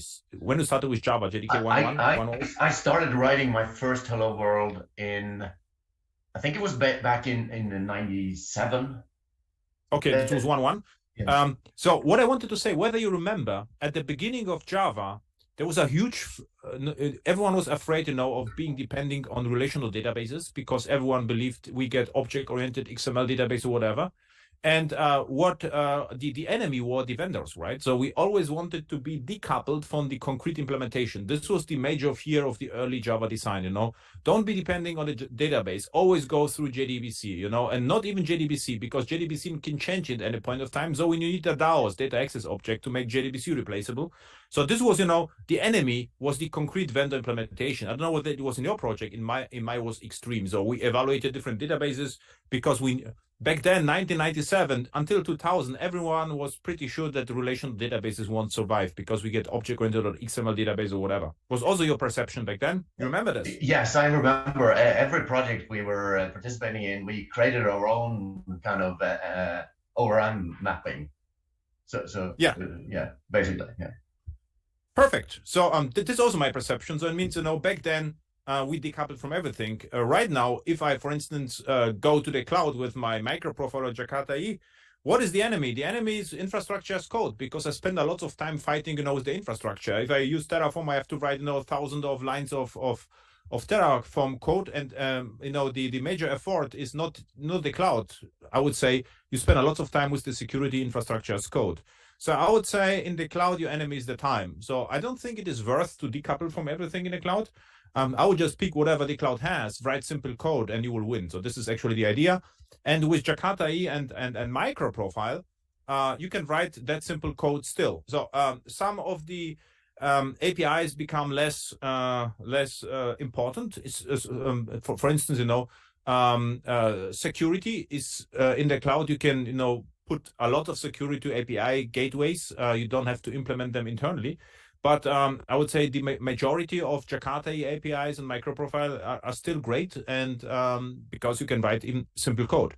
So the last one is measure first and optimize. So this is also a common one. I ignore any optimizations in the first iteration of the projects, and the first iteration can take 5 months. But you have still measure whether it is fast enough. But if something is fast enough, I would say any optimization is forbidden. So this is my and because you spend time optimizing, and this is just I would say a simple code is more important than highly optimized code, which save you 5%. It really doesn't matter. It doesn't have to be orders of magnitude slower or faster. I mean, it should be a good balance, but forget about optimizations first. Okay. Then Java SE features. First, write simple code. First, we had preferred Java SE libraries. So what do we have? base64, string is blank, string is empty, logging ships with Java. You don't have to use third-party libraries for it. And Java 17 ships with records. So if you have a record, you don't need to generate getters and setters, because we already have our records. And Java 19 and Plus is going to be really great, and is getting even better, with the switch patterns and deconstruction, which is called differently in Java. See, I forgot the name, but in JavaScript it's called deconstruction. And Project Loom will also change lots of runtimes. We already have Helidon Nima, which uses virtual threads behind the scenes. So what it means is we can write simple code, and scale indefinitely. So we have millions of threads in a runtime. Okay, architecture tips. So again, you should interrupt me and say it's not true. So and we can have discussion. But if there are no questions in the chat, which is a pity, so we start with architecture. So keep it simple and stupid, and you aren't gonna need it. So there are the two most important, principles in software architecture. So question everything and ask, do we really need it? Then the next one, don't distribute. So I never understood, the idea of microservices. And I would say more recently, I saw lots of talks, monolithic and whatever. I said, okay, I mean, it was crystal clear that microservices don't solve any problems, except, you have the problems, but not like if you're implementing microservices, your application will run better. This is just, if you have problems, you can, microservices can be a solution to the problem. So don't distribute. So I try, to implement a monolith, and it works really good because it's simple. So there is no distribution. There are no distributed transactions. We don't even need to know long-running actions for microprofile. No Zaga patterns. It's just, a monolith. Of course, you cannot build a huge system as a monolith. So then it's the challenge to split the monolith to multiple applications, because you have multiple teams. But if you can, just go with monolith. And by the way, I also built several Lambda functions, so with hundreds of classes, and they were crazy fast. So I would say Java is really fast. So you don't have to create something with one class and be afraid of the performance. Is that what you call monolithic Lambda? Yeah, what I called monolithic Lambda is my Lambda currently is a JakartaOne application with several hundred endpoints and 500 classes. I would call it monolithic because I have it on that slide. I have another. There's another school of thoughts, and they are talking about single-purpose lambdas. And what they are doing, there's just a lambda. If you would have create, read, update, delete, they would ship four lambdas, one for create, for read, and for update and for delete. And I don't get it. So because with Java it doesn't make any sense. If you are using Python, Node.js, it has, because they or Rust, because they usually don't have something like a JakartaOne, right? So yeah. And by the way, Ivar, if you're interested, so go to the Lambda or to the audience and take a look at Node.js and Python examples for HTTP lambdas. You will see what they are doing. They are using switch statement. They say, if HTTP method get, then do this. If post, then do this. It's exactly what you did, Ivar, with servlets 1.0 1997, because there was nothing. So we got the HTTP request and in a switch statement of if else. So my do get method in servlet in my first project was that long that we got trouble with the compiler because the method was too long. So this happens again with Lambda. The nice story is with JakartaOne, for instance, Quarkus and Micronaut, they ship with extensions. What they are doing, they are receiving the HTTP event and they are passing into JakartaOne. So for me, Lambda or not, it always looks the same. So asynchronous invocations for asynchronous use cases. Otherwise, everything is synchron. Reactive programming for reactive use cases, and start with nice monolith. So this is my advice, and it works good. Actually, it worked great. So navigation help. So if you start a new, I always pick standards, whatever standard means. Or in Java, for me, a standard, I would say 15 years ago was Ant for building. Now it's Maven. So use boring technology, whatever, and Java and microprofile are extremely boring. As you can see, 10 years ago, my code still runs now without any changes. This is a great sign. Start with the least common denominator. Okay, what runs everywhere? So this is interesting, what will run on all clouds. And if you think about this, for instance, if you have a JakartaOne application, it will run as AWS Lambda, as Azure Function, as Oracle Function, as a bare metal application, as a Docker container, and then in Kubernetes ECS Fargate. So we can actually have the same source code and run it in serverless, in serverful applications, which makes a lot of sense. Make explainable choices. So for instance, right, in my current project, I always challenge, though, do we have, to use Lambdas? Why we don't use, Docker containers or whatever? So, okay, we can do, Kubernetes, but then you are paying for environment at least 500 euros a month. And with Lambda, we can have as many environments as we like, and then the discussion stops. So, because if you go to the cloud, I'll interrupt you, as you told me to. So we have a question about this that you actually answered right now. So that is, why are you using Lambdas if you're using a monolithic application? And that is a cost thing. Yeah. By the way, Ivan, what also changed, there's for me, the major difference between on-premise and clouds is, on-premise, I only implemented the application, and I was not allowed actually to fiddle with the, with the servers. In the cloud, usually we are responsible for a lot more, for the entire environment.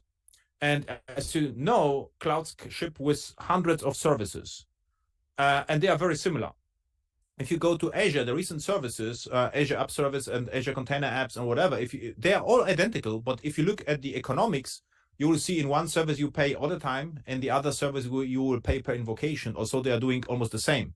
So I would say in clouds, the only thing which matters are costs. And all decisions are around costs. If the costs don't matter, we can stop discussion, because I will buy the largest EC2 machine, which is available in the cloud, ship my jar and I'm done. Then I'm a cloud native. But it is going to be expensive, too expensive. So I would say all my architectures are around costs in recent 3-4 years, if you are in the clouds. If you don't do this, the cloud has become so expensive, then either the project will die or you will have to move back to on-premise data center if you still have them. Some data centers are too small. So very good. So another question before you go on, and that is very good. Yeah. So you talked about compatibility and keeping things running on very outdated SE runtimes.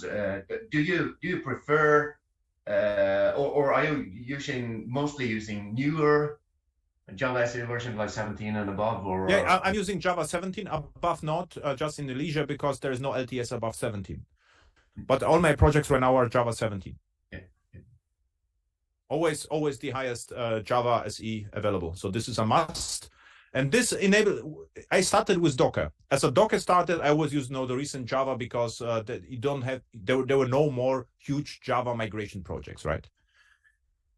Okay, and simplicity and standards.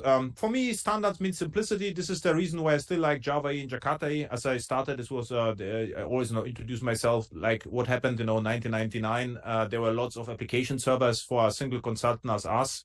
It was mission impossible to understand more than 2 runtimes, and Java E made it simple. So if you focus on Java E, you are able to understand more than 3 vendors.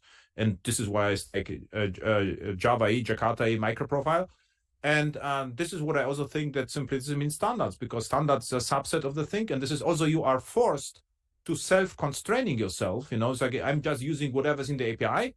And what I know is that this is actually enough. But if you don't have the constraints, in Java, you can use millions different frameworks and no one knows what survives. So this is the problem.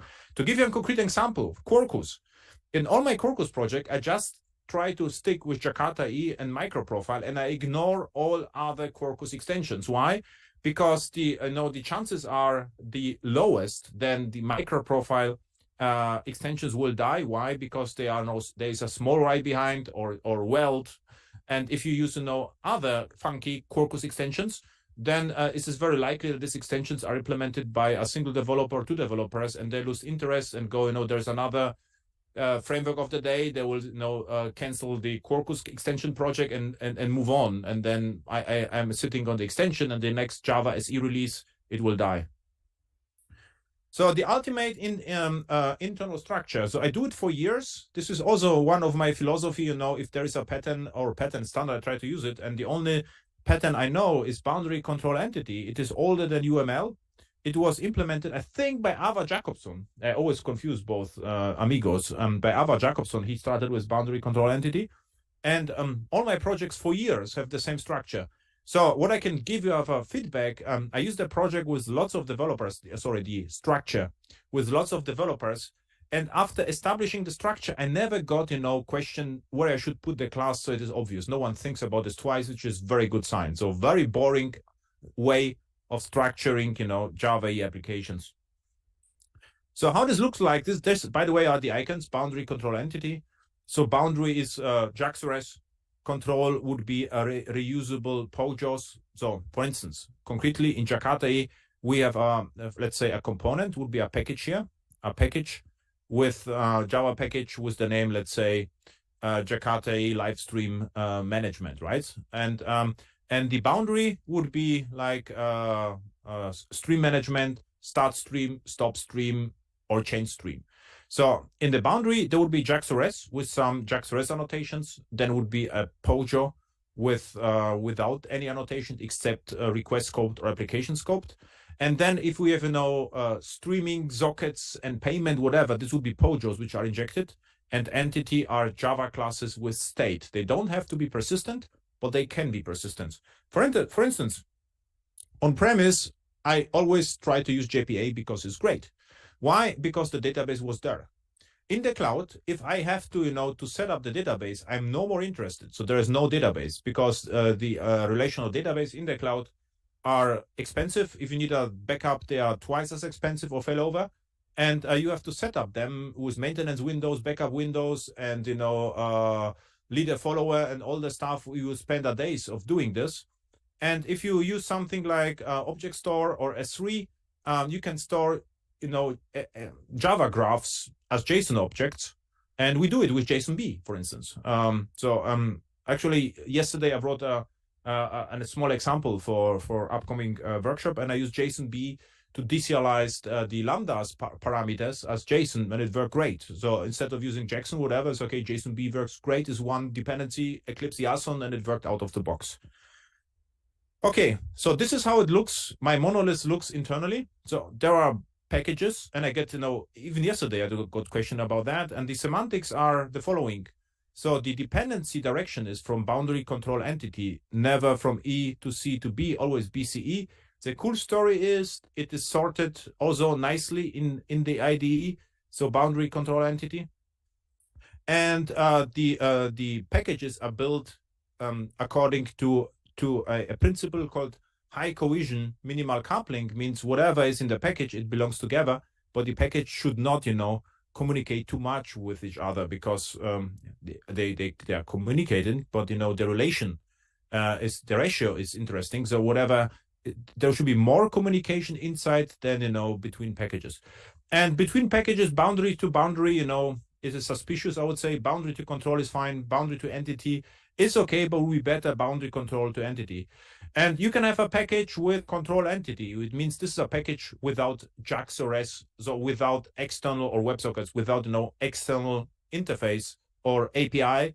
It can be just control an entity. You can have a package just with entities. This is less common, but it would mean this is just I'm just gathering entities for and all the other packages are using this. You can have even a Java component package with just boundary. There are no questions left. So okay, if you're not happy, with the names, we can write another book or find another book and we'll pick the names, but it's good enough. Okay, build. So Maven is a good starting point. Of course, you could use Gradle. What I can tell you, Java EE Maven works great. With Maven, it is the fastest build, because we don't need any plugins. Important, Maven is not CI/CD. So what my Maven just does, it creates a jar. Right now, a few years ago, a war. There are no dependency and there are no plugins. So I don't need any plugins because, I just need a jar. Of course, for Azure functions, I need a Maven plugin, and Quarkus, I need extension. But this is, maybe we have one plugin and not much more. And all the automation happens in CI/CD. What means, for instance, if we need, let's say we have a relational database, then we need a Flyway DB for migrations. Then for me, it would be a stage in the CI/CD pipeline. It would be not a Maven task. So Maven is built, and CI/CD pipelines are automations. Okay. And I fully rely on Maven conventions like, test for unit tests and IT for integration for system tests. So use standards whenever possible. So runtimes. So actually, everything is still absolutely interesting. We have bare metal virtualization, containers, and serverless functions. And Eva, you see, this is your question from before. So serverless doesn't have to be more cost effective. One trick in all clouds, if you use serverless for enterprise applications, it is usually the cheapest way of running the systems. But if you use serverless, you are not using machines. So you are saying, I just need RAM and I need CPU. The problem is you cannot buy the machines in advance. So sometimes it is cheaper to buy machines, in 3 years in advance and then run a Fargate or any other container orchestrator on it. But in most cases, I would say serverless is the cheapest way and the most modern way of running things, and the most secure way, at least politically, secure, because the cloud provider takes the responsibilities of patching the operating system, patching the JDK. So your only responsibility is to create a zip and ship it and push it. Okay, and I have countless screencasts about this live deployment as Lambda, so I don't like to repeat it right now. I just will focus now on the meat, on the summary. So serverless with Java, everything is available, and what we use is really depends on the cloud provider service. So mostly right now I'm using just this stock JVM. Why? Because GraalVM optimizes only once, and the hotspot optimizes the entire time. So over time you will save money. But with GraalVM you get faster startup, cold start, which is also minimized by crack. So recently there was crack is I cannot remember the acronym. This is resource at crack. Forgot it. Restore at checkpoint, on coordinated restore at checkpoint. Crack. Coordinated restore at checkpoint. And what it does, it freezes the state of the JVM on disk and then restores it very quickly, which is perfect for serverless. And GraalVM just starts quickly, Crack just restores and goes to sleep quickly, and you can use everything. So what I'm doing, I'm using this JIT, and I will use a Crack called SnapStart on AWS, for instance, right now, and MicroProfile and Jakarta is just running on everything happily, so it doesn't matter. And also great innovation, CDI Lite. This is actually the idea that that you can optimize at build time and not at deploy time. Also crazy idea and a nice idea, Payara Cloud. What they are running, they're running Payara in a cluster for you. So you ship a war and they care about your war. It's also serverless, but complete different, actually different approach, but it's interesting. Test. Okay, so system test first. In most enterprise projects, everyone starts with unit tests, and the only reason what I see is because with unit tests you get nice code coverage statistics, which management cares about. But just caring about unit tests is like building a airplane and just caring about the radio buttons in the cabin and never flying it. So what we do is we establish Maven build the pipeline, system test first. And because at the beginning, there's almost no business logic, we are happy that we hit the endpoint and see that something happens. So we deploy our code, and we would like to see, that the entire pipeline is running. So system test first, then torture test. I will see how the system behaves on the load. And then after a few iterations, you get more and more business logic, and then we write unit tests. So, my approach is completely different what you read in books or articles where test-driven development is unit tests. I would say at the beginning there is no logic. You're just exposing the entities via JAX2RS, and you are happy that the DNS is set up, certificates are running, security groups are open. So this is actually the main concern at the beginning. Now, you can save a lot of time using MicroProfile REST client for testing. So what you can do, you can inject Java interfaces, MicroProfile REST interfaces, and call them. And the cool story is what you get then a tested microservice client for free. If you used REST Assured or any other framework, you cannot reuse anything. So you're just writing, your end-to-end tests just for the sake of testing. With MicroProfile REST client, you get high quality microprofile clients which are reusable. You can give your tests to another project, and they can reuse your system tests as the official microservice client. So we do it a lot. Copy and paste from JAX2RS resources to MicroProfile REST client. So an example, so a very simplistic JAX2RS resource. By the way, this is from my GitHub project. This is later in the references from AWS Lambda. Actually, it looks like this. And this is just a copy. This is the MicroProfile REST client. As you can see, it's a copy of this resource. And in my system tests, and then I can inject with Quarkus test. Let's say there's an example. Use Quarkus test. I can inject this greetings resource and just test my endpoint. And the cool story is this is the environment entry, and the environment entry can be overridden in the pipeline. So in the pipeline, I know my DNS name, so it is overridden, and I'm calling the external endpoint. So this all my projects looks identical regardless of environment.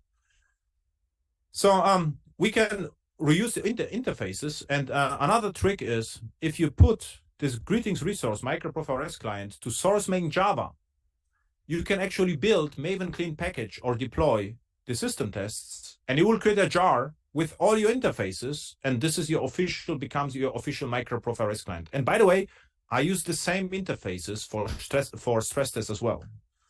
Okay. So, what happens then, it really depends on the project, but sometimes we build on the, MicroProfile REST client interfaces. So we create a nicer way with builder patterns, whatever, to test the project and save even more time.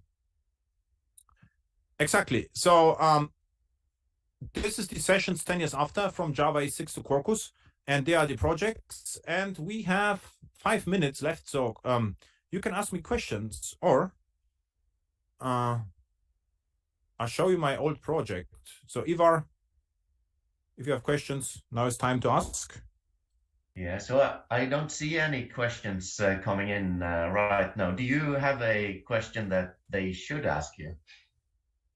No, I think whatever I said is no self-evident, so I would say. Yeah, of course. There should be no questions left. This was just That's the spirit. Yeah. This is an 11 years old project. So I already migrated it to Quarkus. It was like, the hit statistic for my blog. And if you take a look at this, this is the boundary control entity hits. So there is a hits counter country entity. This is how it looks like. Imports. It is on GitHub. A problem I have in most projects, I have NDA, so I cannot show you something from production. So I try now to find something which I can share with you. So logging. So we have several logs in boundary. Statistics, we have a daily statistics resource, which is JakartaOne, which hits per day. This is yesterday, today, or whatever. We have the control, which is the calculator. Application scope gets injected. We have an X-ray logger is my logger, which I hope this is an old code, so 11 years old. But it uses what? Java util logging. I was a little bit afraid, not that I'm using log4j, but Java util logging. What I use right now is Java system logger. It's even lighter than this one. But I did it, 11 years ago, and it's still the same code. We have the entities, which are, exactly, not persistence. In this particular case, it was JaxB. Right now, I would use JSONB. Yes, again, this is old code, and I used back then JaxB to create JSON formats. Right now, I would use JSONP or JSONB. What it depends on the flexibility. If we have, to ship multiple versions of an API at the same time, I use JSONP because it's easier to have, in the new version, there are new attributes. In the older version, there are no attributes. If you use JSONB, which is a Java class, which is annotated, you get a problem that it is really too hard to differentiate between not existing attribute and attribute which is null, for instance, right? Okay. So Adam, we have a question for you. Very good. Yes, and that is, what is your opinion on JSF or Jakarta Faces in your project? I would say with something like Prime Faces, still highly productive. So it is a little bit out of fashion, but you can be very productive and you can ship very quickly with JSF. The only problem is if you are in the cloud, JSF is stateful, so you should be able to configure the load balancer properly, because you always with the session ID you should hit the same node. If you are on Fargate or container applications, you can absolutely do this. In Lambda is harder. I think it is not with Lambda you cannot do this. And this is cost again. With JSF, you will probably need a server which runs the entire time. So you will have to pay the entire time for JSF.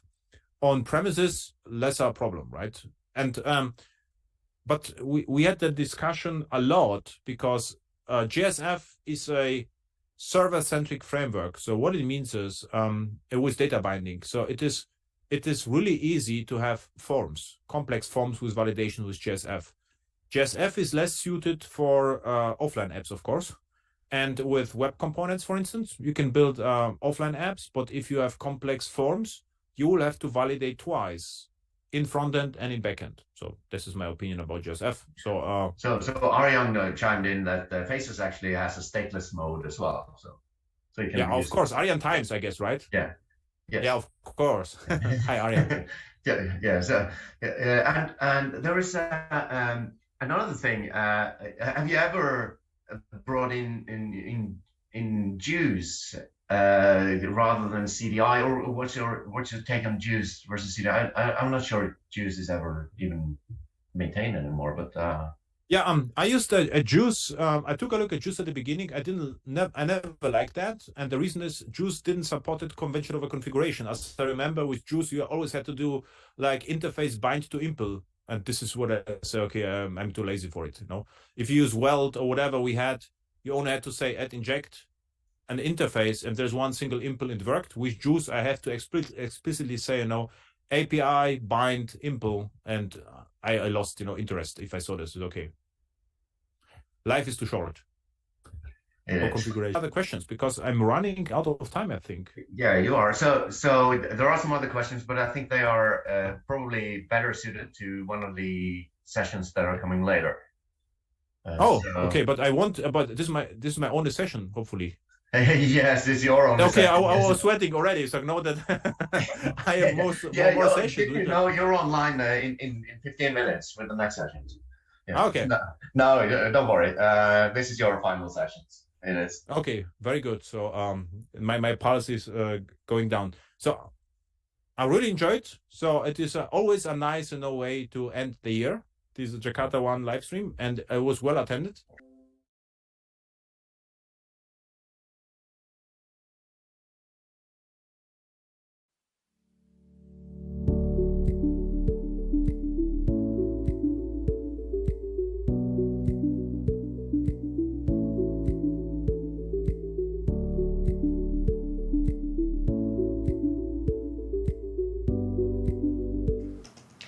So that was quite an interesting talk from Adam Bean, right? And we actually had a good number of questions, I think, for him. Yeah, no, it's. I mean, being the moderator for Adam is always you have to be on edge because he asks questions all the time. And yeah. But feel free to do so. It keeps us alive. Yeah, but I think so. Now that we talked about events that we participated at this year, I think the other interesting topic for the community members might be about swag, actually.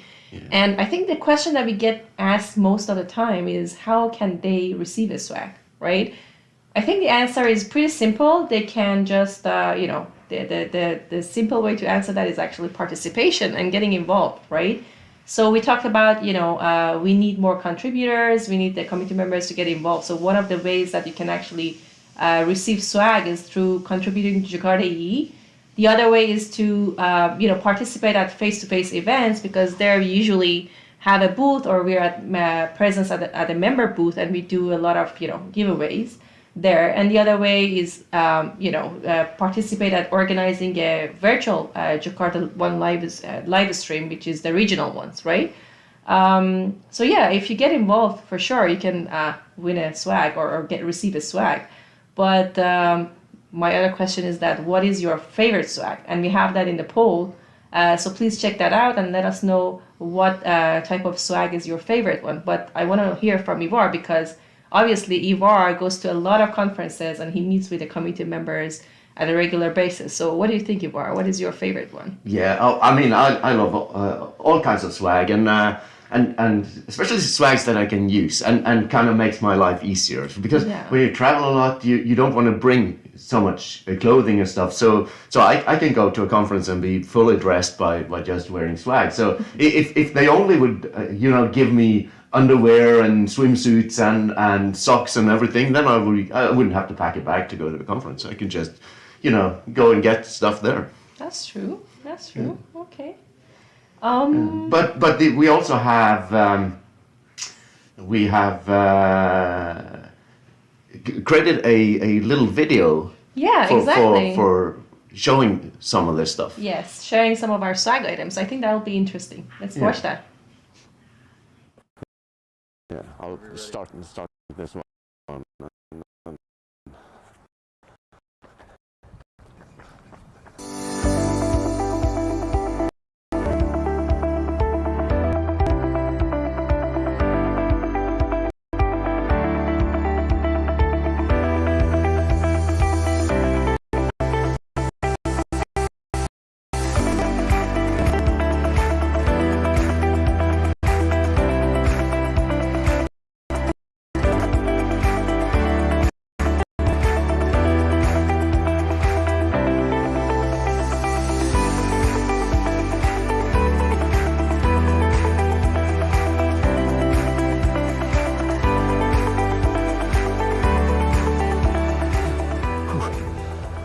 So, if you're at the Java conference around the world and you meet me there, make sure to join me for the community runs that I usually do there, and I'll hook you up with some nice t-shirts and we'll get for a run.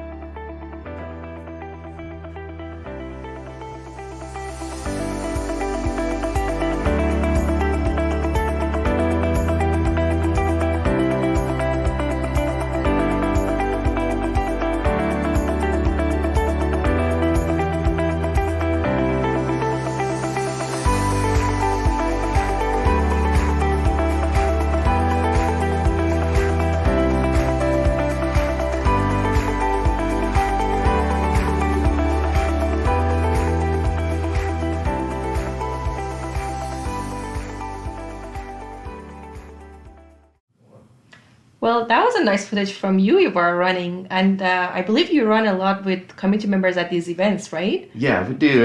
Usually when we're at conferences, we send out a tweet or something. Let's do a community run, and we have these nice runners T-shirts to give away to those running with us. So, and I can promise you that we will have more shirts for next year. So whenever you're at the conference, you just find me and we will go for a run. We don't usually run long or fast or anything. Everybody can join. Yeah, that's what I wanted to ask you. Like, how many kilometers do you usually, run for? And is it early in the mornings? Usually early in the morning because we have talks and you want to go to the conference. So we don't want to kind of keep people away from the keynote because we want to go running around the city or anything. But usually it's better to run in the morning. It's less traffic. It's less people out, and the weather is cooler. So that's it's nice. Yeah. And actually now for the upcoming winter conferences, we may have some reflective gear to have, because we don't want to lose any developers. Yes, exactly. No. Yeah, we're going to keep you warm. Yeah. So. Okay, that's nice.